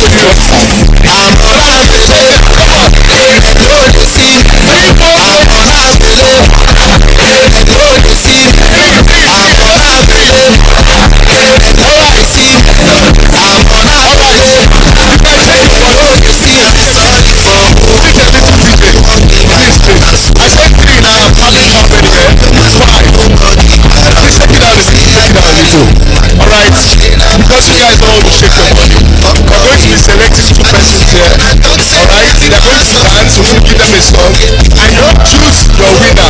I will not choose. We have 2 winners here. We just 2 winners, right? So are you ready? Are you ready? Are you ready? Are you ready? I'm not your judge, but I will give you the money. I'm not your judge. They are your judge. All right, let's go, DJ.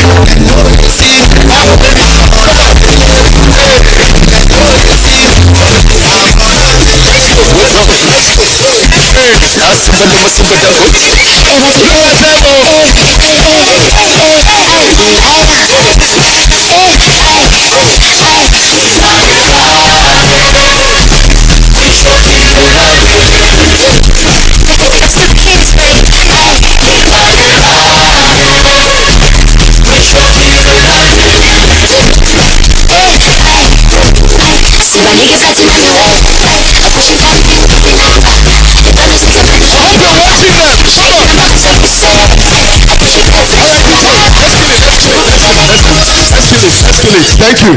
Now, it's simple, right?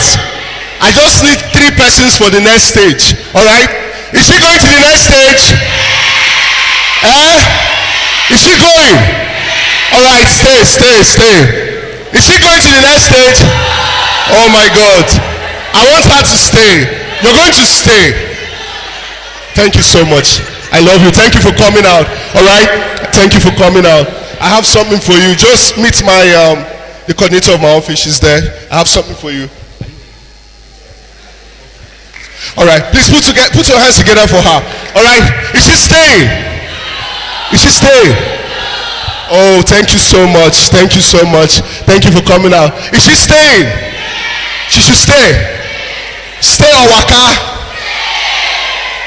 Now we've done Amapiano. All right. Now we want to come back to Nigeria. Give us any nice Enuani beats. All right. Let's do Enuani now.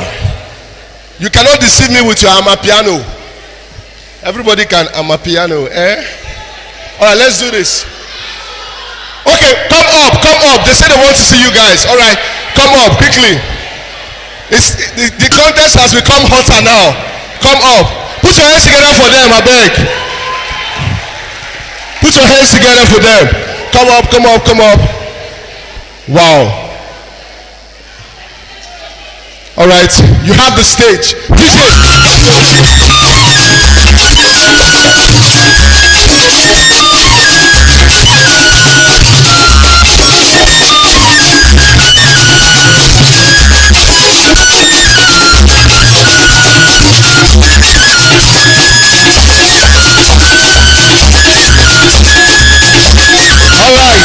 I think we have a winner already.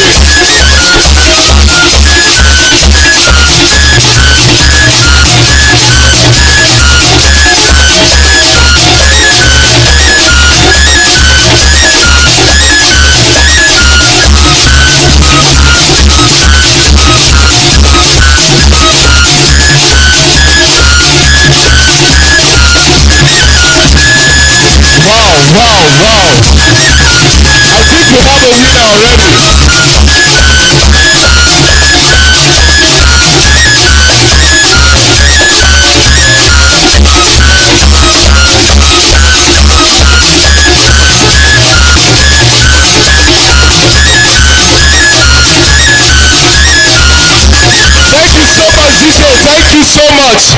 Put your hands together for these girls. You see, this is how people are going to go to heaven. I said you should come out, you did not come out.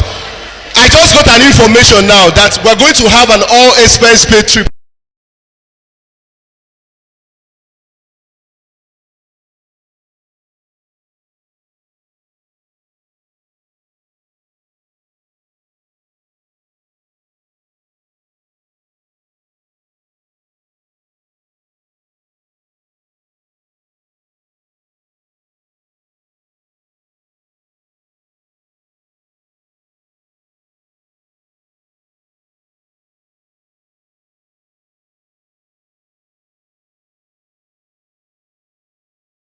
You guys were in love with her some moments ago.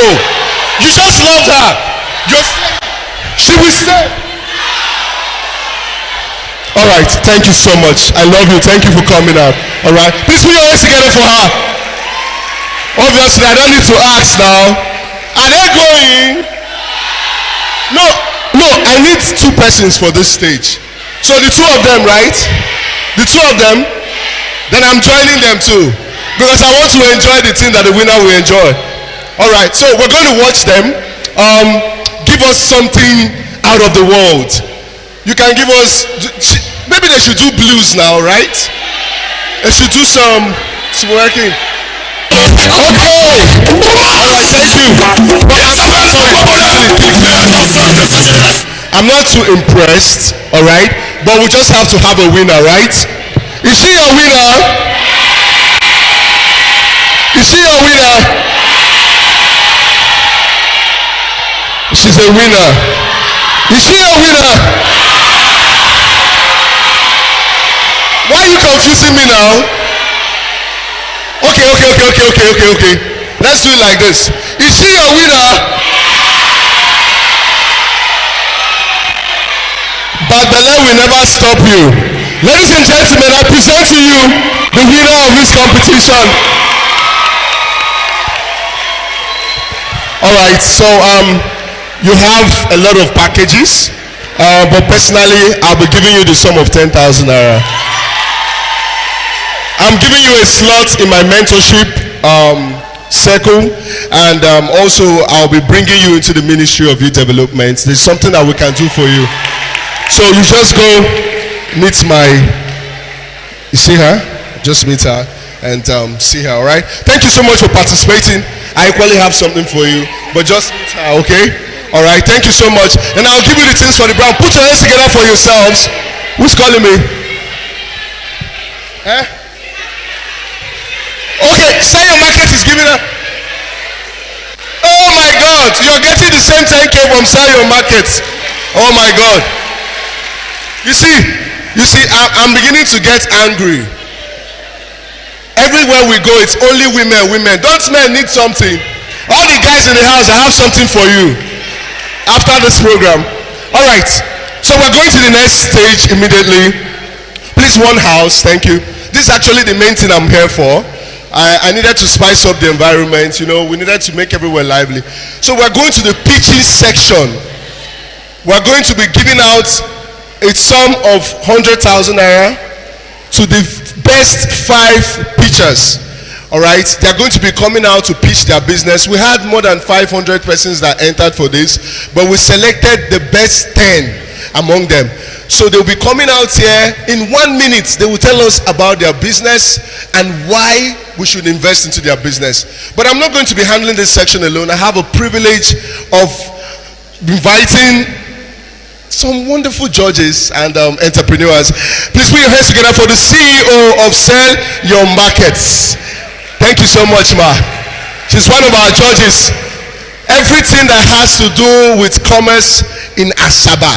If you're not registered with her, your business never see light. Oh. Put your hands together for Sell Your Markets.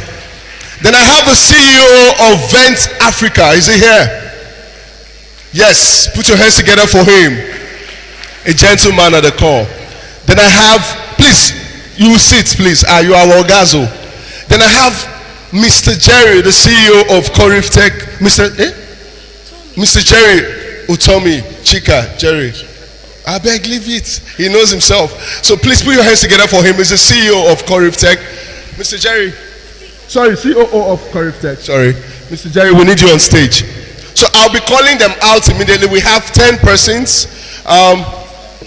If you're not here, sorry. Oh, I'm so sorry for you. So I have Florence Ogonebu. Is she here? Florence Ogonebu. Is she here? Wow. May I never miss my blessing. Florence Ogonebu. Is she here? Is she here? All right. I have Isioma. They'll come up stage, Abby. Please, when I call you, you come up stage. I have Isioma Kawekune. Abby, did I get it? Sorry. Is she here? Isioma, please walk fast if your name is called. It's your time with destiny. Just come and stand in my front. Then I have Peace Ndobo. Is she here? Peace. Okay. Yeah, I think she's here. You're going to say your name so that we'll take note of you. Then we have Ibomo Hope. Hope, is she here? Please come to the stage. Come here. Hope, is she here? Then we have Oruchukwu Gabriel. Is she here? Oruchukwu Gabriel. Is she here? Then we have Amarachi Precious Nicholas. Is she here? Please hasten up before I change my mind. We have Gabriela Chukwumfumnaya. Is she here? Then we have Ogochukwu Purity Oluchukwu. Is she here? We have Sunday Natasha Egolo. Then the last but not the least is Mwa Ugo Onyinyechuku. So the 10 of them are going to telling us why they are qualified for this grant. They're going to tell us about their business. They're going to sell their business to us, the audience, and the judges. So we're going to pick the best 5, and they'll be going home with a sum of 100,000 naira. Put your hands together for Corif Tech Solutions and all the partners. Okay, so.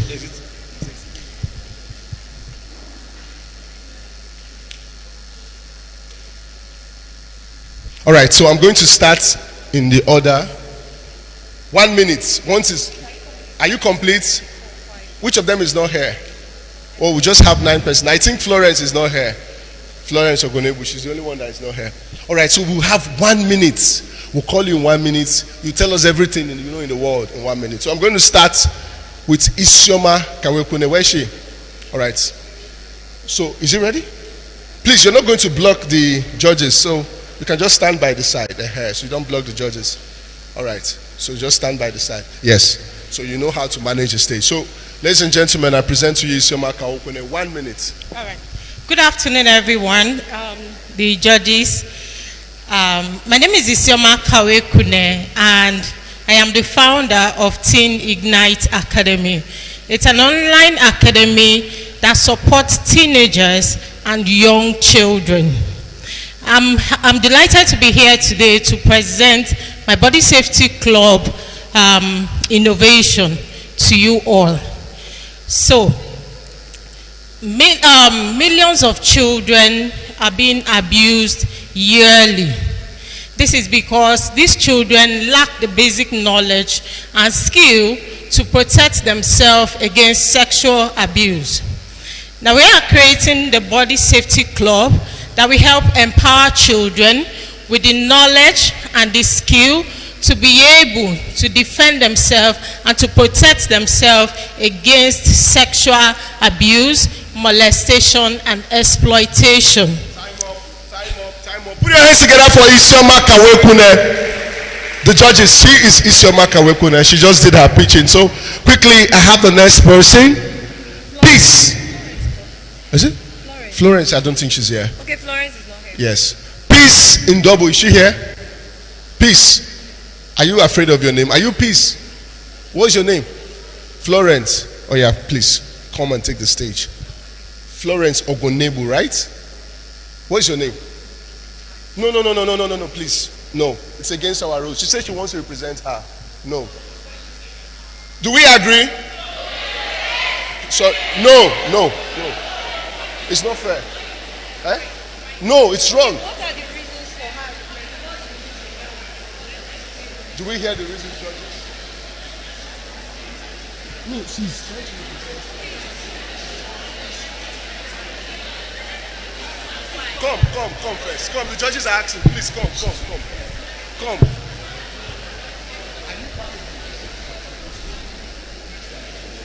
Why do you want to represent her?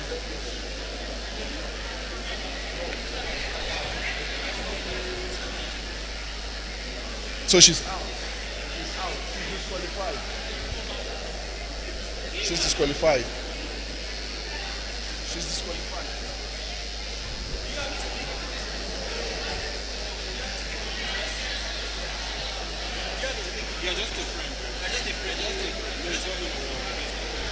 Ladies and gentlemen, the judges have taken their decision.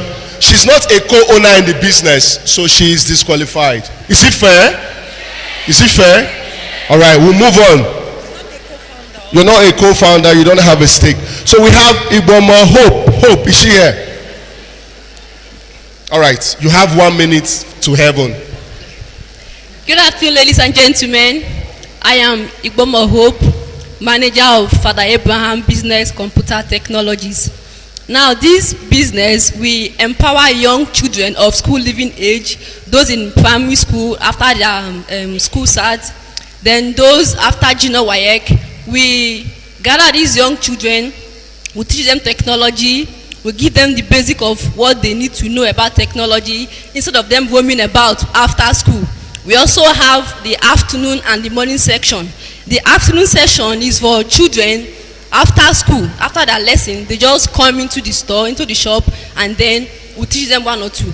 Now, this business has a way of keeping children out of the society. Instead of constituting nuisance in the society, roaming around, we gather these children to bring them up. Now, this foundation also has a way of meeting the needs of our clients, of our customers. We offer free sales, we give discount to... Thank you. Put your hands together for her. Okay, peace in double. Stay. Good afternoon, everyone. My name is Peace Udoka Ndobo. I'm the founder of Phrase Info Digital Agency. At Phrase Info Digital Agency, we help small and medium businesses upscale their business in the online space. I noticed most business owners, they were comfortable with walk-in customers. So I had to go and learn about digital marketing tools. So I'll be able to leverage on digital marketing to be able to get qualified customers for businesses while they are at the comfort of their home. One of our universal selling proposition is that we leverage on technological tools that at the comfort of your home, customers from Lagos can reach you while you are in Asaba. Yes, why I need this grant is that I need a grant for innovation, to be able to innovate in technology, to be able to maximize my potential, get more customers, and be able to satisfy my customers. Thank you. Wow. Put your hands together for her. She pitched in less than 1 minute. So we have Gabriel Oruchukwu. Gabriel. Good afternoon, ladies and gentlemen. My name is Gabriel Oruchukwu with the business name Gab's Perfect Fit. We specialize on making clothes, female apparels, corsets, blouse, ready to wear. I recently got an industrial machine, and in my area we actually have light issues. So if this grant is being given to me, I'm going to purchase a generator to help empower my business. Thank you. Ooh, wow. I thought I just saw 40 seconds. Now I'm seeing 30 seconds. Beautiful. This is wonderful. So we have Amarachi Precious Nicholas. Good day, everyone. Good evening, everyone. Good evening, ladies and gentlemen. My name is Nicholas Amarachi Precious. I'm the CEO of Ama Peanuts. My Facebook page is Amira's Food and Confectionery. You can check on Facebook. I'm here for the grant. As regards my business, I would like to impute technology into my production of peanuts. I specialize on using granules to produce a snack, which is going to satisfy the needs of both students, family members, parents, and whatever. So if I get this grant today, I'll be grateful to get the peanut machine, which is going to reduce my stress and increase productivity, thereby serving the society. Thank you. Beautiful, beautiful. You can appreciate them again. Okay, Gabriela. So we have Gabriela Chukwufumnaya. Is she here? All right. Good afternoon, everyone. My name is OJ Gabriela Chukwufunaya. I'm the CEO of Gabby's Clothing Store, and I'm a student of Delta State University, Abraka. I'm an online vendor, so the name of my brand is Gabby's Clothing Online Store. And the reason why I need this grant is because I sell clothes online, and it takes like a week for me to get my items to give to my customers. And this includes clothes, male and female footwear, handbags, and the rest. But if I get this grant, I will be able to reach out to a lot of people, because they will be able to come for pickup directly, and instead of waiting for like a week before getting their items. Thank you.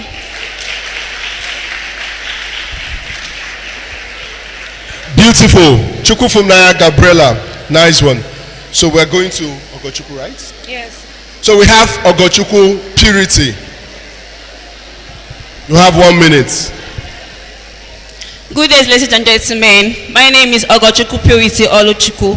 I'm a student of University of Delta Agbo. My fashion name brand is Luchi's White Fashionista. Okay, you know that fashion is a brand cycle, and my kind of business, I go into unisex fashion. I make what I'm wearing right now, and I made what I'm wearing right now, but I've been saving to get an industrial machine. So if this help is given, grant is given to me, I think it will support me to get one industrial machine to back up my business. Thank you very much. Wow, 34 seconds. Beautiful. So we have the next Sunday, Natasha Egulo. Is she? She's not here. Okay, next. So we have the next Onyinye Chukwuwogo. All right. Good day, everyone. My name is Nwogo Onyechukwu of Get Closure Enterprise. Get Closure is a registered business that offers hair extension services such as wigging, revamp, ventilation, sourcing of quality hair extensions, and consultation. Our vision is to create a Nigerian market where realistic closures and frontals are readily available and affordable, while creating employment opportunities for young women, equipping them with lifelong skills. We pride ourselves with how realistic our closures and frontals are, almost like the strands are growing out from your scalp. With this grant, we'll be able to get equipment such as wigging machine and a filming gadget, which will enable us record online courses and teach people online who are outside our locality. What sets us apart is that our clients are our priority, and we love them looking confident in these hair extensions, because your hair is your crown and you have to wear it with confidence. Thank you. Exactly 1 minute. Put your hands together for all of them. All right. So we've had them, and the judges has had them. So I'd like them to go and take your seats. The judges are going to deliberate, and they're going to come back with the results. And I know it's going to be fair. 5 of them will be going home with the sum of 100,000 naira each to support their business. And at the same time, they'll be having some technical mentorship with the CEOs. So I would like the judges to go and deliberate. We'll be coming back. Very quickly, we have some persons too that will be going home with some laptops today. Yes, some persons are going to be going home with laptops today. I'm going to spin it now. Okay, so.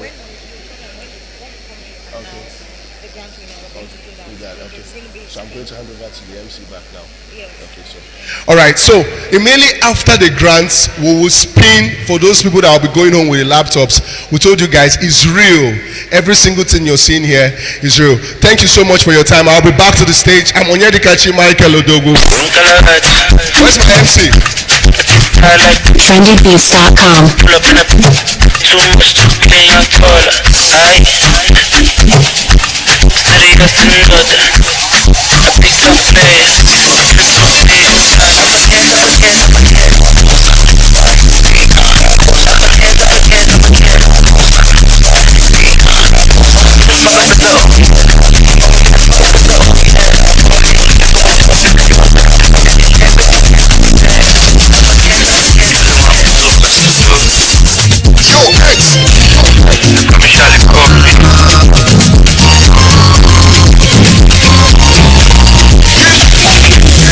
For me, place where you know say money not this, so you guys work for the equity.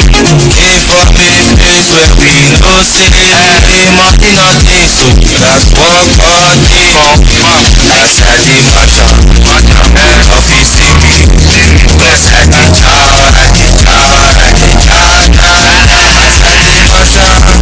you love you see me, nobody for attention.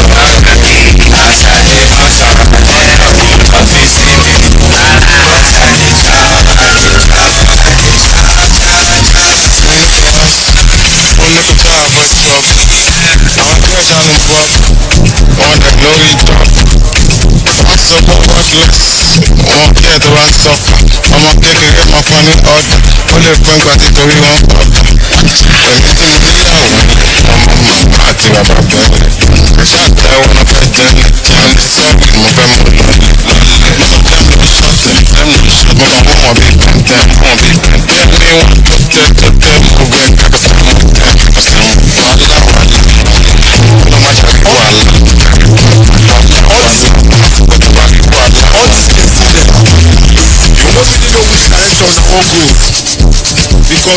Alright, can we put our hands together for Corif Tech Solutions for sponsoring these grants that are about to be given to 5 lucky winners. They are going to be going home with 100,000 naira each. It's going to help their business and it's going to improve, of course, their living conditions. To our next schedule today, it's going to be a panel session on the topic empowering women in Africa through digital transformation, fostering innovation through diversity.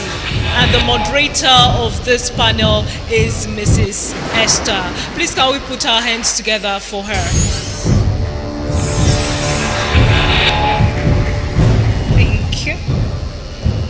So I'll be calling on the panelists that'll be joining me here.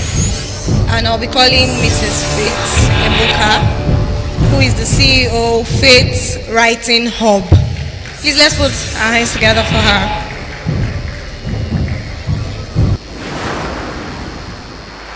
Joining me here too is Miss Chidima Apiti, who is a digital marketing specialist.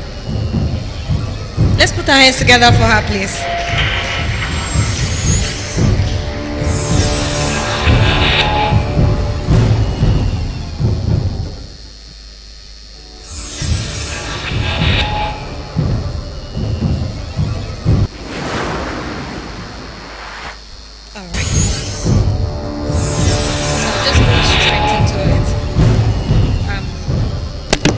The topic of this panel session is empowering women in Africa through digital transformation, fostering innovation through diversity. So my first question goes to you, Mrs. Ebuka. Could you share your journey in tech, how you started, the challenges you face, and where you are today? Okay, thank you. Good afternoon. afternoon, everyone. I'm Mrs. Faith Eboka. I understand our time is fast spent, so I will be very brief in my answer. But to answer this question, my journey into tech began a long time ago. For as long as I can remember, I've always loved writing. I write poems, novels, short articles. Okay, so over time I began to publish them both nationally and internationally. Then I began to desire to teach people how to actually write, because it's not enough to keep this knowledge to myself. So that was how I founded my academy, the Face Writing Hub Academy. I got into Coriftech to study digital marketing, expanded my horizon, created a Facebook page, and at the moment we have over 50,000 followers on Facebook. We are monetized on Facebook and Instagram, and yes, that's just a part of it. We also offer training classes on Zoom and Google Meet. So, okay, apart from telling you about the successes, we've also had some hurdles we've had to cross. But whenever we remember why we started out in the first place, we always persevere and keep pushing. So basically, that's just what it is about my journey into tech. It's been an awesome one and also a challenging one. Thank you very much. So same question for you too, Okay, good afternoon everybody. So my name is Chidima Akwati. I'm a social media manager and a digital marketer. So she asked like 3 questions in one.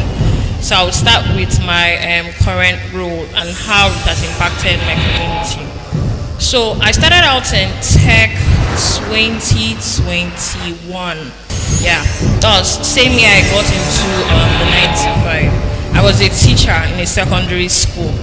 So I had that routine where I wake up in the morning by 7. No, before 7. I'm out of my house before 7 to report at work by 7:10 a.m. in the morning. So I did that for like a while, and I was tired of that routine, right? So I had to take tech courses because I liked the fact that as if you're into tech, you can have remote jobs, not 1, not 2, not 3. So I got certification courses from She Code Africa, Google Digital Marketing course, Coursera, and the list could go on and on. But when I was done, I had to go for internship. I began to apply for internship because after gathering all of these certificates, you need to like learn what the job is really about. So after that, I've been able to work with like 12 brand plus, helping them to develop strategies that help their business thrive in the digital space. And how I've been able to give back to the community is that I run a platform called Tech Jobs. We're about 6,000 now, and what we do is connect tech talents to opportunities. We share tech tips and all of that. And currently, another way I've been able to give out to the community is also, there's a free digital skill training happening in Delta State currently for 1,000 Deltans, right? I'm also a trainer for digital marketing where I train over 130 plus students on digital marketing. Thank you so much. Thank you very much. You all have interesting journeys. Thank you. So my next question is to you, Mrs. Faith. So how do mentorship and role models influence women participation and success in the tech industry, and how can we scale these efforts across Africa? Okay, yes. When it comes to mentorship, I think that's one issue that has been overflogged in this gathering.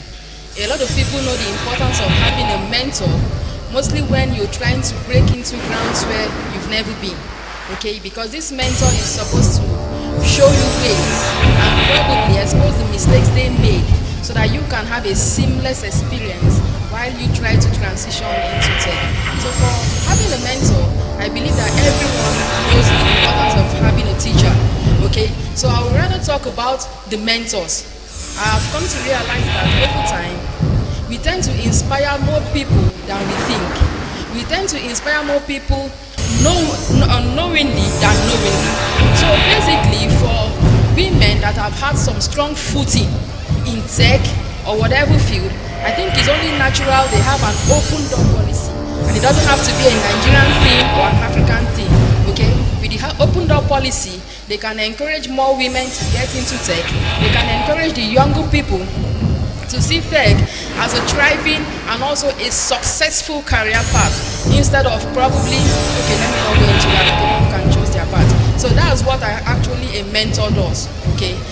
Living a good life, living an exemplary life, and above all, having an open door policy that encourages young people to come forward and learn more from them. Thank you very much. Thank you very much. My next question is for you, Ms. Chidima. What role does diversity, particularly gender diversity, play in driving innovation within Africa's digital transformation journey? Okay, the role of diversity, to be specific, gender diversity will bring about a global change in the tech ecosystem. So I'm going to come from a view of innovative, diverse perspective. Now, let's say we have, when men and women collaborate together in an organization to bring about a change, the impact is stronger, right? Compared to a homogeneous team that's just men-based. I'm going to tell you a story. Something happened last 2 weeks. I was on an interview call with my prospective employer, and then when he was on the call with me, he was like, to start with, what's your name? Chidima. He now said, are you a male or a female? I said, I'm a female, sir. He said, okay. I'm impressed with your CV. I'm impressed with your resume. It looks very attractive. Hope you're going to bring value to our system. I said, yeah. He said, in this company, we need a female on our board members. I was like, so sir, serious? The male that you have on your team, are they not doing enough? He said, no, that they are very rigid. That we need someone with more empathy, right? So when he said, I was like, so how would you just employ? How would you have a company and just have just male on the team? So when we bring women into C-suite level, right, managerial positions, it will help bridge the gap, right? So another way is that it builds creativity and resilience among the people that are working for the organization. Now, women are user-centric. Women have user-centric mindsets, right? They have more empathy, right? So in decision making, the way a woman will make her decision is very different from that of a man. Men are not equal. But then when there's a combination of both insights, right, it will bring about a good ecosystem. So that's what I have to say. Thank you. Thank you very much. Thank you very much. So my next question is for you, Ms. Smith. How can government, private organizations, and communities collaborate to create inclusive digital policies that empower women? At the moment, I think we should commend our government. They are doing more than enough at the federal level, at the state levels, and at the local government level. You would notice that there are so many initiatives, there are so many programs, both free and probably subsidized, that are aimed at training people on different tech skills. So the problem now is actually that of implementation. After the training, what else? Do people actually go back to practice whatever they said they're interested in learning, or do they fall back to their old practices and never do? So when it comes to the issue of collaboration, I think they are doing enough, or they may do better anyway, but at the moment they are a lot. So if people can harness this, if people can key into this, I think we would have more tech specialists scattered all over the world, and we would be able to solve the problem of job scarcity and unemployment. Thank you very much. So we're going to round up with this question. So I would ask you, Ms. Chidima, what are the most promising opportunities for women in Africa in the digital transformation, and how can we ensure those opportunities are equally accessible? Okay, so there are numerous opportunities to start with, right? So there are like top 10 earning tech skills right now. And if you plug into one, it could be digital marketing, it could be data analysis. So gone are the days where we tell our children to study professional courses, be a doctor, be a nurse, be a lawyer. I mean, don't get me wrong, those courses are wonderful. But then, let's compare the salary of a doctor right now and then maybe someone that at a data analyst working for a remote role for a company in the UK, right? They pay in dollars. So you can imagine converting maybe $2K, right, to what they will pay a doctor here in Nigeria. You can imagine. The margin is long. And then you're telling us that we should not get Jesus. We are going to get into tech for the money. So I don't know. I think better ways that we can bring this to people is through awareness, right? We should run more awareness programs, right?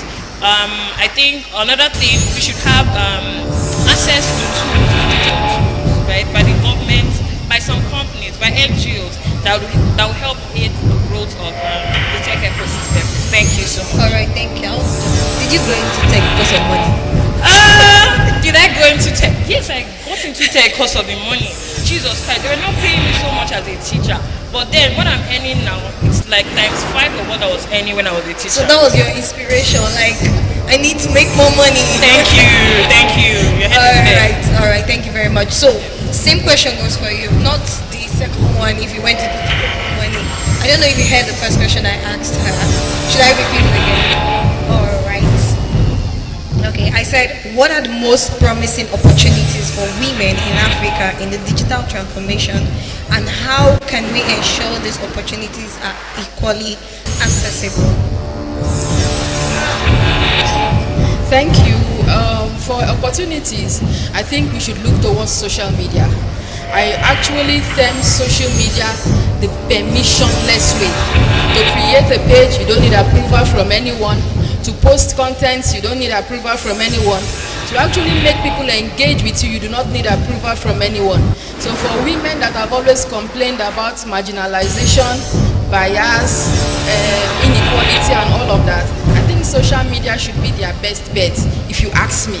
On the other hand, people always say social media is saturated, but I say that there is room for everyone that genuinely knows what they are doing.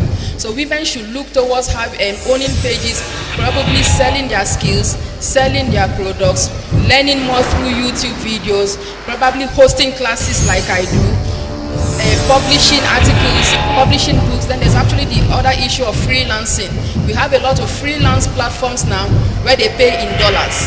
So when you see people fly out and registration is free, you don't pay a dime to anyone to register on 5R, Upwork, FlexJobs, K-Work, Freelancer. There are a lot of them. So if there's anyone is interested in, all the person have to do is go to their website, www.whatever.com, that's www.upwork.com, www.5r.com, get on those sites, submit their portfolio, show reviews, show proof of what you can do, and I think they will be smiling to the bank. But not in Naira, but in what? In dollars. Thank you. Thank you very much. With this, we've come to the end of the session. Thank you very much.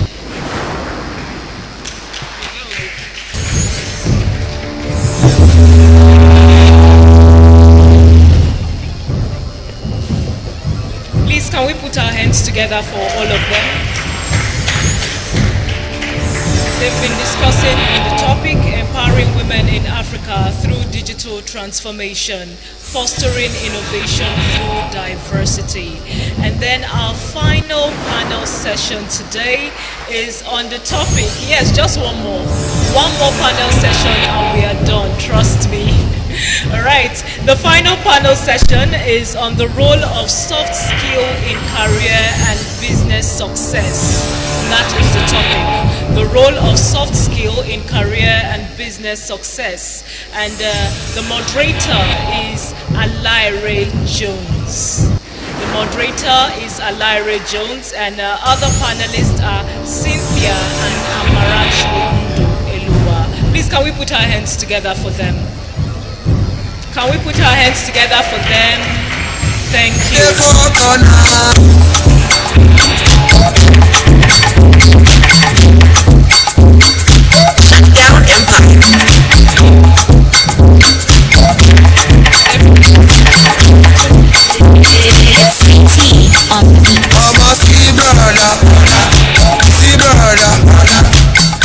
Good day, everyone. My name is Jones Alaire, and joining me on stage is Miss Amara from Jobaman. and Ms. Saint Orife from Coriftech. Thank you.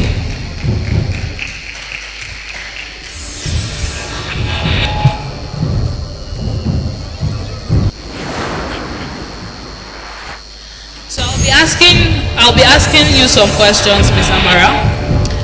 The first question I'll be asking you is to introduce yourself and also tell us what Jobberman is all about. Good afternoon, everyone. Good afternoon, everyone. Okay, it's a pleasure to be here among very beautiful ladies and women. Turn to the lady by your side and tell her you look beautiful. Are you sure? Say it with a smile. You look beautiful. Thank you.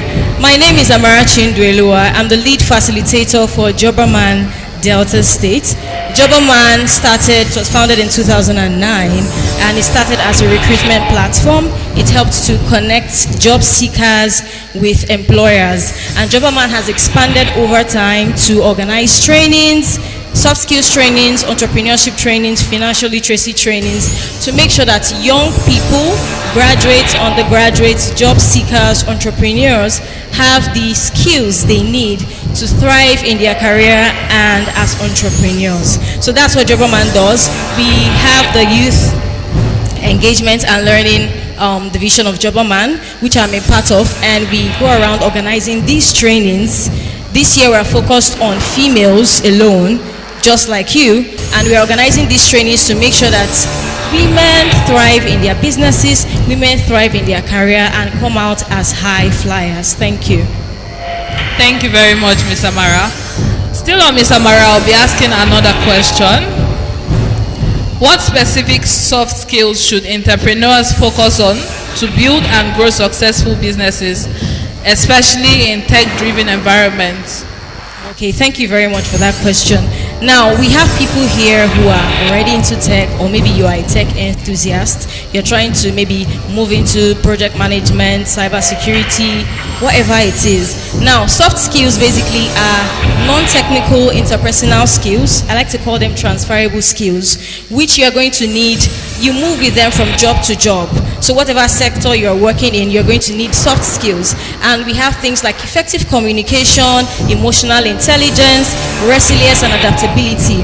And for people in tech or as an entrepreneur, there are certain skills that are very key. Effective communication takes the first place because you have to be able to effectively articulate your ideas. If you have a business idea, for example, you are not able to communicate it to the people who need to hear it, then that will be a problem. So effective communication is key. And I'll highlight cross-cultural communication.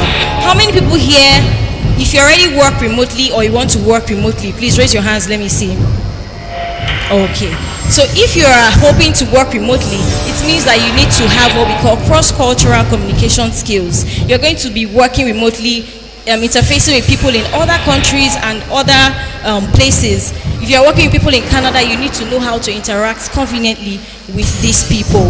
There's also emotional intelligence, understanding your emotions, knowing how to manage them, and knowing how your emotions impact people around you, people you work with. Because even if you're working remotely, you must interact with people.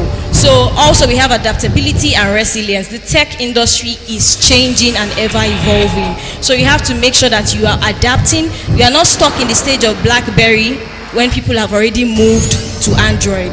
You need to always evolve. Thank you. Thank you very much. Please, let's clap our hands for her. That was amazing. Before we move ahead, please, Ms. Saint Orife, what is the connection between Jobberman and Coriftech? We would like to know. Hello, everybody. First of all, I'm a facilitator with Jobberman.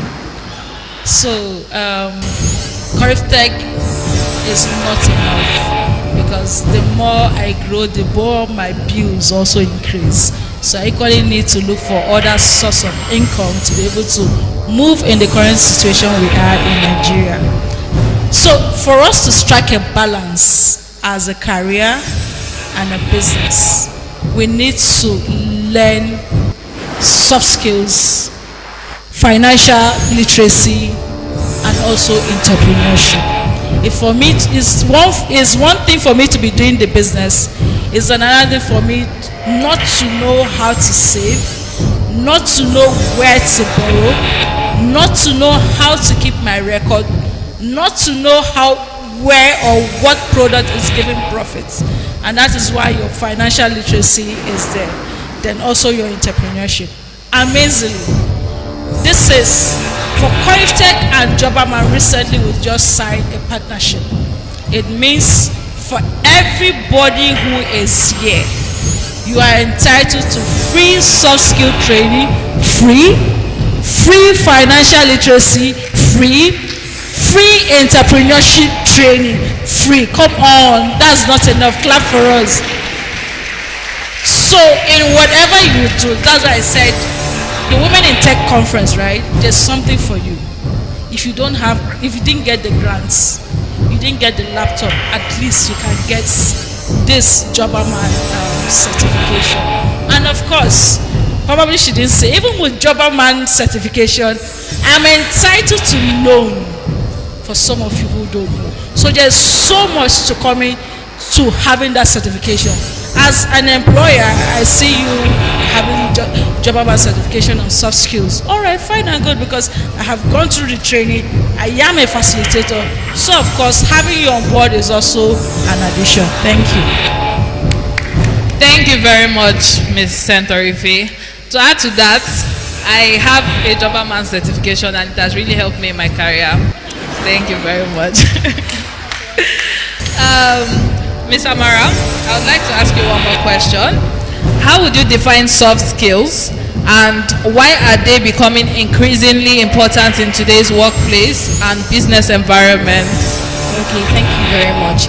So I'll highlight, I have earlier defined soft skills. Like I said before, they are non-technical skills, they are interpersonal skills, and they are most importantly transferable skills. So they are skills that build your communication with people, because whether you're working solo, you're a business person, entrepreneur, you're a 9-to-5 person, you must interact with people. So that's where soft skills come in. I have earlier mentioned communication, emotional intelligence. We also have problem solving, critical thinking. We have emotional intelligence. Now, why are they important? In career, as an entrepreneur, as a business person, they will help you boost productivity, because the better you are with interacting with people, the more profitable you will be in your business, the better growth you record in your career. It will also help you to thrive globally.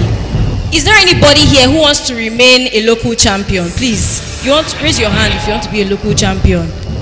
Everybody wants to go global. Is that not so? Is that not so? So building your soft skills is very necessary, because it will help you gain the necessary knowledge that you need to thrive in this ecosystem and outside the Nigerian ecosystem.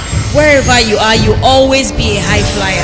So it will also help you, like I said, boost productivity. And when your productivity is boosted, it will lead to promotion, it will lead to more turnover in your business, it will lead to sales. And above all, you continue to grow and your income will increase. Thank you. So just to buttress what she said, I'm sure you saw the persons who did their pitch, right? Presentation. There is technique to presentation in 1 minute. So if I was given that 1 minute, there's a way I would do it in 30 seconds. And I've said all the relevant, remember, all the relevant things I need to say. Now that is presentation, and that is a soft skill. Empathy. Just on Tuesday, we are going through our financial records to know students who are paying, those who have not paid, and we call the students, why have you not paid your fee? And she said she will pay. I think in the course of the conversation, she said she lost her dad 2 weeks ago. Now, in that situation, are we or are you supposed to collect that money after hearing such? It is called empathy. Not everybody has it, but then you will learn it. And at that point, because we are empathic, yes, we are in business, but letting the balance go will not kill us, right? And that is just it. Thank you. Thank you very much. Thank you very much. Ms. Amara, please, I would like for you to round up this session with a random advice for all of us here. Thank you. Okay, thank you very much. Someone reached out to me about 3 weeks ago asking me to guide somebody on how to get remote jobs. And when the person chatted me up, I asked her, what skills do you have? She was a bit confused. And I told her something. I said, there's really never a time you're going to be starting from ground zero. There's always something you can build on. Do you understand me? There's always something you have you can build on. It's possible that you have certain skills that you're not thinking that are important. So you think that they are regular things. Maybe you've worked, maybe you finished WAEC, you worked as a sales representative in a supermarket, and you were able to drive, sales and get good revenue for the business. You have negotiation skills, you have marketing skills, but you're downplaying them. So look at yourself. One of the things about soft skills is that self-awareness is very key. Look at yourself, do an internal assessment. There's what we call SWOT analysis. Strengths, weaknesses, opportunities, threats. People do it for businesses, do it for yourself. I don't like to call them weaknesses, I call them areas for improvement. So look at yourselves. What are the things I can do very well now? What are the areas I need to improve on? Pick those areas you need to improve on, get better at them. The strengths you have, leverage them for more productivity. Don't look at the things you cannot do as weaknesses. Look at them as areas that you need to put more energy in, get more training in, and get better at. And that way, when you do that self-analysis, get feedback from people. Ask them, oh, how do you think I do in this aspect? What do you think I can improve on? Human beings naturally do not like criticism.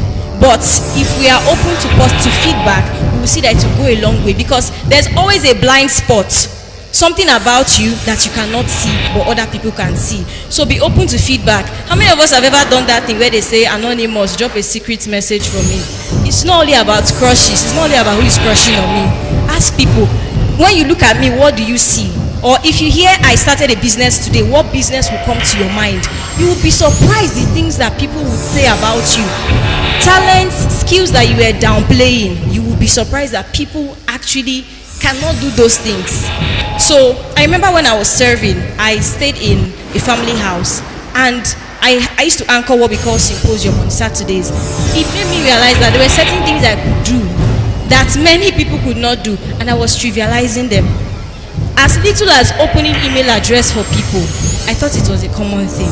So it might not be that, it might be something else that you can do. Pick it, leverage it, and then be open to learning. Never stop growing. There are many courses you can take online. Jobberman is there, Corriftech is there. There are other amazing platforms as well. Leverage them and make sure that you are not gambling with your growth and personal development. Thank you very much. Thank you very much, Ms. Amara. It was lovely having both of you on this session. Can we come together for a picture, please?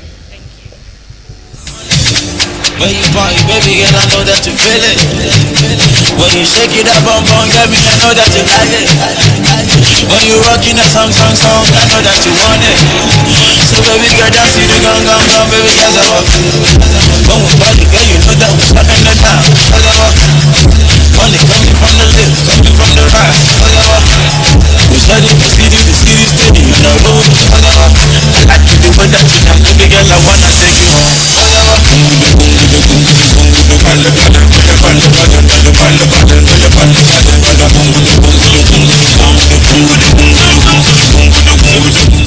Alright, can we put our hands together once again for them?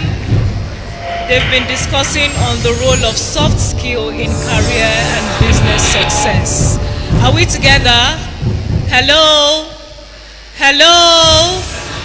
Okay, don't worry, we will be rounding off in a bit, I promise. So it's now time for us to call Honorable Michael Odogu back on stage. He is the SSA to the governor on youth development. Remember, we had 10 people that pitched their business ideas, and out of these 10 people, 5 people out of them will be given 100,000 naira each. So the judges are ready, and I need Honorable Michael Odogu to be right here on stage. Thank you. Thank you so much. I know we're tired. We'll be leaving very soon. This is the last segment of this program. So I would like all the contestants, if you know you are among the persons that will want to give this money, just the 8 of them, please come back to stage. I don't want to, you know yourselves, just come back to the stage. Where are the contestants? Where are the contestants? Please come back to the stage. We have 30 seconds to be on the stage or you'll be automatically disqualified. Counting 29, 28, 27, 26, 22, I'll never let you go. 10, 8, You let me go. Now I found the Lord that is good. You want to sit on my chair? Come here. Alright, DJ, kill it, kill it. So immediately I'll be inviting my wonderful judges, panel of judges, the CEO of Vent Africa, I like to call him, the CEO of Sell Your Market, and the CEO of Corif Tech Solutions. Please, I'd like to have you people back on stage. I'd like to have you on stage. I can imagine how you're feeling. Hey, I wish I'm the one, but you all are winners. I'm proud of you. I'm proud of you all. You're all winners, okay? Irrespective of what happens here, you're all winners, okay? And I'm giving all of you automatic, don't worry, I'll announce it after. So you're all winners, all right? So don't feel bad. Don't feel bad. Whatever happens here, you're all winners, okay? You can shake it up a little. Shake it up. While we're waiting for the judges, shake it up. Shake it up. Don't dance. Okay, anybody that does not dance will not get our money. Shake it up a little. I like it when you dance. Shake it up. Baby girl, you dig a lift. Alright, the judges can come. I like it when you dance. When you whine. Baby, you got my face. Body not get low, baby no show you. Say your body not get low, baby no come. Alright, you people cannot even dance. Judges have disqualified the 8 of them. Let's look for new persons. They cannot even dance. Alright, so quickly, just stand by the side. I'll be presenting the mic so that they can see the judges. I'll present, you can go there. Are you removing yourself? You don't even have faith. Your faith is dead. So I'll be presenting the mic to the CEO of Vent Africa. He's going to be presenting. Okay. All right. To you. Okay. So we feel like this was very important. Good afternoon, everyone. Are we still here?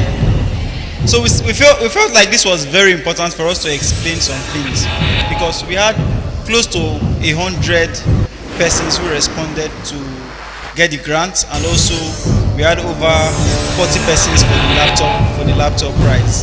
And you may be surprised, how did we now get just 10 persons here, right? So it's very important for us to clear the air. So you do not think it's not scam. Do you understand? We have to look at a whole lot of things like we look at business registration, which is very, very important. We also looked at current state of business. So current state of business, we looked at a whole lot of things before taking them down to this number. These are not the businesses that are registered, but businesses that are active. Okay? That are active. And then also, for the laptops, right? We also had to look at persons who are already they've already started a training in tech, but having issues because of they don't have a laptop, they're having challenges. Do you understand? A whole lot of other things before we broke it down to the number of persons that you'll be seeing that will go through a spin, and then we'll finally get somebody. Okay? So it is not a what? It's not a scam. Okay? It's a very, very open process. Please. Thank you so much. So I'll call on the CEO of Vent Africa to come, and the judges, we are done with our work, so he's just going to explain to you how we arrived at whoever is going to get the grant. Okay? The 5 persons that we get in the grant. Thank you so much.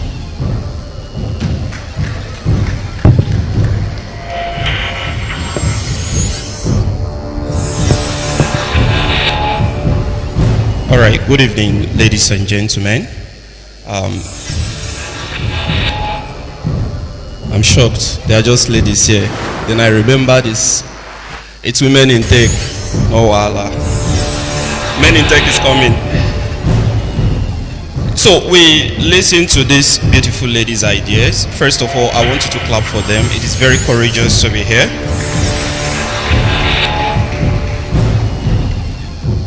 And listening to them, the judges here, we picked some important points from the problem solution fit. We look at the market opportunity. We also looked at the business model. We looked at the traction, if the people are there. We looked at the certain skills that they mentioned, at least for the things they said to us. We also looked at the financial viability of this business over a period of time, let's say 5-10 years. We looked at the impact in the society.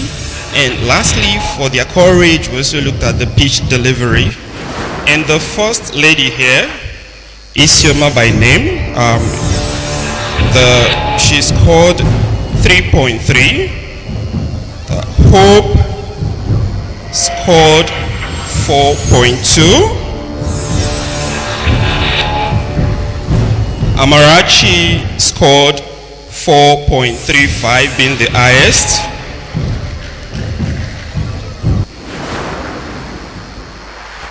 Purity scored 4.0. And last but not the least, in no particular order, for the top 5 persons who came here, courageous ladies, to pitch for us their beautiful ideas, we have Onyinye. She scored 4.1. Thank you, guys. You can do better than that. So if you heard your name, please step out. We have the 5. All of you are winners. But these 5 are going home with a sum of 100,000 naira.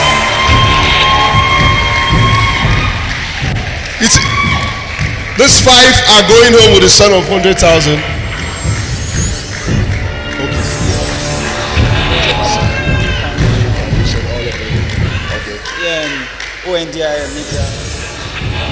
Okay, in no particular orders, I would like to recognize our partners, our CEOs and the bosses in the house. Please, we want you up stage. We have ONDI, we have Ping, we have Jobberman, we have Coriftech, we have, please, I'd like to have you people all on stage. We have Nadestu, yes. Please, I'd like to have you all on stage. It will be my pleasure to have you all on stage. This is a wonderful crowning moment. President Nadestu, National Association of Delta State Students, you're doing well. You're doing well. All right, we'd like to have every one of us on stage. And my judges too. These ones are going home with a sum of 100,000, mentorship section, and many other freebies that will be coming from this. Congratulations to all of you. Wow. Yes, congratulations to all of you. So please, we'll join them. We're going to have a group photograph with them. It's the time of their life. Okay, coming in. Yes. Mama, you're going to do the video.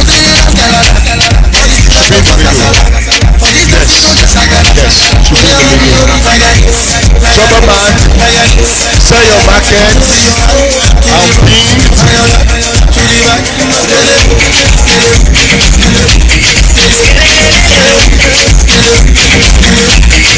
wow! Please, DJ, turn it down.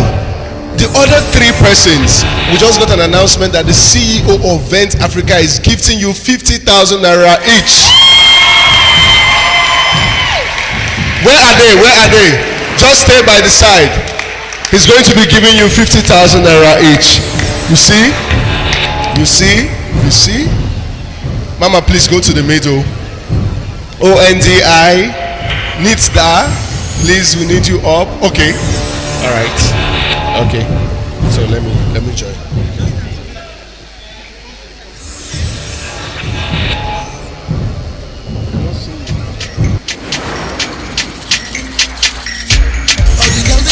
Thank you. Congratulations to all of you.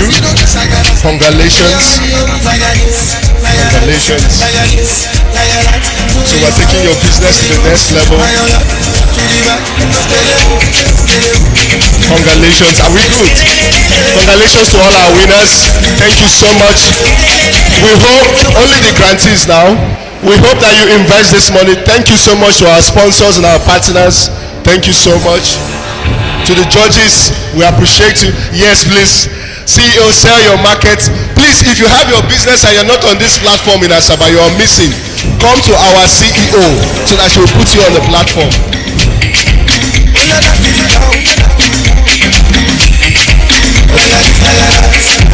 Thank you so much. Thank you to the grantees.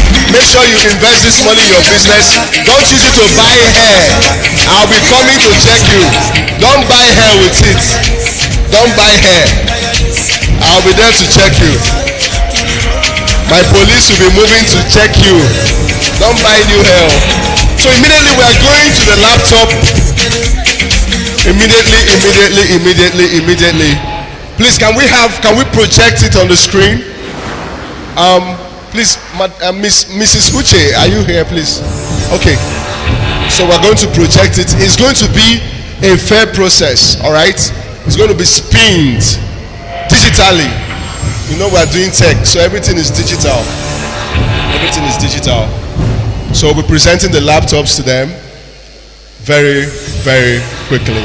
Are we ready? Okay. Wow. All right. So we have 4 persons, right?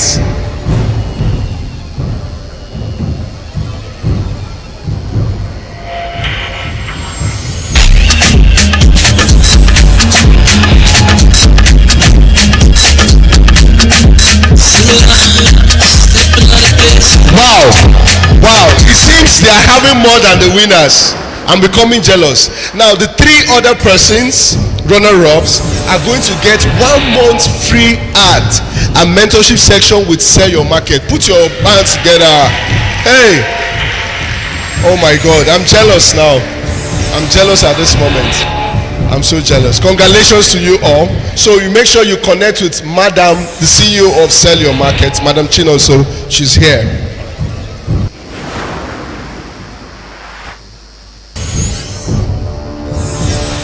Okay, so we have 4 persons. Please let me use the screen. One of them is going to be going home with a laptop. Wow, this is mind blowing. Please let's have them on the screen. It's going to be fair. Obianuju Rufus, is she here? Please come out, Obianuju Rufus. We have Blessing Injideka. Is she here? Please run to the stage. If you're not here, we'll remove you and replace you. I have the anointing of replacement. Favor Ngozi Obogu, is she here? Please come out now. I'm beginning to get angry now. I'll change all your names. I have Anyoha Ujunwa Cynthia. Please come out. So one of them is going to be going home with a laptop. It's going to be a digital process. Fair. That is why we're putting it here. So that they won't say we did any Ojoro. So please come to the stage. They're not seeing you there now. Are you afraid of the stage? Where's Obianuju Rufus? I think one of them is not here. Is she here? So we just have 3 persons. Just 3 of them. So are we ready? We're ready to spin. Where is Obianuju Rufus? Is she here? Can we?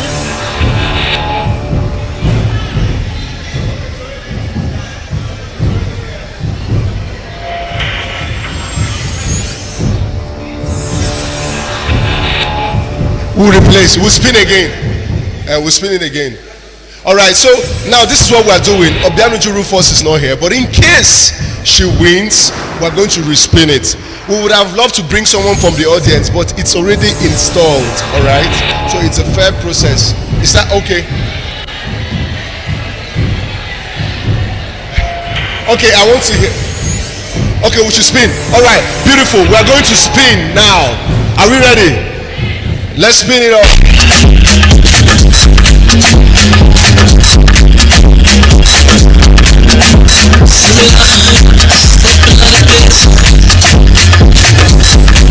Wow.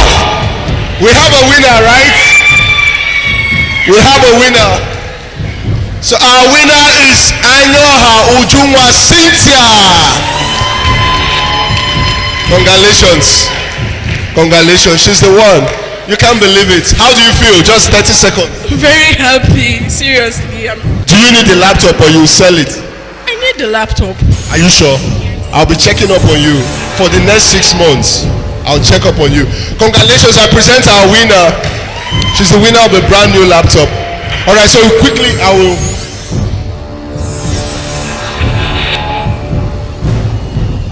Wow.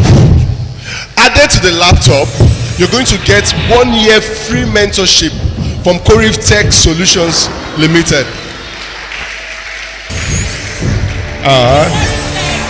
Thank you, Corif Tech. So quickly to present the laptop, I'll be inviting the CEO of Corif Tech Solutions and the convener of the Women in Tech Summit 3.0. Then she can also call some other persons that will join her if she wishes to present the laptop. You said? Dr. Odaoram, sorry ma, she'll be coming on with the CEO of Corif Tech Solutions to present the laptop. See, we are going to do boys in tech, men in tech next year. I'm going to organize it, men in tech. How can women be taking everything? We're going to do men in the house. Are you ready? Men in tech next year. Alright, so we're going to present it.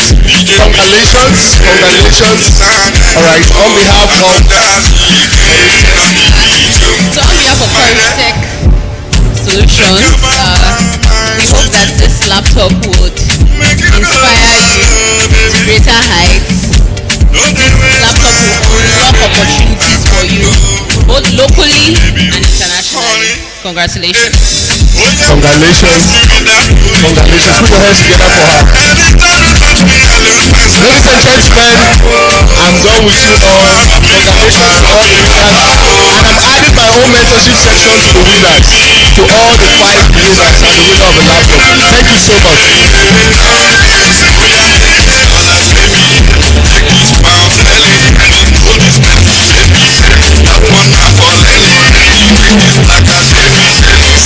much. Can we put our hands together for our collaborators? Can we put our hands together for them? It's not easy. Congratulations to those who won money, the grants, and congratulations to, is it Chinonso that is her name right now? Yes, Cynthia, congratulations on your laptop. All right, in rounding off, I would be handing over the mic to Cynthia, the CEO of Corif Tech, for her vote of thanks. Thank you so much for staying this long. You all are the real MVP. Like I said, the event is packed. There's so much for everyone. So we are going to send, there's an free e-commerce subscription for 100 women in the hall. It's going to be sent to you via email. So if you're interested, you're a retailer, whatever you sell online, it's just like Jumia. You are not paying for anything. You are not paying for anything. This is being sponsored by August Commerce. It's just like Jumia and the rest of the platform where you have your own dedicated space. For every registered person here, you get all materials, all videos, links to register for the free training for Jobberman, for the voucher, as well as the e-commerce platform. This is me saying thank you so much to everyone. Thank you for making this a reality. To our sponsors and partners, this won't be possible without your effort, your support, and most importantly, the money. And also to friends and family, to my beloved mom, please celebrate her. Celebrate my mom. Thank you so much for doing this. It's not easy, but we say thank you to every one of us. I would have started mentioning names, but then PIN Foundation will say thank you. ONDI, NITA will say thank you. Uncle Pat, Doctor, thank you so much. Sell Your Market, Vent Africa, everybody who contributed their money, 10,000, 5,000, 1. We say thank you so much. And this is me saying, see you in 2025. And this is, in 2025, our target is 5,000 women, and it's a South-South Women in Tech Summit, November 1st. Thank you so much, and see you next year. All right, so we put our hands together for the convener. All right, in rounding up, let's have a group photograph. Everybody. outside, please. The outside. Thank you very, very much. I've been your host. My name is Perpetua Iboba. We'll do this again next year. God bless you.